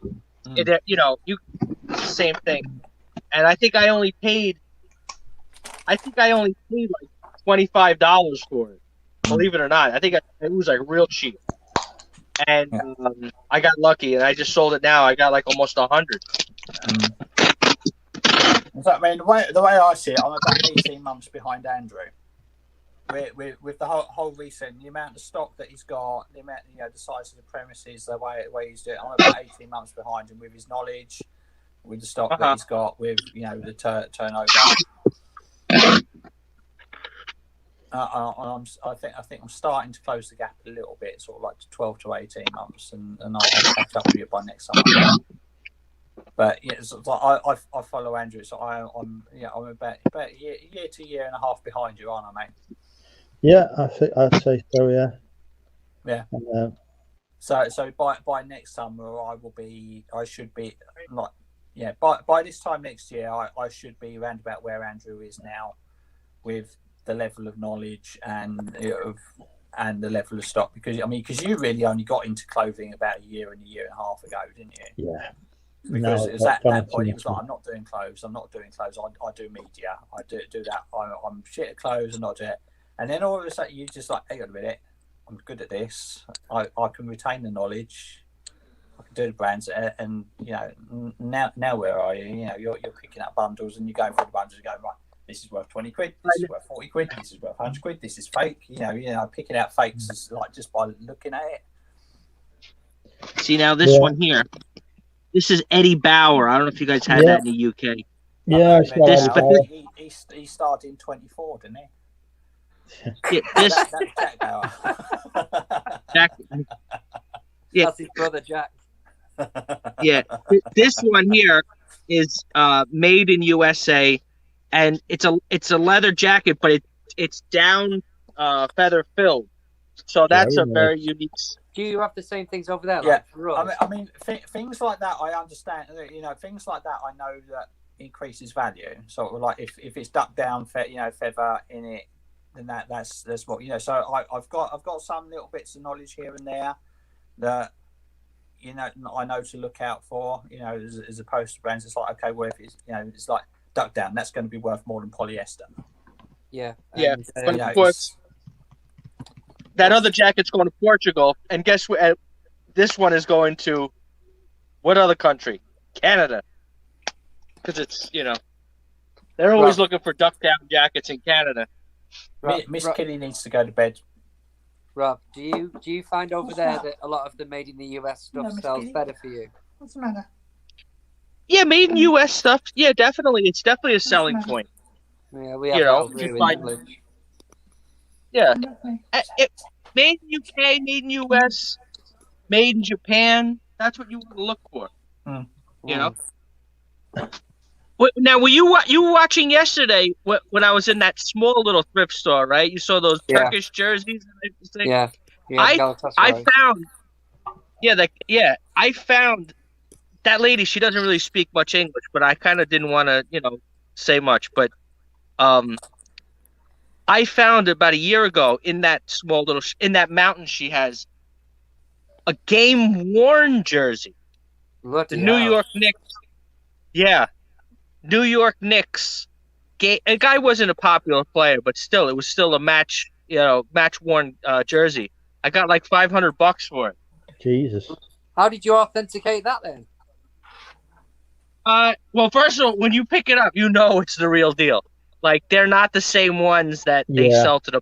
Like, I put my hand in the pile, and I was like, oh, and then they have things stitched into it. That it says game issue, blah blah blah, and also it's it's so long, because the players are so tall, Yeah.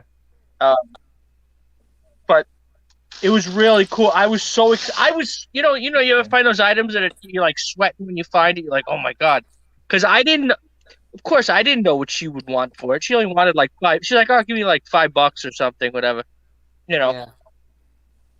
Because she's not gonna know what and in that big pile too, I found a Kurt Cobain Nirvana T-shirt from the 1990s. Yeah, nice. But it didn't say Nirvana. It was weird because it doesn't say Nirvana. It was just his face on a big T-shirt. So I got lucky. She's not gonna. That lady. She's not gonna know who Kurt Cobain is. She would never know who he is in a million years. No, yeah. Cashmere, that's what I was trying to think of earlier, Damien. That's another thing that goes. Cashmere, yeah. Yeah. Oh, like the Scottish, like those sweaters too, like the ones that sell for a lot of money, the cardigans, the thicker cardigans, like with the shawl necks. Yeah. Like brands like Pringle of Scotland. Yeah. And what's the other one that sells? What's the other brand that sells Pringle? I'm trying to think of the other brand, Burberry. Scottish brand that sells Burberry, yeah. Of course, but you gotta remember, Burberry is one of those brands that's faked a lot. It's difficult to tell in some of those. Yeah. I've sold fake Burberry to America before. brand new with tags. Fake Burberry, 50 quid to America. She knew it was. They knew it was bootleg. You know, I didn't like sell it as genuine Burberry. Oh, you sold it as bootleg? Yeah, I sold it as bootleg. And then paid 50 on Depop? Yeah, and I paid 50 quid for it. So yeah, because eBay, I know you wouldn't do that on eBay. No, eBay would just take it down. The Depop don't like the bootlegs, to be honest, but you can get away with it with the right wording. How have you done on Depop? Depop. The thing with Depop is you've got a list on it every day to get sales on it every day, and I don't have the time to do that. So it's just a side income to my side income at the minute. I thought that's the same sort of thing with eBay, though, really, isn't it? Yeah, but I'm listing different stuff on eBay. You know, Depop's just clothing, so. Yeah, you got to source it every day, I suppose. Then. So and clothing takes, you know, a lot longer to list. So. But I've got to be in the mood for it.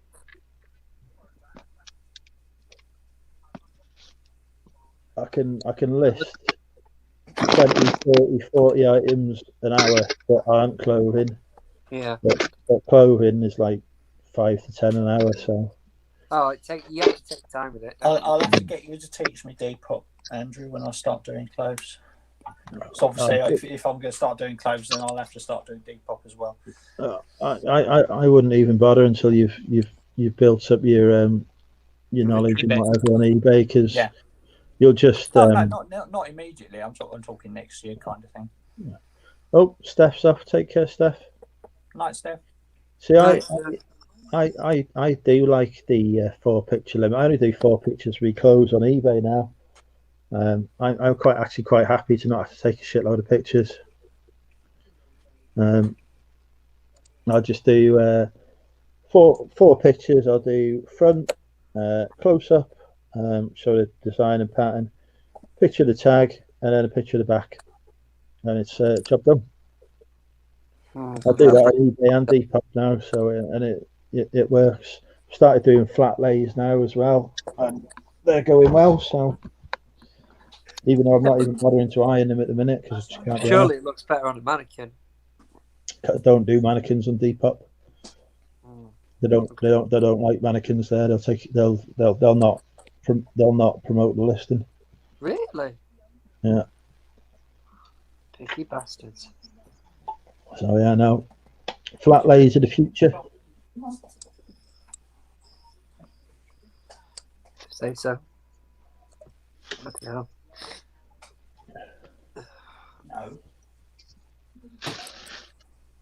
So what do you guys have tomorrow? So you said the whole country is raining tomorrow? Well, it is down here where I am. Yeah, so it's pretty much and chill all day. There's like 40%. I'm having a day off because I've worked pretty much solid for the last 6 weeks. Have you? Wow. That's what's good about the. That's what's good about the estate sales, is because they're usually in the house. So this way, you know, like you guys. Did you guys see me when I went in that house? No. I'm trying to see. I don't remember who's where. But you saw me in the thrift store. That was that yesterday? Was it already? Was it only a day ago? You're always in the thrift store. Or getting food. Well, no, the other one, the small. No, that's usually. You see me in the big thrift store. That's called the American Thrift. That's a large thrift store. The other one is the small one. I call her Consuela. Consuela. Here. So Consuela, you know, she's the one that doesn't really know about like brand names or anything. So, but it's very hard to shop in her store because everything is in piles. It's really not, and anything that's on a rack, the rack is so tightly packed. So you really when you leave her store, you're sweating, you know, because it's so much work. But she's a nice lady. She's working there 7 days a week, you know, day and night, you know. Yeah. just trying to make a living, just like me. Which I don't even know if she knows I resell. I just, but everything there is a couple dollars because there's a thrift store across the street where everything's $1 or $2. So, Where's she getting it from? Is it donations? that's the thing is I have no idea where she's getting that shit from. But back of a lorry. some of these people they get stuff you're like but it's not like you said. It's not a charity. It doesn't say charity. Like the one across the street is a church. So obviously the money is supposed to go to the Holy Redeemer Church. Nightcap. But they have the old ladies working in there. But I think they're workers. They're not just volunteers. But they do have some volunteers. I hope. But actually, you okay, buddy? He's got COVID. Oh. But I did find something that said "Made in England," and I almost bought it, but the reason why I didn't, it was like a wax cotton jumpsuit, okay, and it was like that barber material, like that, like. So you're that telling wax me you didn't pick up a made in England wax item? Why the fuck not? Because my hands, when you put your hands on it, the hands were filthy. Because it was called Ket Products, K-E-T-T, Ket Product. You ever heard of that? Yeah, they make horse tranquilizers.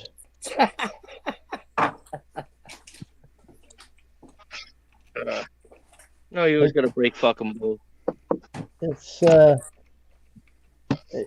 worth picking up and giving a clean up. Yeah. No, but I'm saying they always feel. Damien knows what I'm talking about. Like they always feel dirty. That's just how they feel. Yeah. You know what I mean? You put your hand on it, and it's like gross.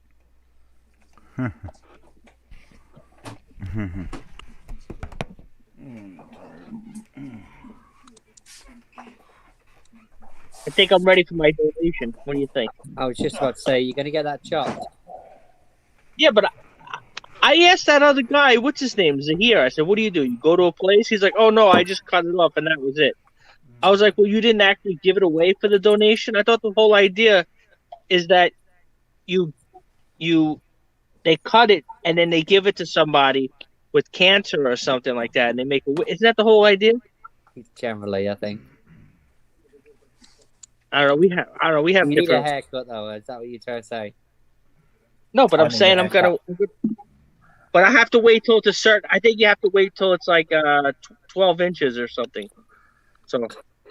If you're waiting for 12 inches, you're waiting for a very long time. It doesn't happen that often. Bobby, even I won't get the full foot.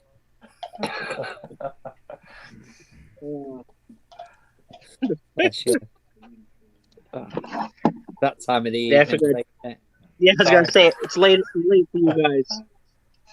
I'm just starting to work. You guys are starting to ready to hit bed. I'm just thinking, little man levels awake at blooming 7:30 or 6:30. Sorry. Where's PvP gone? Very quiet. He's probably still coughing. Yeah. Oh, was that him coughing? If PvP has died midstream, this is not going to be good. You don't hear anything. This too. Dedicate the show to him. This is pretty cool. It's called Como Sport. Did you ever hear this? No. I've heard of Perry Como. Yeah. It says made in Italy, and it was only $3 at the. It's a nice looking shirt. Is that Lake Como? Lake Como. That's yeah. Northern.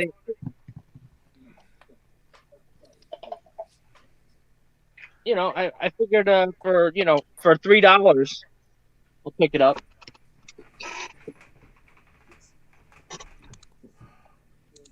What else? A snuff string.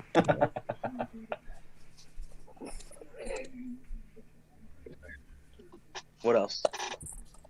All right, guys, I got to get back to taking pictures. I got to get this stuff listed. This Cuccinelli. All right, take care, mate. All right, mate. Take care. Have a good day. Cheers. Enjoy. Cheers.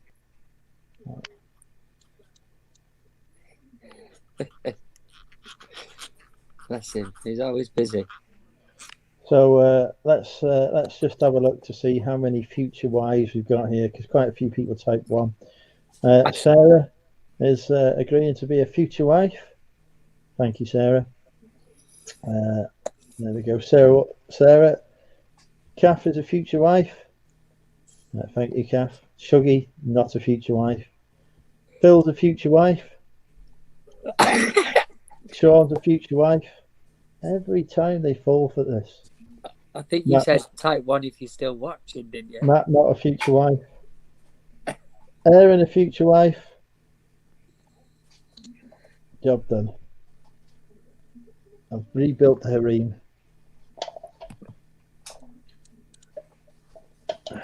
I'd say she's on again, is she? Hello, Kitty.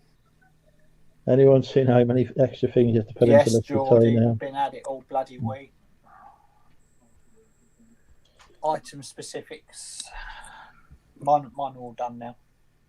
Sarah is very sad that she can't be my future wife, apparently. It's okay, Sarah. There's still time.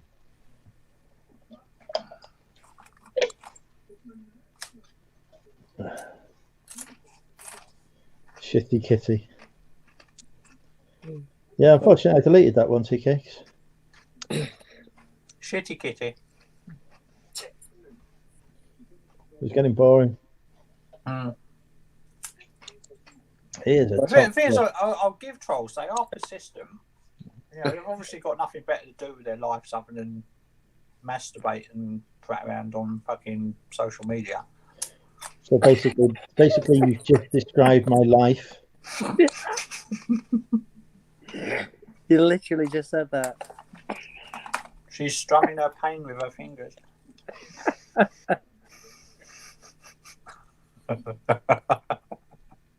Sarah wants to adopt back. Do you not want to adopt me as well? I've had a few drinks now for the first time. Don't worry about PvP. It's okay. He has commented in the chat. He's just coughing a bit, but he'll be okay. He'll be back in a bit. The private chat that you guys can't see, but we can, because we have our own special chat as live streamers. He's very tired. He needs to go to bed. I'd like to get out of that. There we go. So what's your plans tomorrow, Andrew? Well, Damien pretty much summed it up in an eloquently put sentence. I'm going to masturbate and piss about on social media a lot.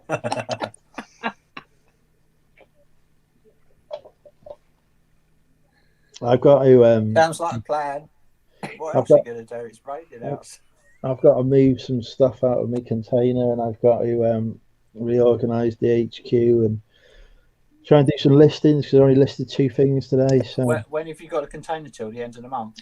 No, I gave him 25 quid and said I'd be out on Tuesday. Tuesday? Well, that's not giving yourself long, is it? How much you got in there? Well, I've already started shifting it out. It won't. Okay. It won't take. It's a day's work, but I'll do it over the next 4. I gave my notice for my containers today. They haven't texted back to acknowledge. It usually takes them about 4 or 5 days to answer a text that I send him. Yeah. Mind you, how long have you been in that container now then? I got the container on the 1st of March last year. I was going to say, it's only been about a year or so. Because it was because the other one before didn't have electric, did it? Yeah, because the first one didn't have electric, so in June or July I moved into one with electric. And I've just outgrown it. It's just I'm tripping over it every time I go in. I'm tripping over my lights. I'm tripping over stock. I'm tripping over boxes. I've got nowhere to put stuff. Was it full when you moved when you first moved in? Had you filled it, or was it loads of space left? I had a fair amount of space. I mean, I did video it all, so that if you go back and look at the video, yeah, I can't remember. I think vlog thing. Here he is now, trying to get his views up. What? A couple of years. Take- But it's it's like about going in. It was like I was running out of space at the end of the season last year, but it was the end of the season, so obviously, over the It's down. rest of the year, I was making space, but but now I filled it up again already, and we're only a month into the season. And I'd asked for a second unit because the plan was to have a second unit at the site where I am now, and just have sort of like one to work out of and one to store stuff. It's like a goods in and a goods out kind of thing. But I put in for that in February, and he said, right, there'll be about a 3-month waiting list, so that would take us up to May. So I messaged him again at the end of April and said, okay, how are we doing? Give me an update. How long? He says, like, nobody's moved out. It's still a 3-month wait. So I could potentially be looking at August. It's like, I can't do that. So I've been looking at other places, and I found a place that, you've seen the video in the group? Yeah, I've seen it's it. really nice. So all in all, it's about 400 square feet. About 370, not including the bathroom. So I've got 2 rooms. So I think what I'm going to do is I'm going to have the main room as soon as you walk through the door as sort of a work area. So I'll have the photography station and packing station in there somehow. And I will have sort of like a warehouse in the back room. Yeah. And just have rows and rows of racking. I figured that I can fit another 10 full size, sort of 90 by 45 by 180 racks in there. Is it going to cost you a fair whack more then, or? Yeah, but what I could do, I can buy racking bit by bit. I don't have to buy all at once. I can buy just a couple of racks when I move in. Yeah. And then just buy, like 2 or 3 a month. So, I'm looking for racking that's, like it's going to be always in stock for, like continuing for the next few months, because because I've got a mixture of racking as it is. So I would like to find a racking system that I can, continue and have the same size, so I can keep it quite uniform. I can add to it over the course of the summer as as I buy stock and I make profit, and I can say, right, okay, this month I'll buy another 3 Invest racks. in more. Rather than buying it all at once, because most of it will be empty for the time being. As long as I can buy a couple of racks to start with, and then just grow it over the summer. I've got a rough plan of how I want it laid out. But yes, so the back room will be where the kitchen unit is, and all that will just be a row of shelves along the back wall. I'll have probably have the office desk in there with a computer in the corner. I'll have to run an extension lead down because there isn't any plug sockets on that side of the room. They're all on the other side of the room.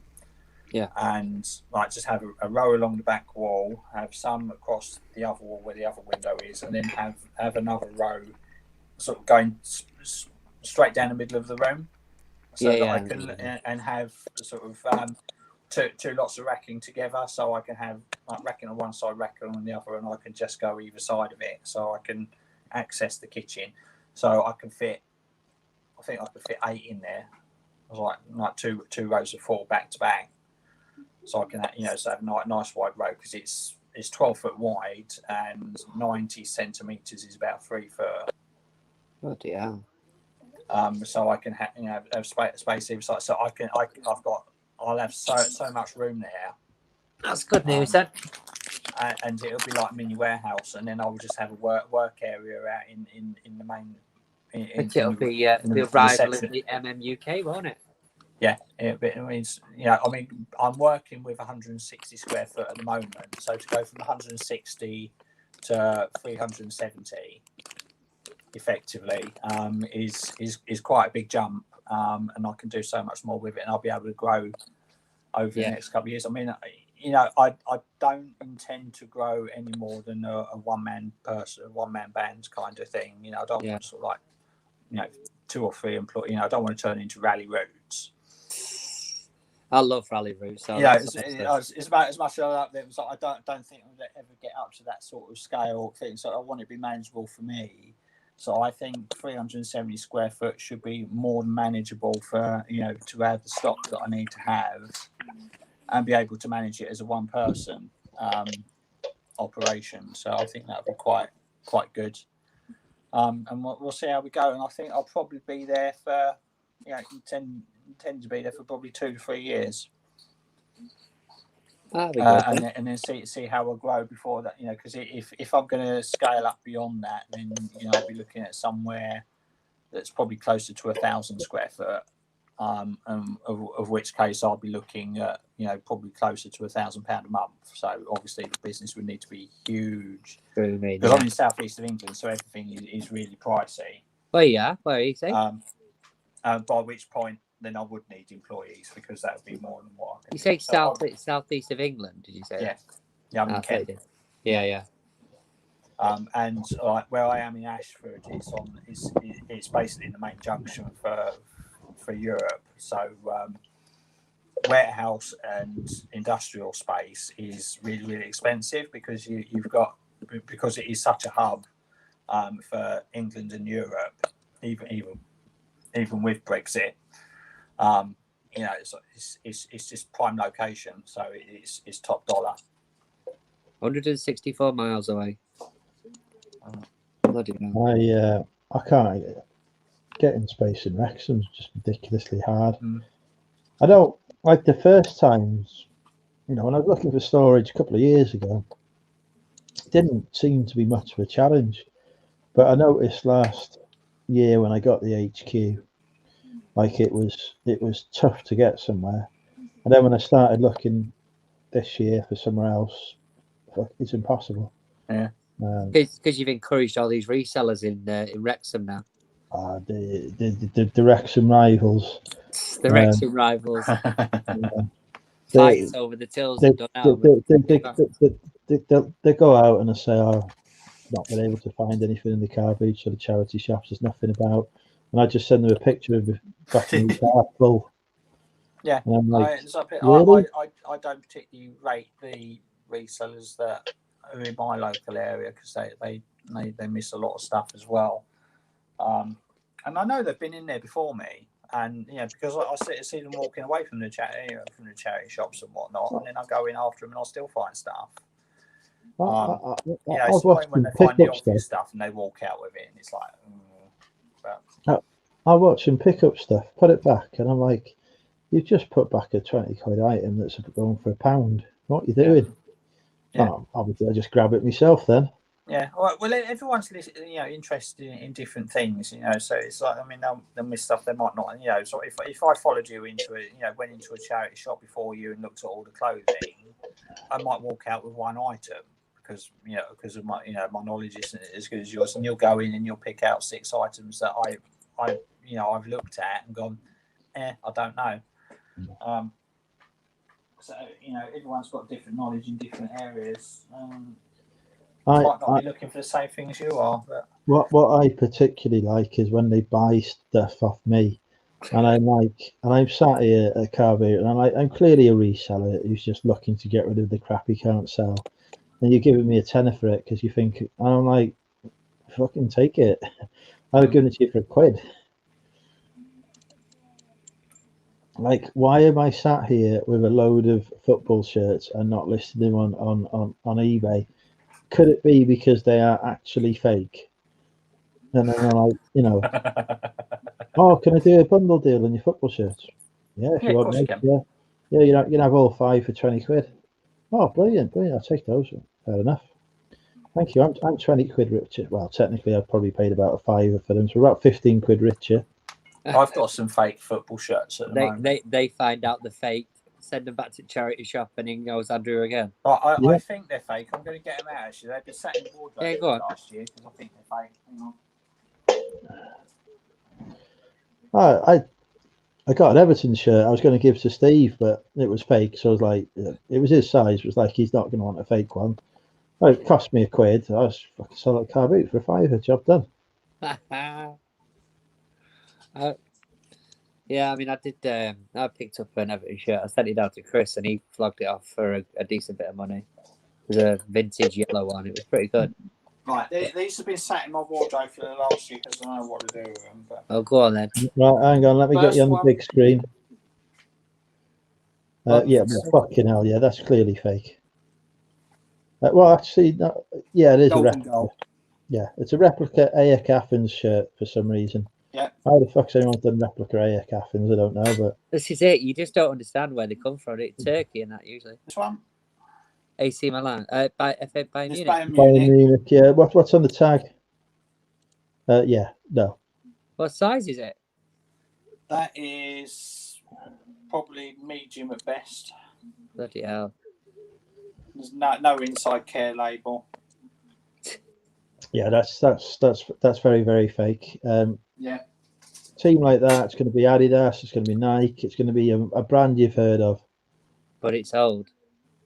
Oh, okay. Yeah, is that Valencia? Right. Yeah, it looks like Valencia. It's still fake. I don't even need to see the tag to know that. Sport. Whatever, fair size. It's the effort they've gone to actually put a sponsor on. Yeah. Yeah, I was sure they were fake, but you know, they're just. I need to take the Facebook group. You could probably sell those in wavy garms on Facebook for about 15. Probably. I mean, but yeah, these I picked up well over a year ago, so it's only when I was a beginner reseller. But I picked them up just because they were. You could probably still get about 15 quid each for them, but really? Yeah. But there's a market. Unofficial channels. There's a market for replica football shirts. Hi, Lainey. Oh, it's Lainey, yeah. Oh, hey, Lainey.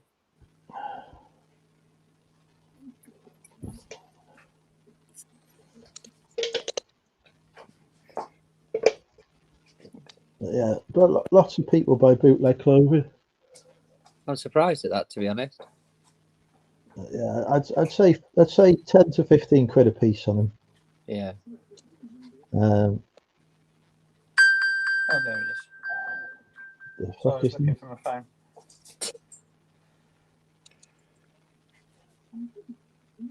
What makes it fake? It's the fact that it's got no actual brand on it at all, Sean.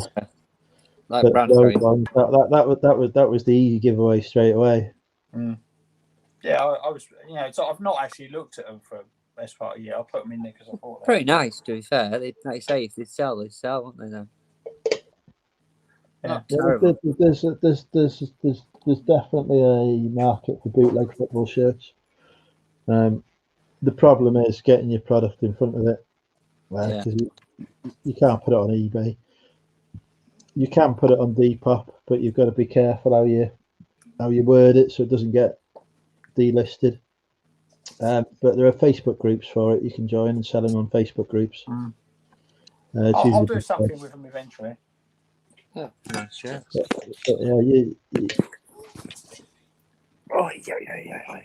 Or just sell them at the car boot like I do. Just an unsuspecting person that wants to give you 20 quid a lot. Yeah. I'm starting to pick out the newbie resellers now at food fairs this year. The ones that, you know, it's like, yeah, I remember being you like a year and a half ago.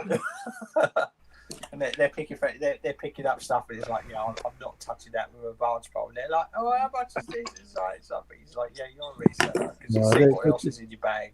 They're walking around with a pile of board games, and they've got like a fucking Twilight scene it and stuff in it. And just thinking for I had the Twilight scene. I actually made profit on my Twilight scene. I bought it for £2 and I sold it for 6. Fucking teabag monkeys, what they call the teeth are with it. I'll tell you. Yeah, but you can see that it's like yeah, you're a newbie. Yeah, it's like I remember being you like a year and a half ago. But, yeah.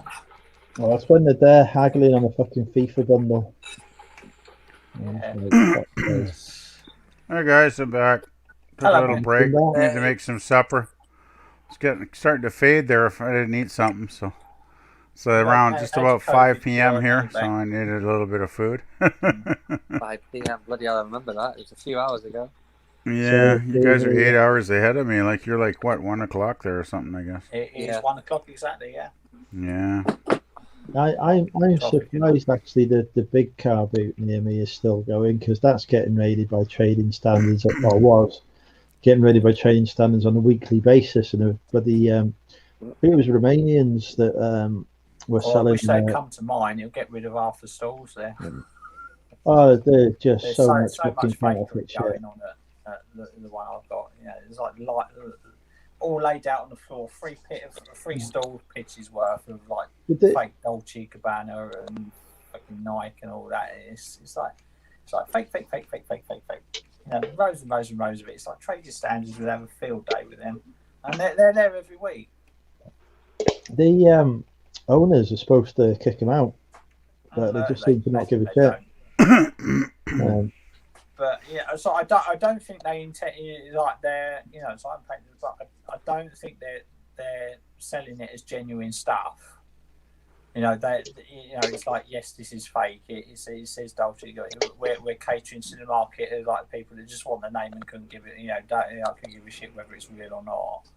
But the sort of stuff that trading standards will still say no, fuck off, go on. We're confiscating all your stuff. You're not selling this. It's not genuine. But everybody goes and knows it's fake. How fucking bitch cunt. What? The cat's just dug a closet. Like the kit's just gone right on attacking. She's playing with the seat, and the closet just gone in my feet. There's a loving father there. Called her a fucking bitch. I've got scratched. I call it worse than that. Fucking bitch. The claws really. Kittens have really, really sharp claws. It was like. I apologise for my language, ladies. Wait until the C word is not appropriate. When Barty was a fucking puppy, he was like a fucking piranha with his teeth. Jesus Christ! Oh, it was fucking awful. Yeah, it's like oh, that sounds bad. Oh, I was bleeding every day. Jesus. He was teething, and he was using me as his fucking. Maybe you should have got him like a chew toy or something there, Andrew. He had plenty of chew toys, but it doesn't. Yeah, but they were all you. Puppies are gonna bite. It's just what happens. Oh God. Oh well. Luckily, he's past that stage now. Yeah, he doesn't.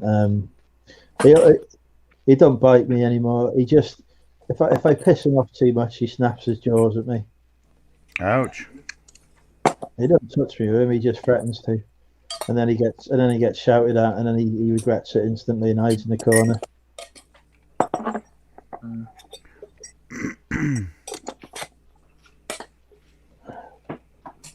Happy birthday tomorrow for PvP, I believe.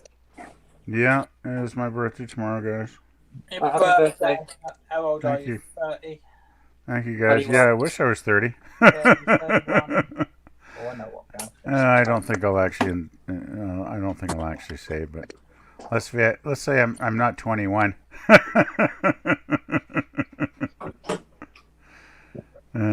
Wish I had the eternal 21st birthday though. That would be nice.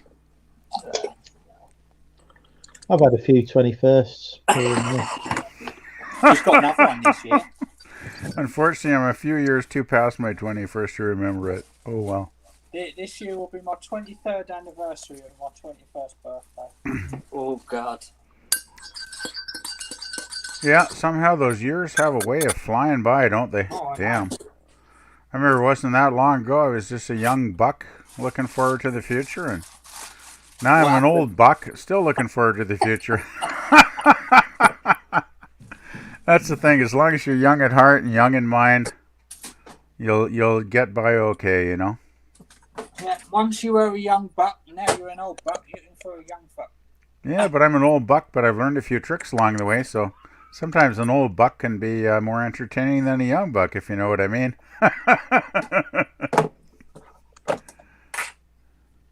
It's all about your attitude, right, guys?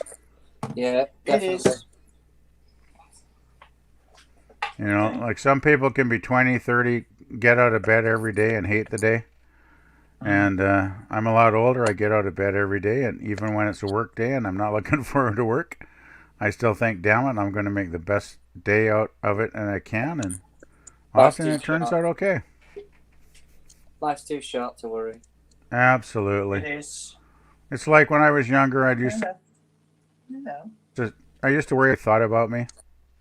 You know, those kind of days when you're thinking, and like I realized years ago that, you know, who gives a damn what anybody thinks about you? The only people that matter are the people you care about, right? Yeah, exactly. So You know.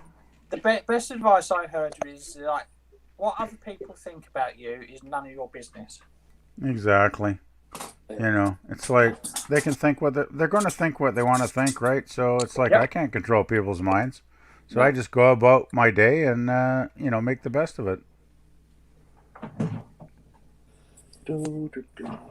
Luckily, though, here on YouTube, I found a lot of great people that, you know, I can share my thoughts with. Andrew's counselling sessions on a Friday. Yeah, Andrew's stream's always fun. Lady wants to know if you've recovered from the banish bin. I wanted to make sure I hadn't upset her, to be honest. I was getting a bit heated at one point. It's if you want to upset her, try and banish onions. I remember watching a bit of that. That was pretty funny. I don't actually have any onions at the moment. Oh, she has me on there, to be honest. I do have a bag of onions in the kitchen, actually. Much to Andrew's horror, I'm sure. Do do do do do do do do do do.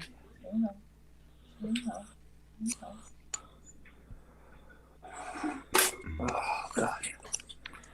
Need a cup of tea. That is a nice mug. Yep, it's a some good friends of ours. That's a huge bloody mug. Jesus, how much does that hold? That must be like 2 cups. There's a cookie in Hayden's mug. Damn, I need to get something that size for my tea in the morning. I picked up one the other day for the Star Wars one, but Cool. I think it's just a little bit too big. So, I don't know if you can see that. Yeah. Okay. But I was like, I want that for £1. I wonder if that's worth anything. My feet. Star Wars can be popular. Give you an Looks idea like a what recent that mug, one though. looks like. Yeah. So in comparison, this is massive. Wow, that is big. Yeah, I don't have any mugs that big. Oh yeah, I think that's a bit too big for me, that one. I don't know, I might have to get rid of it. Well, there should be a market for it somewhere on eBay, I would think. It's Star Wars, but I don't know the name of this character. It looks very, very recent, like within the last 10 years or so. Awakenings. Yeah, that's Andrew, pretty do you recent. remember that one? That's my mug. If you had the vintage stuff. Oh, okay, there you go. For fuck's sake, If you why had have vintage none Star of you- Wars, it'd be real Why money. have none of you got a fucking Monumental UK mug? I didn't even know they were a thing, to be honest. I It's didn't a even know they fucking old existed. merchandise store that I run. Jesus Christ. You need to You- put a you link. don't advertise You need to your put a store. link under your videos. Fucking unbelievable. Why don't you put a link to it in the chat room? You don't advertise your store at all. Just advertise. Advertising pays, as they say. That's why eBay never advertises, because they don't give a damn about making money for their sellers. Seriously, you guys ever see an eBay ad? I never see them here in Yeah, Canada. we got loads, like every fucking week. Oh, God. I haven't seen an eBay ad on the TV in about 4 years. It's They've shocking. increased quite a bit. The advert at the start of this stream was a Vinted advert. No, I mean on the TV, though. Like at Christmas time on the TV, Yahoo will be running a bloody ad on every channel, like every 15 minutes, right? We've had him a lot recently, to be fair. Jeez, we never get them here. Very Maybe our market's too small. I don't know. Some biscuits. Is the Canadian market bigger than the UK market, or UK Oh, market hell bigger than no. the I Canadian? mean, I just filled about my 5 census. people. I just filled my census form in a couple of days ago because the 11th was the deadline to go online and fill it in, right? And I think the last census we had like 4 years ago, Canada was just under 36 million people in total. Oh, so And you guys are like what, 65 million? Yeah, 65, 66, something like that. Yeah, so you guys are all, like almost double of what we are. Mm. So I would imagine though, in 4 years, from 36. Yeah, I imagine we've added a couple of million, babies by that time, probably.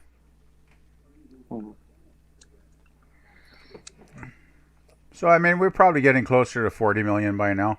Still, Canada's a very tiny population compared to a lot of countries. Which is fine with me, because I like being in a large country with, not too many people to crowd around. Especially with COVID, it's been all right. Yeah, it's ideal at the minute, isn't it? No, totally.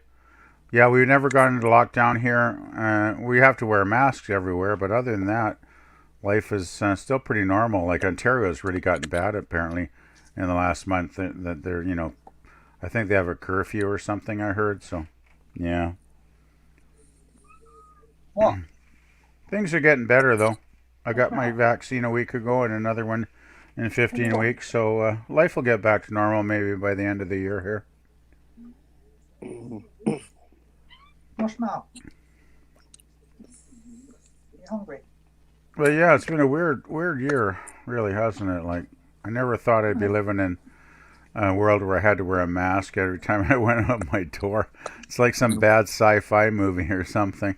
You're talking like 14, 15 months, aren't you? But yeah, it seems a lot bloody. It's gone quick, but it seems longer. It's been about 14 months. Like, I remember I got my job February 2020, and I worked for 7 weeks, and my office closed around the third week of March because my boss just thought it was too scary to keep everybody in the office. Really? I had 10 and a half weeks. I was off work, unemployed. Luckily, the federal government here bailed people out, and there was a program to help people survive during those months. But yeah, it was weird, right? I mean, yeah, it's been a weird 14 months. Yeah, if we have another major lockdown next winter, I might qualify for government support now. Yeah, jeez, I hope we don't have to lock things down. I hope life gets back to normal. I really do. I mean, as wonderful as YouTube is to, chat with everybody and have a great time, it would be nice to, be able to go out and meet people, in like the quote real world kind of thing. No, it wouldn't. I don't like people. Well, I'm thinking of ladies, basically. I get annoyed. I'm tired of being alone. Being alone sucks. It was like everybody on Monday. It was like, oh, you're allowed to hug everybody now. It's like, no, go away. Fuck no. I ain't fucking hugging no one. Yeah, if I meet the right lady, I would definitely hug her. Oh, well. Yeah, I've had a few people at work say that about hugging on Monday, and I'm like, no, you're all right, thank you. Yeah. Let's not do fucking hugging, thank you. Okay, no hugging. Andrew, that's on my local buy smell group. Oh God, what's this? Calax. Ooh, that's a nice shelf. Hey, I got a shelf just like that in my room here. Good price, Andrew. How much is that? £60 for a 16 storage. That's about right. That's about right. I got one on sale for around $98 about 4 years ago. It's like 18 shelves, right? Yeah, that's a great storage unit. 16 square. Yeah, 4x4. I got one here right in my room. Actually, it's a really good unit. Actually, looks like the same one. I've got space to put a Calax, actually. What would you be storing in that though? I mean, it's only. Oh, the one I've got, it's great because it's like 12 and a half inches or whatever, so you can put like vinyl records and stuff in it. It's really tall. So you can basically put anything in it. Books, records. Yeah, the squares are 13 by 13. Yep, that sounds exactly what I've got. Yep. It's a really good. Bigger one. Yeah, it's really, it's huge. So you can put 12-inch by 12-inch cubes in it. Yeah. It's a huge storage unit, yeah. It's a great unit for the price, though. I mean, it's a bargain for the price, I think. Yeah, it's IKEA. IKEA. Yeah, I didn't get mine at IKEA. I got mine at. Somebody's selling theirs. I got mine at one of the local hardware stores about 4 years ago. Looks very similar, though. Taking the £402.69 from me. What's that? Just emailed me. What? That 400 quid that they were going to take May the 6th, they've just gotten round to taking. Oh, only 2 weeks late. Oh, fucking unbelievable. So that's 402 quid gone out my bank account. Ouch. Andrew, To be send me fair, a you link have for that actually merch, spent will the you? money though. It's in the chat. Yeah, I'm on StreamYard. Hang If you on. got it, just send it me in Messenger, will you? I'll have a look at that. All right, 2 secs. I need to fill in my tax declaration on that actually as well. Keep paying tax to Germany. Bloody hell. Do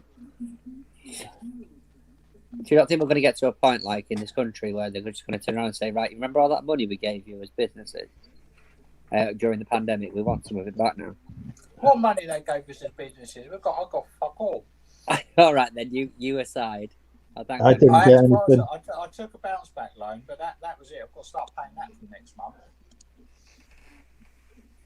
Yeah, but that was it. I mean, there's supposed to be another grant coming in this month for all the ones that were, only had their first tax return last year. But nobody's mentioned anything about that in the last couple of months, so I don't know what's happening with that. Yeah. Supposed to be getting a recognition last year. I think I'll qualify for about 20 quid. Yeah, hard to predict what the government will do. But I think my income was low enough last year where I won't have to pay too much back. They're not covering that in the media or anything like that. So, because everything's practically opened back up again. Yeah. But yeah, there's supposed to be a third wave of grants going out. But we'll see what happens we now when all the technically sporting qualify opens. for. But silly me for investing all my profits in my first year of trading back into my business. What's the worst that could happen? Turnover. If I was on turnover, I'd probably be able to get a couple of grand out of them. But I was spending all my money on stock. Do you think because you took that little bit of a break over the Christmas period time, do you think you sort of missed a trick there when you were, like with the amount of stock you've got now and the build up and the fact that you need a bigger place? No, it's fun. I mean, Q4 wasn't as great as it could. Fuck off, go away. I know, but you're talking about obviously when you were expecting it to sort of the stuff that you were stocking up on, you were expecting it to sort of go back out the door, Q4 say. But obviously, you were taking a little bit of a break. Right in Q4. I mean, all the stuff that I had sold. I mean, I haven't got anything left over that I was expecting to sell in Q4. Yeah. I mean, I just, I wasn't particularly all that, well mentally. No, I understand that. Yeah. Over Christmas, because it was like just in the depths of the lockdown. Yeah, I get that, mate. So I didn't give Q4 my full attention. I mean, so it was, when January is your best month of Q4. It's like, something's gone wrong there when January's better than you October, November, December. I mean, December was crap anyway because just the way Christmas fell. Yeah. And the postal dates, so you got to about the 14th, 15th of December, and it was like, well, that's the last post, so nothing's going to arrive after Christmas. I think it'll be similar this year as well. Yeah. Just because of the way the dates fall. So December was the worst month out of 3. Mate, the Royal Mail was ridiculous. So yeah, I was starting to run out of stock anyway. So I was still running, and I was just going through emotions, and it was I get it, mate. My full attention, but I did all right. Yeah. But this year I'll be pushing Q4 as much as possible, and I've got Q4 in my mind already. I mean, Q4 was less than 6 months away. Bloody hell, yeah. Don't. Yeah, it's hard to believe how fast this year's going, isn't it? You need to start thinking about Q4 in about April, May. It's crazy, isn't it? Because almost half the year what the gone. big retailers do. They're buying all their Christmas stock now. Yeah. As soon as Easter gets out of the way, they're buying their Christmas stock. They're deciding what they're going to carry in their stores for Christmas. What the big toy is going to be for this year. All that sort of thing. How many Christmas trees they need to order. They get their orders in now. Yeah, definitely. So we need to do something like, okay, well, what are they? Am I keeping back till Christmas? Yeah, 2021 is flying by. I always buy me winter stock in the summer and my summer stock in the winter because that's when you get the best prices. Yeah, definitely. So I have buy heaters now, buy fans in November. I've got about 50 kilos of summer stock I still need to work through and list at the minute. And I'm already picking up like sheepskin jackets and whatever now that are like £3 or £4 in the charity shops that would be 15, 20, 25 in the Yeah, in winter. 4 months they'll be selling. The ones nearer to me, they tend to put theirs back in the back and just leave it until later when it gets Yeah, colder. that's the trouble. A lot of them will do that, right? Yeah. I go in the back room then and I say, right, I'll tell you what, I'll help you clear some space here. Let's get rid of these, shall we? Andrew goes back in the back room and threatens their lives if they don't give him what he Yeah, wants. they basically say to him, "Who are you? What are you doing here?" Oh God. They did change manager in one of the charity shops that I go in. I didn't realise Oh no. was just there in the back helping myself. Oh jeez. And then this very angry woman.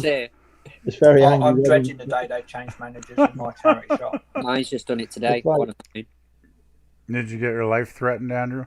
Oh, this very angry woman coming. She's like, "What are you doing? You can't be stealing for charity." I said, "I'm not stealing." Oh my God. I said, "Who are you?" I said, she's like, "Oh, I'm the new manager." I was like, "Oh, right." I said, "I had an arrangement with the old one." I said, "Come here, help myself, and we agree a price and stuff." Oh, I don't know about that. I was like, "Oh, for fuck's sake." I take it didn't go well. I mean, we've got a new charity shop opening soon Oh, in my town, and it's going to be the biggest one of the lot. And they're filling it with stuff at the moment. And I can just about see through the cracks in the paper they've got up at the windows, and I'm going to be down there the minute they open, because there'll be some good stuff there that day, because there always is on the day it opens. See, I've got like, whether it's priced right or not, it's a different story, but they'll have good stuff in there. What's mental for me is that I've got like I've got two, like, and then in the middle there's a British Art Foundation, and they're literally within about 6 shops of each other. And the British Art Foundation is so goddamn expensive. The price difference between these two that are sandwiched, like either side of it, is ridiculous. My British Art Foundation is tiny. My cancer research one is tiny. Yeah. The one that's opening up next week will be the 3rd YMCA in the town. Bloody hell! It's like, I don't understand why they need a 3rd one. I mean, there's one in the town centre which has got really, really poor lighting, really, really poorly staffed by like the people that say, I just say they're not the most switched on of people. It's like, I'm not trying to be rude or anything, but there's no spark in them. They just go for and think that and all the stuff they sell is the really shit stuff. I very, very rarely find anything in it. Every now and again they'll have one item. Yeah. The Ghost Castle game that I found. Yeah, I loved that as a child. And I'll find the occasional DVD box set in there or anything, but very, very rarely do it. They sell really shitty old clothes, really shitty old shoes, a few DVDs, and a lot of bric-a-brac, and and and a few board games that are really, really rubbish and really poor condition, and everything that they sell is is more, not necessarily that it's bad brand or anything. It's just it's in really poor condition. It's like it's been worn for 10 years by the same bloke that's never been to the laundrette. Before he died, and they picked it off his body and put it in a charity shop without washing it. You triggered a few childhood memories the other week. I was watching one of your videos, and you had that Toby Lights. Oh yeah, I've still got that. That's amazing. They were back in the day. I played with that so much. The fact that you've got one complete is brilliant. Yeah, it is complete. I mean, the things don't refresh quite as good as they used to. Yeah, I get it. Yeah.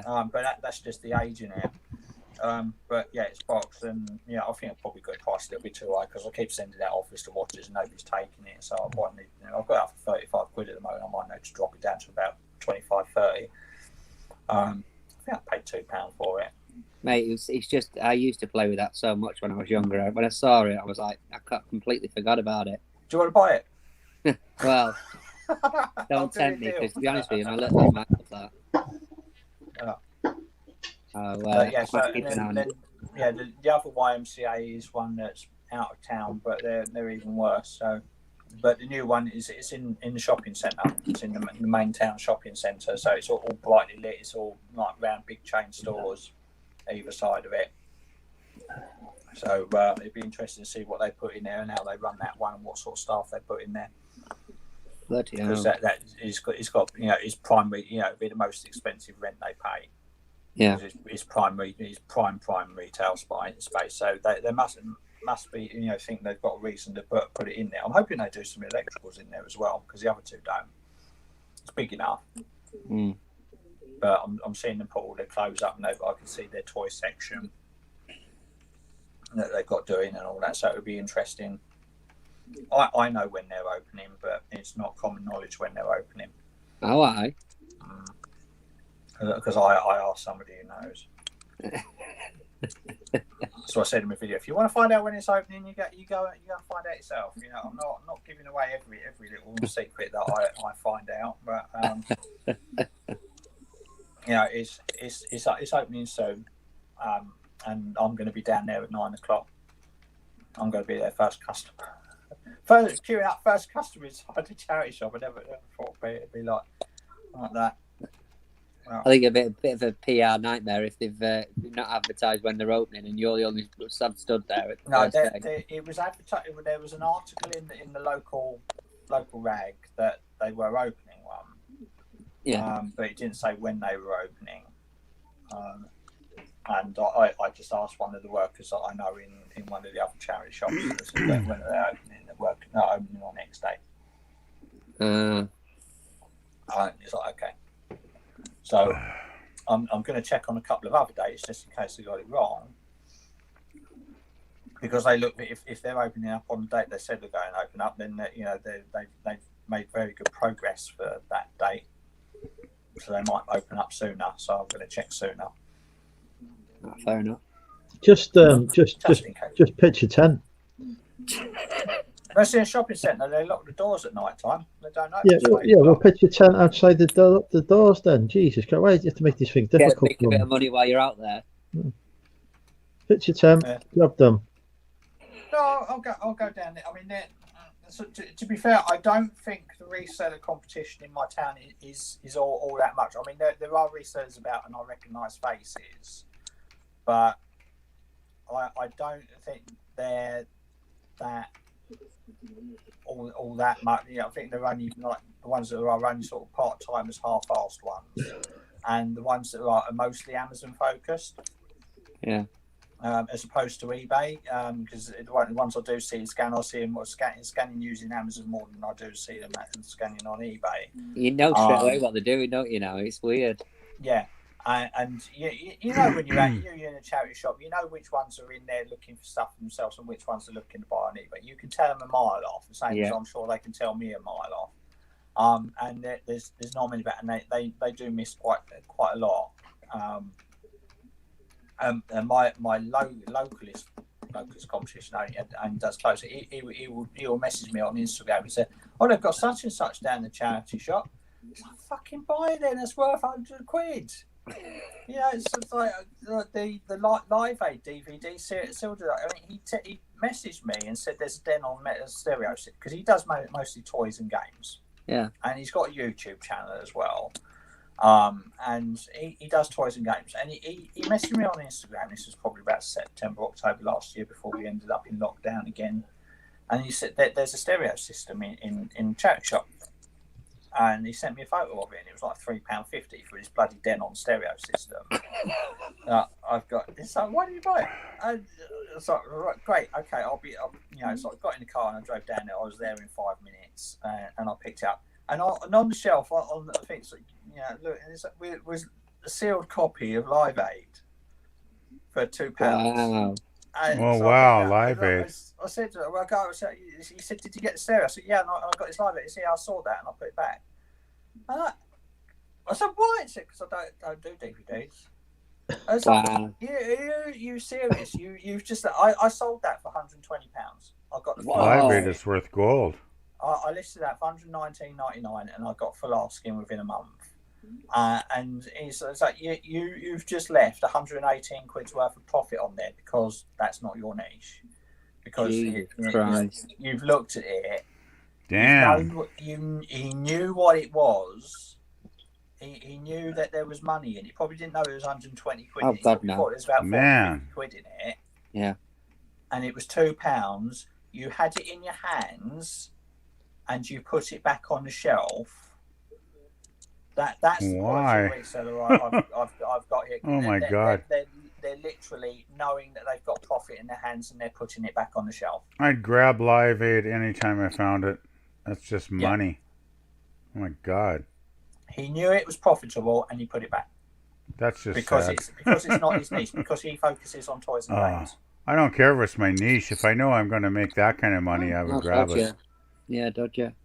Yeah. I mean, you got to go outside your niche once in a while to learn shit anyway, right? That's what it's like. I mean, I'll go RA shopping and there'll be stuff on shelves and I'll pick up, and the stuff will still be there, and nobody else seems to be picking it up. I mean, even those like that Warhammer card game that every reseller in the world picked up. You know the one, Andrew, don't you? It's like they've still got them here. I could still go and be in there now and buy stuff I wanted. And there's other stuff that I've picked up myself, and I will search. If I pick up a good RA item, I will search on eBay by distance. Yeah. So I will see who else is listed around me, and I never find anything.